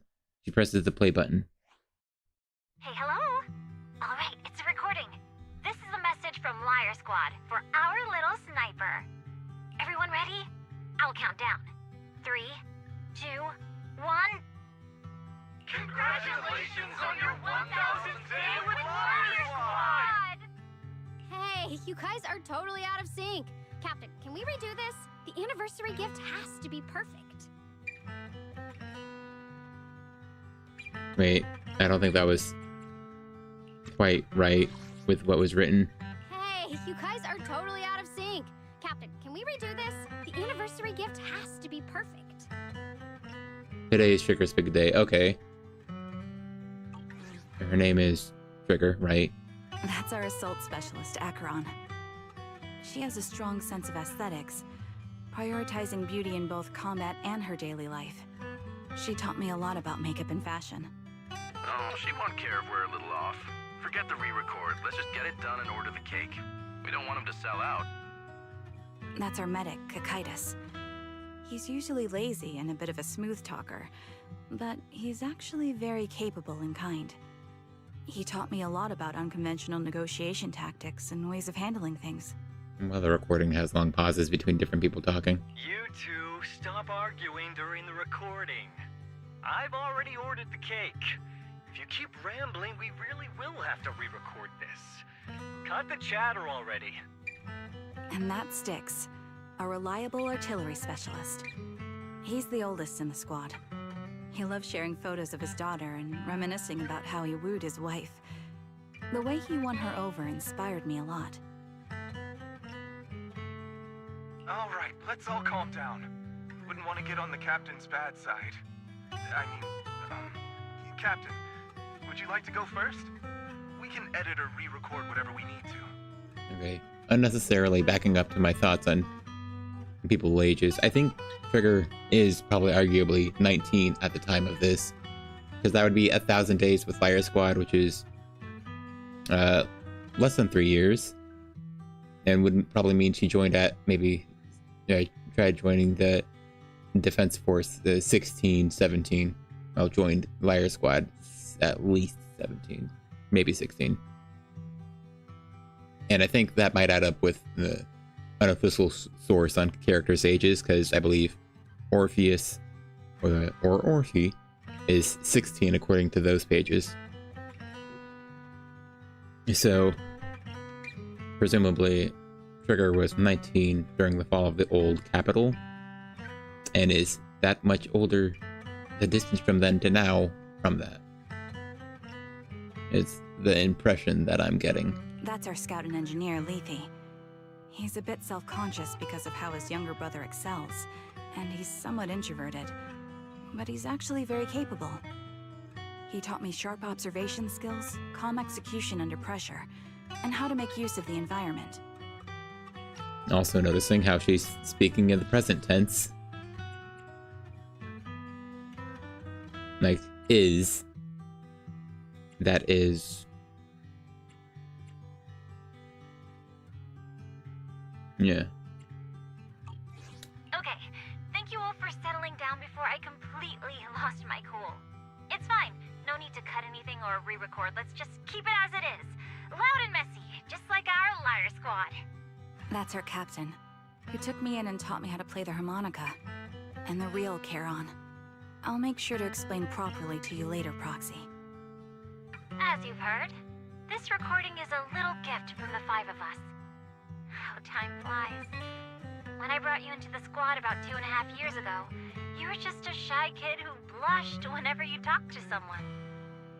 Man, she said I'll explain it later to you. I assume that means it's in a trust event, unfortunately, which means years later anyway. Over these 1,000 days, you've really worked hard to keep pace with our fighting rhythm. You've done incredibly well. In the last mission, your successful sniper kill of that high-risk ethereal really helped Acheron a lot. I hate to say it, but yeah, I went too far in last time. Thanks for getting me out of that mess. Just this once, I'll admit, your moves were more elegant in that fight. And not just that fight. Ever since you became a quicker shot and learned to adjust for wind speeds on the fly, we've been taking fewer and fewer hits. Makes my job way easier. So, cheers. I am still distracted by her thing saying obol. I'm pretty sure it says obol twice. Honestly, just small text changes would have saved it. I think, maybe. I think it would have been fine if they had the slight changes on the whatever. You often worry about not doing enough, but in these 2.5 years, you've absorbed everything I know about stealth, reconnaissance, and tactical countermeasures. Trust me, you'll become an incredibly skilled sniper. Having you covering us from the rear makes every fight feel safer. But you still have a lot to learn about socializing and romance. When peace finally comes to Eridu, leave us and live your own life. Where did that come from? She's not leaving us. Even if she retires, she'll move into my house and I'll spoil her with loads of beautiful clothes. We can talk about living alone in 10 or 20 years. Has it been 10 or 20 years? No. No, that's the time frame for whenever the fall of the old capital happens. Dang it. Okay, we know. Sorry, I got carried away. Anyway, you're talented and hardworking. Over these 1,000 days, you've opened your heart to us and even encouraged us in return. Having you as a comrade is a blessing for all 5 of us. But I have to say one thing. You're always so sensitive and kind. Every time you see us get hurt, you look like you're about to break. Has our squad motto, having each other's backs, become too much of a burden for you? I get how you feel. When your squad mates trust you with their backs, your first instinct is to protect them, right? But that's not the way it should be. No one can shoulder everything alone. Don't try to carry everything on your own. Choosing to fight on the battlefield is my resolve. Feel it. Share yours with me. And when it's your turn to watch my back, I'll give my all to honor it too. Yeah, and I assume this tragedy ends with, oh wait, guys. There's an emergency. A hollow just popped up in the old capital. As long as you fight with all your strength, there's no such thing as failing to protect something, because your will and our will is preserved and carried on in other ways. But don't let that weigh on you. Try to trust in us. just like we trust in you, no matter what. I've struggled with that kind of thinking myself, but I eventually made my way through it. All this talk of camaraderie, of keeping each other safe, it's like a harmonica melody scoring our time together. Even when things change, our tune will go on, and that's enough. Exactly. Honestly, I'm sometimes terrified. Afraid that someday, you'll blame yourself for failing to protect us and fall apart. That's why I wanted to record this message. Oh, well, could have given it to her. Please, don't try to bear everything alone. Maybe you can start relying on us more, fully entrusting your vulnerable side to us. Our will has long been intertwined with yours. We're comrades. This is getting way too sentimental. It doesn't feel like me anymore. Anyway, we just want to see you trusting your comrades enough to share your burdens, even if it isn't us. Finally, we'd like to give you the song that's closest to us. If what we've said is hard to understand, just feel it through the music. Please, enjoy my masterpiece, Homecoming. The old cassette plays a familiar tune. Sounds crisp and clear, as though it were recorded just yesterday. When the music fades, the tape goes silent. You turn to the woman who calls herself Charon, as she desperately wipes away uncontrollable tears. The harbor wind ruffles her hair, and then, at last, she lifts her head.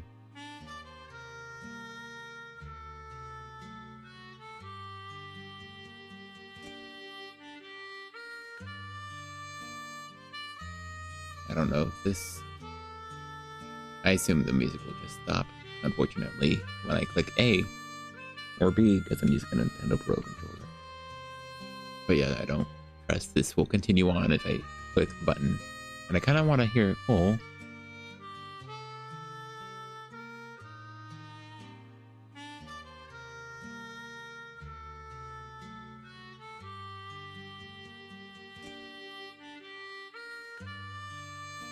Also, there's a guitar in this harmonica solo.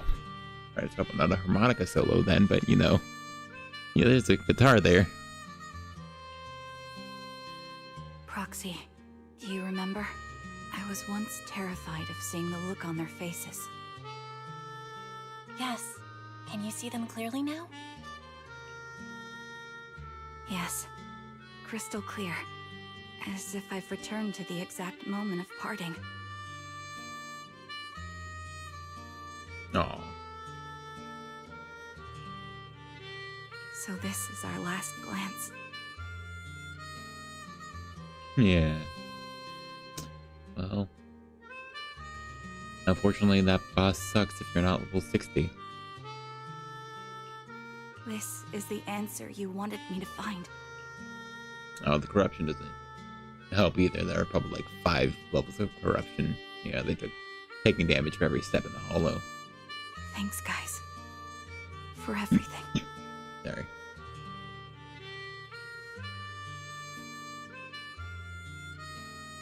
Very sweet. Oh well, the music had to end anyway.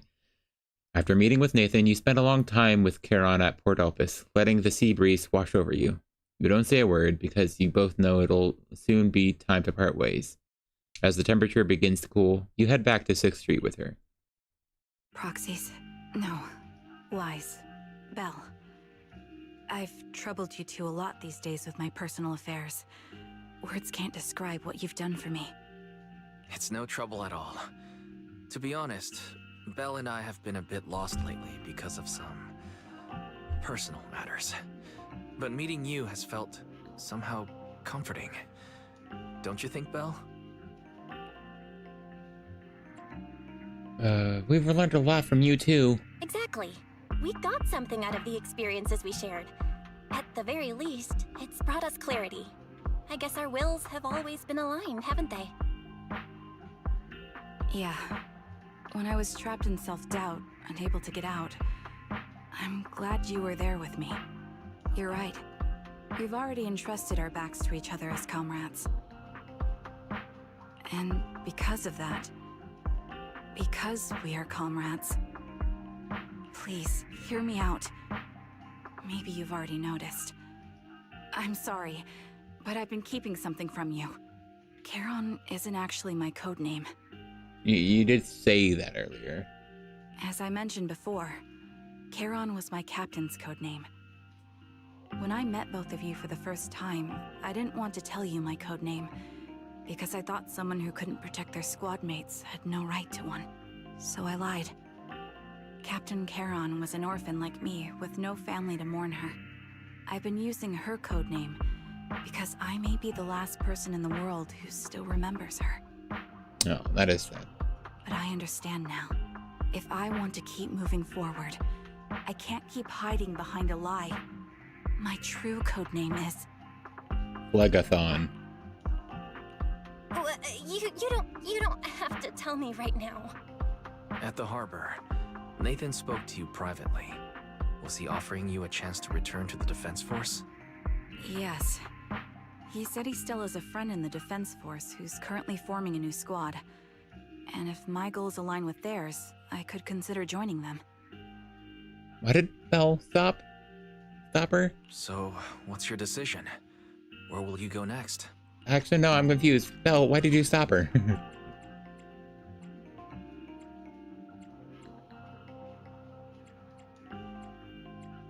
Yeah, it's just Wise goes on to ask his own questions. After everything that's happened, I think I do share the same goal as that friend of his and the new squad they're building. So I'll head back to the new Eridu Defense Force and keep chasing my new goal with a new team.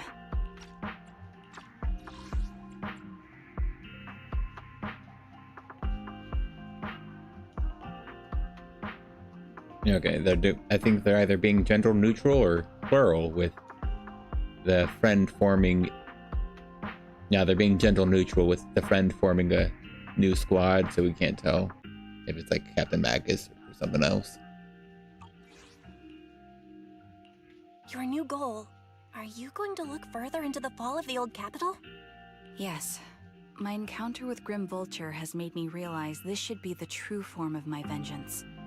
I'll uncover the real culprits behind the old capital's fall and make them pay for their crimes.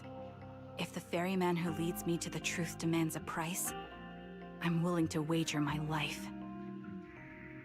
You know, they got lore on the Greek gods in here. I have a gut feeling the masterminds will reveal themselves again soon. To protect the city my comrades cherished and sacrificed their lives for, I won't allow such a tragedy to happen again.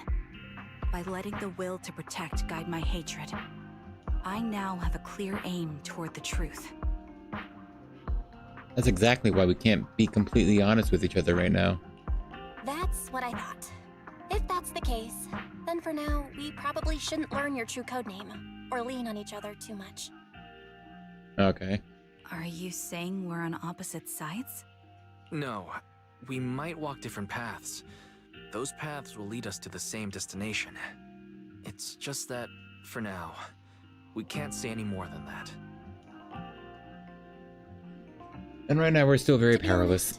After facing an enemy as ruthless as Grim Vulture, we're reminded of our own powerlessness. Watching you fight back, almost losing your life to a bullet, that feeling. We're nowhere near strong enough to protect you, and we're not strong enough to open up about our pasts either. Sorry. Without a second thought or hesitation, Charon, currently named Trigger, takes a hold of each of your hands and brings them together at her chest. Huh? If this is your slightly selfish principle, I'll respect it. You were once my proxies, and I'll keep this memory locked away as something I cherish. If, as you say, our destination is the same, then we should continue on our separate paths, striving to grow stronger. The next time we meet, I'll reveal my true codename. Or did she still show up again? Oh yeah, right. I hope we can become true comrades. Oh, right. I want your presence to forever remain in the melody of my life.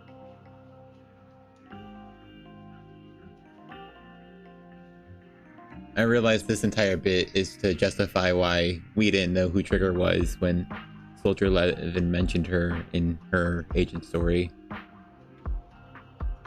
I don't know. Reasons like that almost makes it feel... I don't know how to say. Anyway. Deal! Yes, it's a promise. We'll meet again, Charon.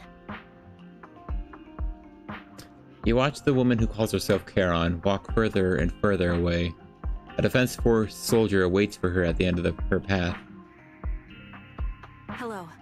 I'm the sniper from the former Liar Squad of the Chrysoberyl Division, recommended by Captain Nathan, originally of the new Eridu Defense Force's Obsidian Division, Impera Squad. Ah, I heard about you from my superior. You're the one who dealt with the serial murders targeting the Defense Force, right? Well, the new Eridu Defense Force is ready to welcome you back. Let me confirm a few details before taking you to base. Which squad are you applying to join? And did you have a code name during your previous service? I'm applying to join the Obsidian Division's Obel Squad. As for my code name... Gosh, it's so distracting that her clothes just say Obel this entire time. And this is her joining Obel Squad now. Gosh dang it. It's like a small thing, but it's been so distracting. Trigger. I was Trigger of Liar Squad. Epic. Anyway. Her lore. Alright. Things have come to an end. Belle, do you think we'll ever see Charon again? Oh, show. Yeah, I hope so too. We must grow, get stronger, and gain greater power to face any crisis. When we reunite with her then, we must be agents that I won't pull for. Hear her real clone name. Exactly. You know, her gun did say Trigger on it, and it also said Phlegathon on it, so by all accounts, we could have just realized what it actually is. We had two really good guesses. However, after hearing about the connection between Charon and Grim Vulture, I can't help but feel a bit sad. Two people who had the same fate ended up walking completely different paths, becoming enemies. Well, if we have also encountered enemies who once experienced the same fate, but now walk completely different paths, with opposing goals, forced to be enemies, what would you choose to do? I would defeat them in both combat and ideology with my facts and logics and brute strength by benching 500 pounds. I did a weird thing with my arm to emphasize what I was doing. I don't have a camera. I don't know why I did that. Hold on, make sure I'm not muted. Yeah, okay, I'm not muted. Gosh. Freaking 2 times I just look at OBS and see I'm muted. That's actually so frustrating, dude. Oh, it's like mutual understanding with them. That sounds really something. Man, this sounds a response you could say to both of them, couldn't you? That really sounds like something you'd say. If time ever comes, let's see. Okay, never mind. Let's seek mutual understanding with the other party. Faith and would face everything together, right? After everything that's happened, I'm feeling a bit tired. You must feel the same, right, Belle? We'll get more and more commissions from the Shepherd. The Shepherd? The Shepherd? Dang it. I see how that type of could show up, but how did they capitalize Shepherd, but still call him the Shepherd? All right, from now on, how about we take a short break while we can? And the story is done. The content is now available in the video archive. Oh. Thinking about it, I guess I never clicked on... Let me check that then. I got 75 polygrams. Cool. Hush, cat. You'll get your food soon enough, don't worry. It is getting late, so I won't be playing much longer, which is a shame. I would have loved to try some fights, and I might still do. Yeah, look, okay, I see. They didn't separate it out into like 3 sections like they do most of them. I think they did it with... Yeah, they did echoes of 1, 2, and 3 with Anby, but they didn't do it with Trigger. Interesting. That's something... I don't know. I'm pretty sure I would have been able to see that if I actually clicked on it and viewed it there. I might have seen it, but I just didn't pay attention to it and didn't notice it because, like, I don't know. It's the first thing that's doing something different. Interesting. Well, that was Trigger's story event. That was Trigger's agent story, and I have more things I could get. Well, overall, I think I'd say I like Trigger quite a bit. Her overall story, though, is okay. I think I'd settle on okay. Gosh, I was annoyed by a lot about that villain, and there were several things that annoyed me. Gosh, it started off by us just happening to have seen her before, So that's why we knew where to look. I have no water left to drink, so I guess there's no slurping left. Let's just do it, man. Let's just do it. Let's just fail this right here, right now.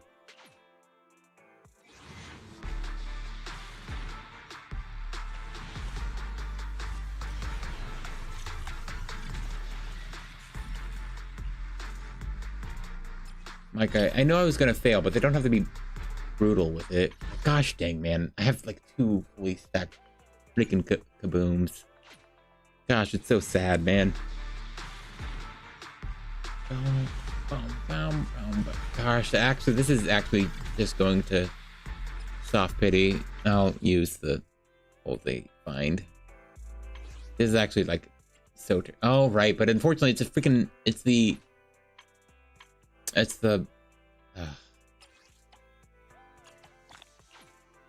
It's unfortunately.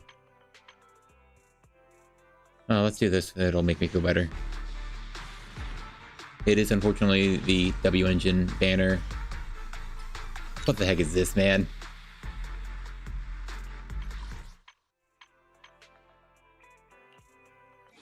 So yeah, you don't really get pulls back on this one, so that's really unfortunate.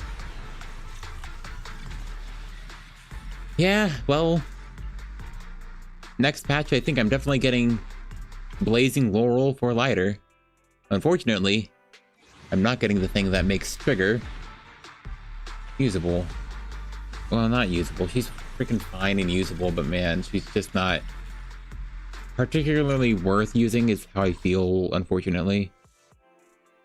Well, the next one's an A rank. What do you say about your W engine? Target has returned to the second floor of this video store. Sounds like they're preparing to sleep. Update on their location has been filed. Okay. Well, I don't know what to feel about that information. Gosh, that's so depressing. Soft pity for freaking W engines, man. Gosh dang, that's like 20 pulls away. I just don't get the W engine. Ugh. Like, oh, look at that ratio. I think it's details, yeah. Oh, hold on. I think I just screwed up my controls. This might end up making me go crazy.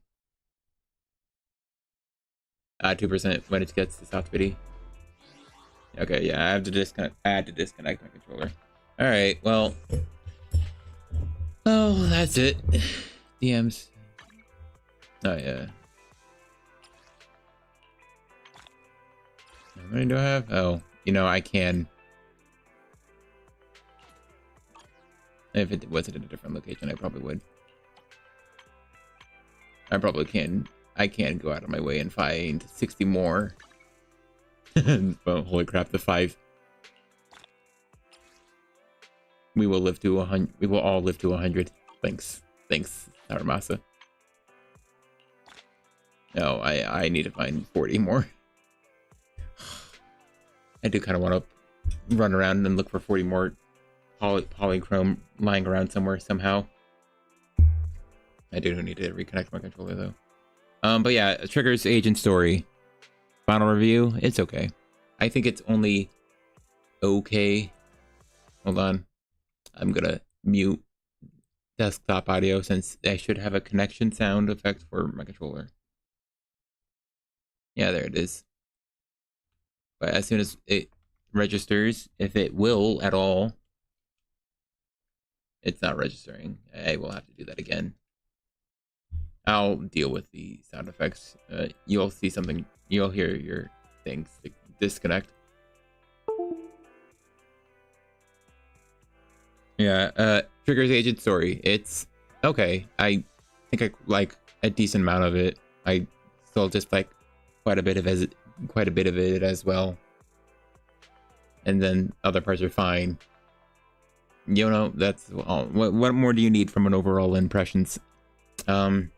Antagonist was interesting in some ways, kind of annoying and a bit cringe in other ways.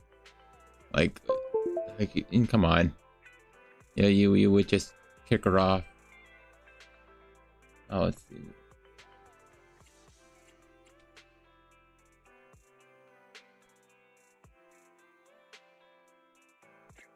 I think my controller is screwed up. It is. Gosh dang it. Holy crap. Why?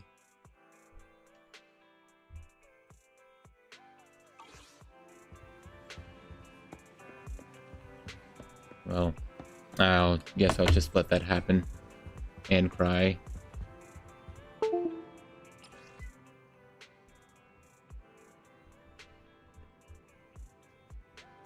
I can't click anything.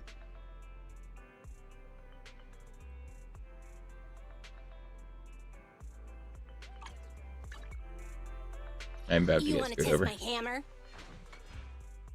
I'm gonna get screwed over if I let that happen. Okay. I need to be careful. My controller goes insane if it just gets weird. Anyway,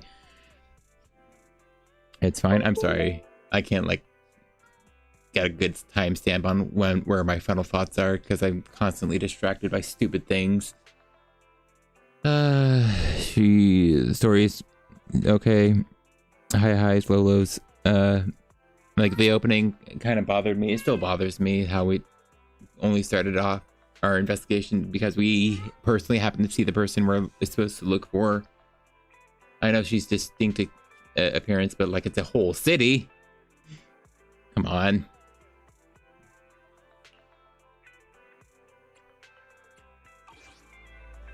It's fixed. Just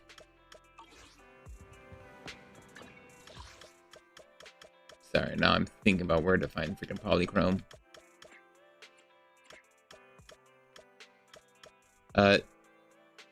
Just how to say, the antagonist was hard to gauge.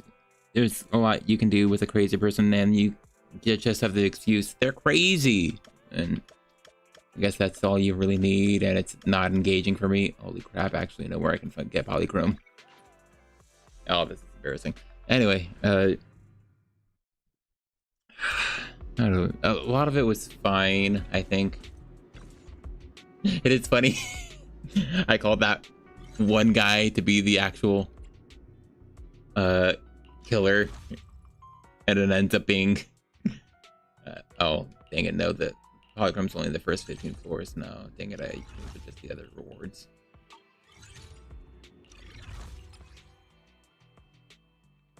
Dang. But yeah, he called the other guy for being the killer, and it was the girl. So that was funny.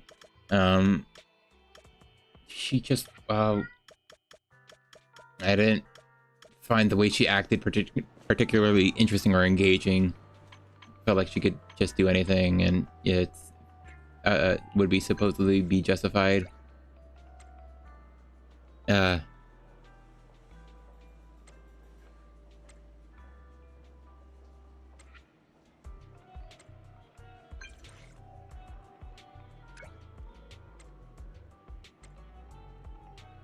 I don't think I had this conversation yet, sorry.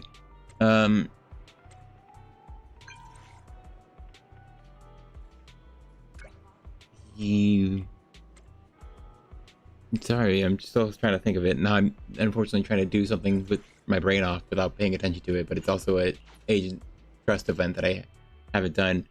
I'm leaving it here because as soon as I start this agent trust event, Sokaku will start saying words. Just, yeah, I don't know. She had reasons. I felt like I kind of liked the idea, but just not the execution of how she was going about it. Or how they portrayed her and gave her reasoning. People were very verbose and explained how they were very self-reflective on themselves already, which is also kind of bothered me. So they were very self-aware as how it felt.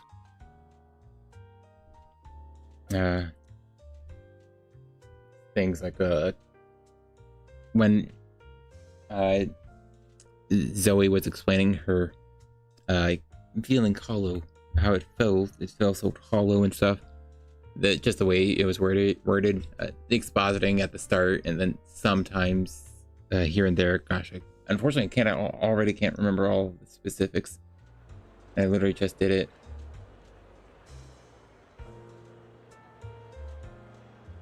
Man, I definitely missed this music from after the having New Year's with Astra and Evelyn's patch. This music just went around.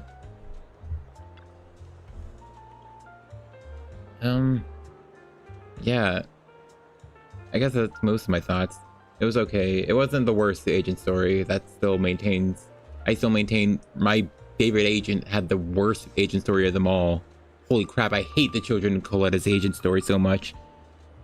But that's giving a low bar. Yeah, it doesn't reach it. Honestly, the last couple, I think there was a lot more I disliked about Anby's. That I just hated what was happening with Soldier 11. I'm not sure. I'm pretty sure I hate it more than I think it's bad.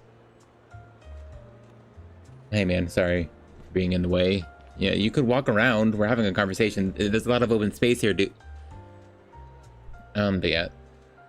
I hated what was happening to Soldier 11. Holy crap, someone on the right has a gnarly neck. Anyway, sorry, it's like in the back right of the screen. It's really hard to see, but I swear they have like a gnarly neck. Look at them bend their neck as they like, can't tell if they're looking up or looking down. Anyway, yeah, so Anby's just frustrated me. I think it had much worse convenience to it. No, holy crap. Yeah, she got shot in the harmonica and it saved her life. Ooh, that's pretty convenient too. I guess in a way that's more of a trope. How the conveniences and like Anby's with how freaking Soldier 11's amnesia worked in her, and just Nekomata bringing in a camera, that still feels real bad. And so I think I hate that more, but man, holy crap, shot in the harmonica, dude. Not to my taste of storytelling. Yeah, so overall, yeah, I think I still dislike Anby's agent story a lot more. Oh man, yeah, both in this patch weren't great, but at least Trigger's being better than Anby's is, I don't know. It still leaves both of these at a much lower rate than I would Ellen, like much lower than Ellen, Lighters, and Harumasa's.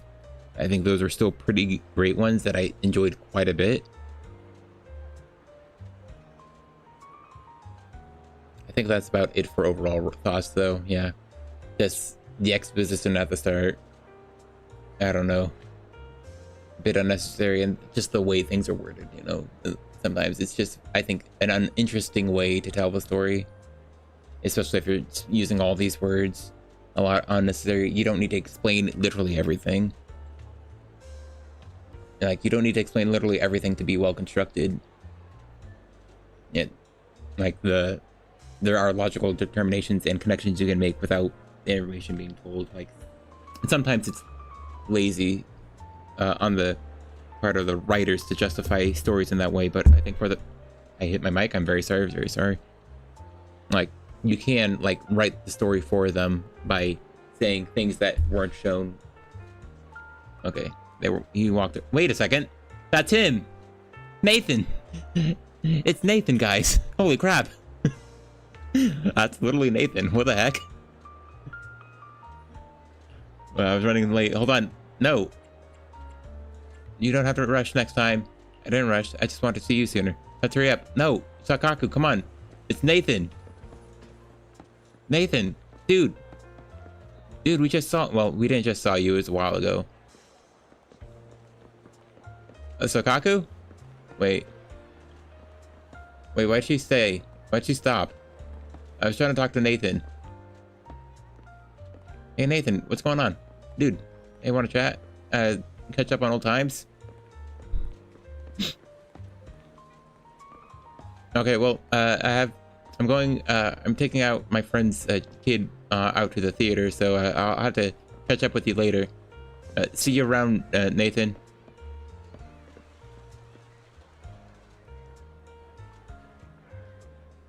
I don't know, I'm kind of curious where he's going. I'm guessing, okay, he's either walking past that gate or he's taking a right and he's about to phase into a building.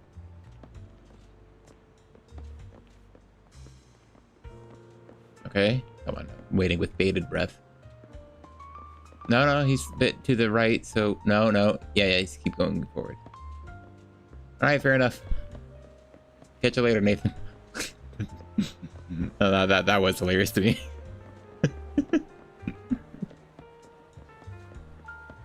Anyway, Sukaku, what the heck? Why do you stop over there? You're in the street. Are you? Oh, I ran too far from her. I have to be following her. What's the baby? I can't read. The freaking text box is shaking. Yeah, no wonder they use the text on the bottom. But man, could you not at least stabilize it? Have the arrow move. And stay pointing to the head. That's talking. Okay. Yeah, that was hilarious. Seeing Nathan. Okay. I think this. Okay. Doing this will increase Sukaku's trust, and then I do her trust, and then that'll give enough trust to trust up, and then get polychromes from that. People really like movies that much? How do they not fall asleep at the cinema? Why would you fall asleep? That'd be way too embarrassing. I'll try my best to stay awake and even learn something from the movie. Keep an eye on me. Hermasa said, half the water I drink every day probably comes out as drool. And Nagi immediately told him not to tease me. But I didn't mind. Hermasa's probably right, don't you think? And since even the chief nodded and said, that makes sense. So don't make me pick the movie. Why don't you choose, Proxy? What should we watch today? A fun kids movie, sleep-inducing dull movie, an exciting action flick.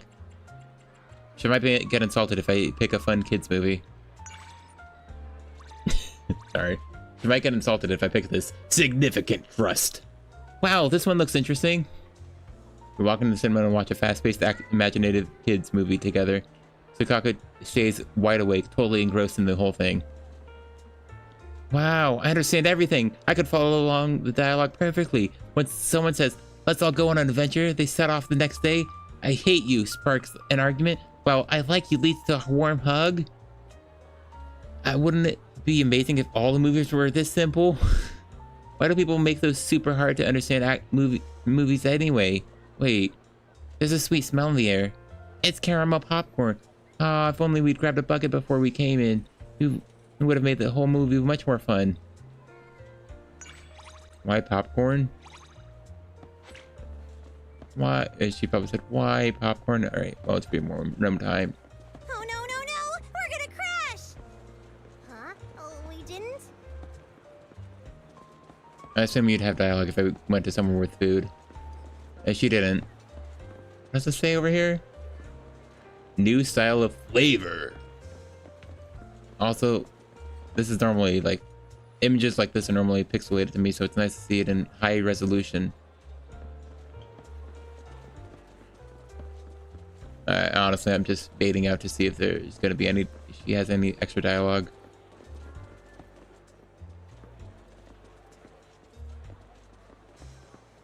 Okay. Looks like she doesn't have anything. Good enough for me. No, that's funny though. Anyway, yeah, Sukaku's a kid, by the way. People say she's like 20. We actually have no idea. There's a lot of things that go into try to figuring out how old characters are, and we just won't know. But well, whether or not how old she is, her race as an Oni definitely makes her however old they grow, that she's a child in Oni terms. Proxy, can I stay at your place for one night? Are you running away from home? May I come to Proxy's shop in the evening to talk in person? Oh, of course. Thank you, Proxy. That's funny. I like Sukaku quite a bit. She's very entertaining and very adorable. not evening yet.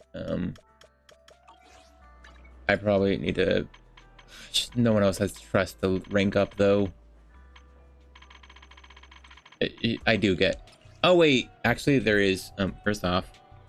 Oh, significant trust to 30. So, yeah, I have 20. But there are quality times. I don't think I ever did quality time with Coletta. She doesn't have dialogue, does she?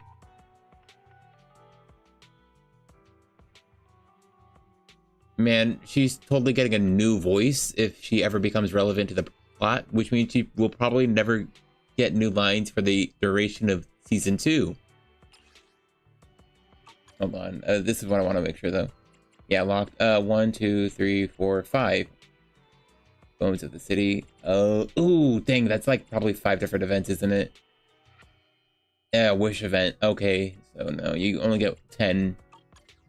So there is things to get, but only a little bit at a time for an entire event of talking. Oh, but never mind. Yeah, there's a whole hole here. But I mean, then I still, that kind of leaves me in the same place, even if I do a run of Lost Void real quick. Unless I can get new cards, which is my goal, or should be my goal. Let's... Because, okay, I still have the 160, which is a whole pull. But what I'm looking for is to get another pull. So, it is... Collection. Collection is what gives this reward. What am I looking for? Okay, so I'll always... Oh, wait, actually, I get 100 from here. Yeah. I'll get 100 guaranteed from here. Because for all investigation strategy for badges. There's a lot, actually. There's actually so many Explorer badges ranks. I think... Yeah, it's this. So I just pick one I haven't used and then try to rank up the gear with them. So I'd probably end up picking this one since it's at a 1 and see if I can get multiple gear at high ranks with them. I think that's what it is. And then I can also try to see if I can get a card. Ether damage is increased. EX special or chain attack. Crit damage increases. That's a GUN card buff. Anomaly proficiency and disorder damage. Well, that's not for GUN, but... Oh, everyone gains a shield. I'm also not using that much at all, so might as well. This is an 8, an AP one, but, you know, might as well. It's either that or... extra shield, or Bangbu. Yeah, might as well try the Bangbu. I honestly don't care to do this. Yeah, that makes it too squishy, and or too bulky and kind of meat walls. Huh? Is something the matter? Okay. I think this is quite the correct one, yeah. Now I'll try the attacker build. Okay, well now you need to take those back from Lucy. Oh, now I'm doing a run of Lost Void live on stream. Hope I don't spend too much time because it is getting very late, so people might come home and I don't want to bother anyone. Actually, people are home. You're right, dude. Someone's home. Okay, I'm ending stream. Someone's already home. They're probably coming up right now. I don't want to bother people, so you know what? Thanks to anyone who watched for watching. And, well, once again, we're ending here, aren't we? Well, it is for what it is. I'm so sorry, I just punched my freaking cord to my mic. Sorry. Anyway, good night. Have a good night, everyone.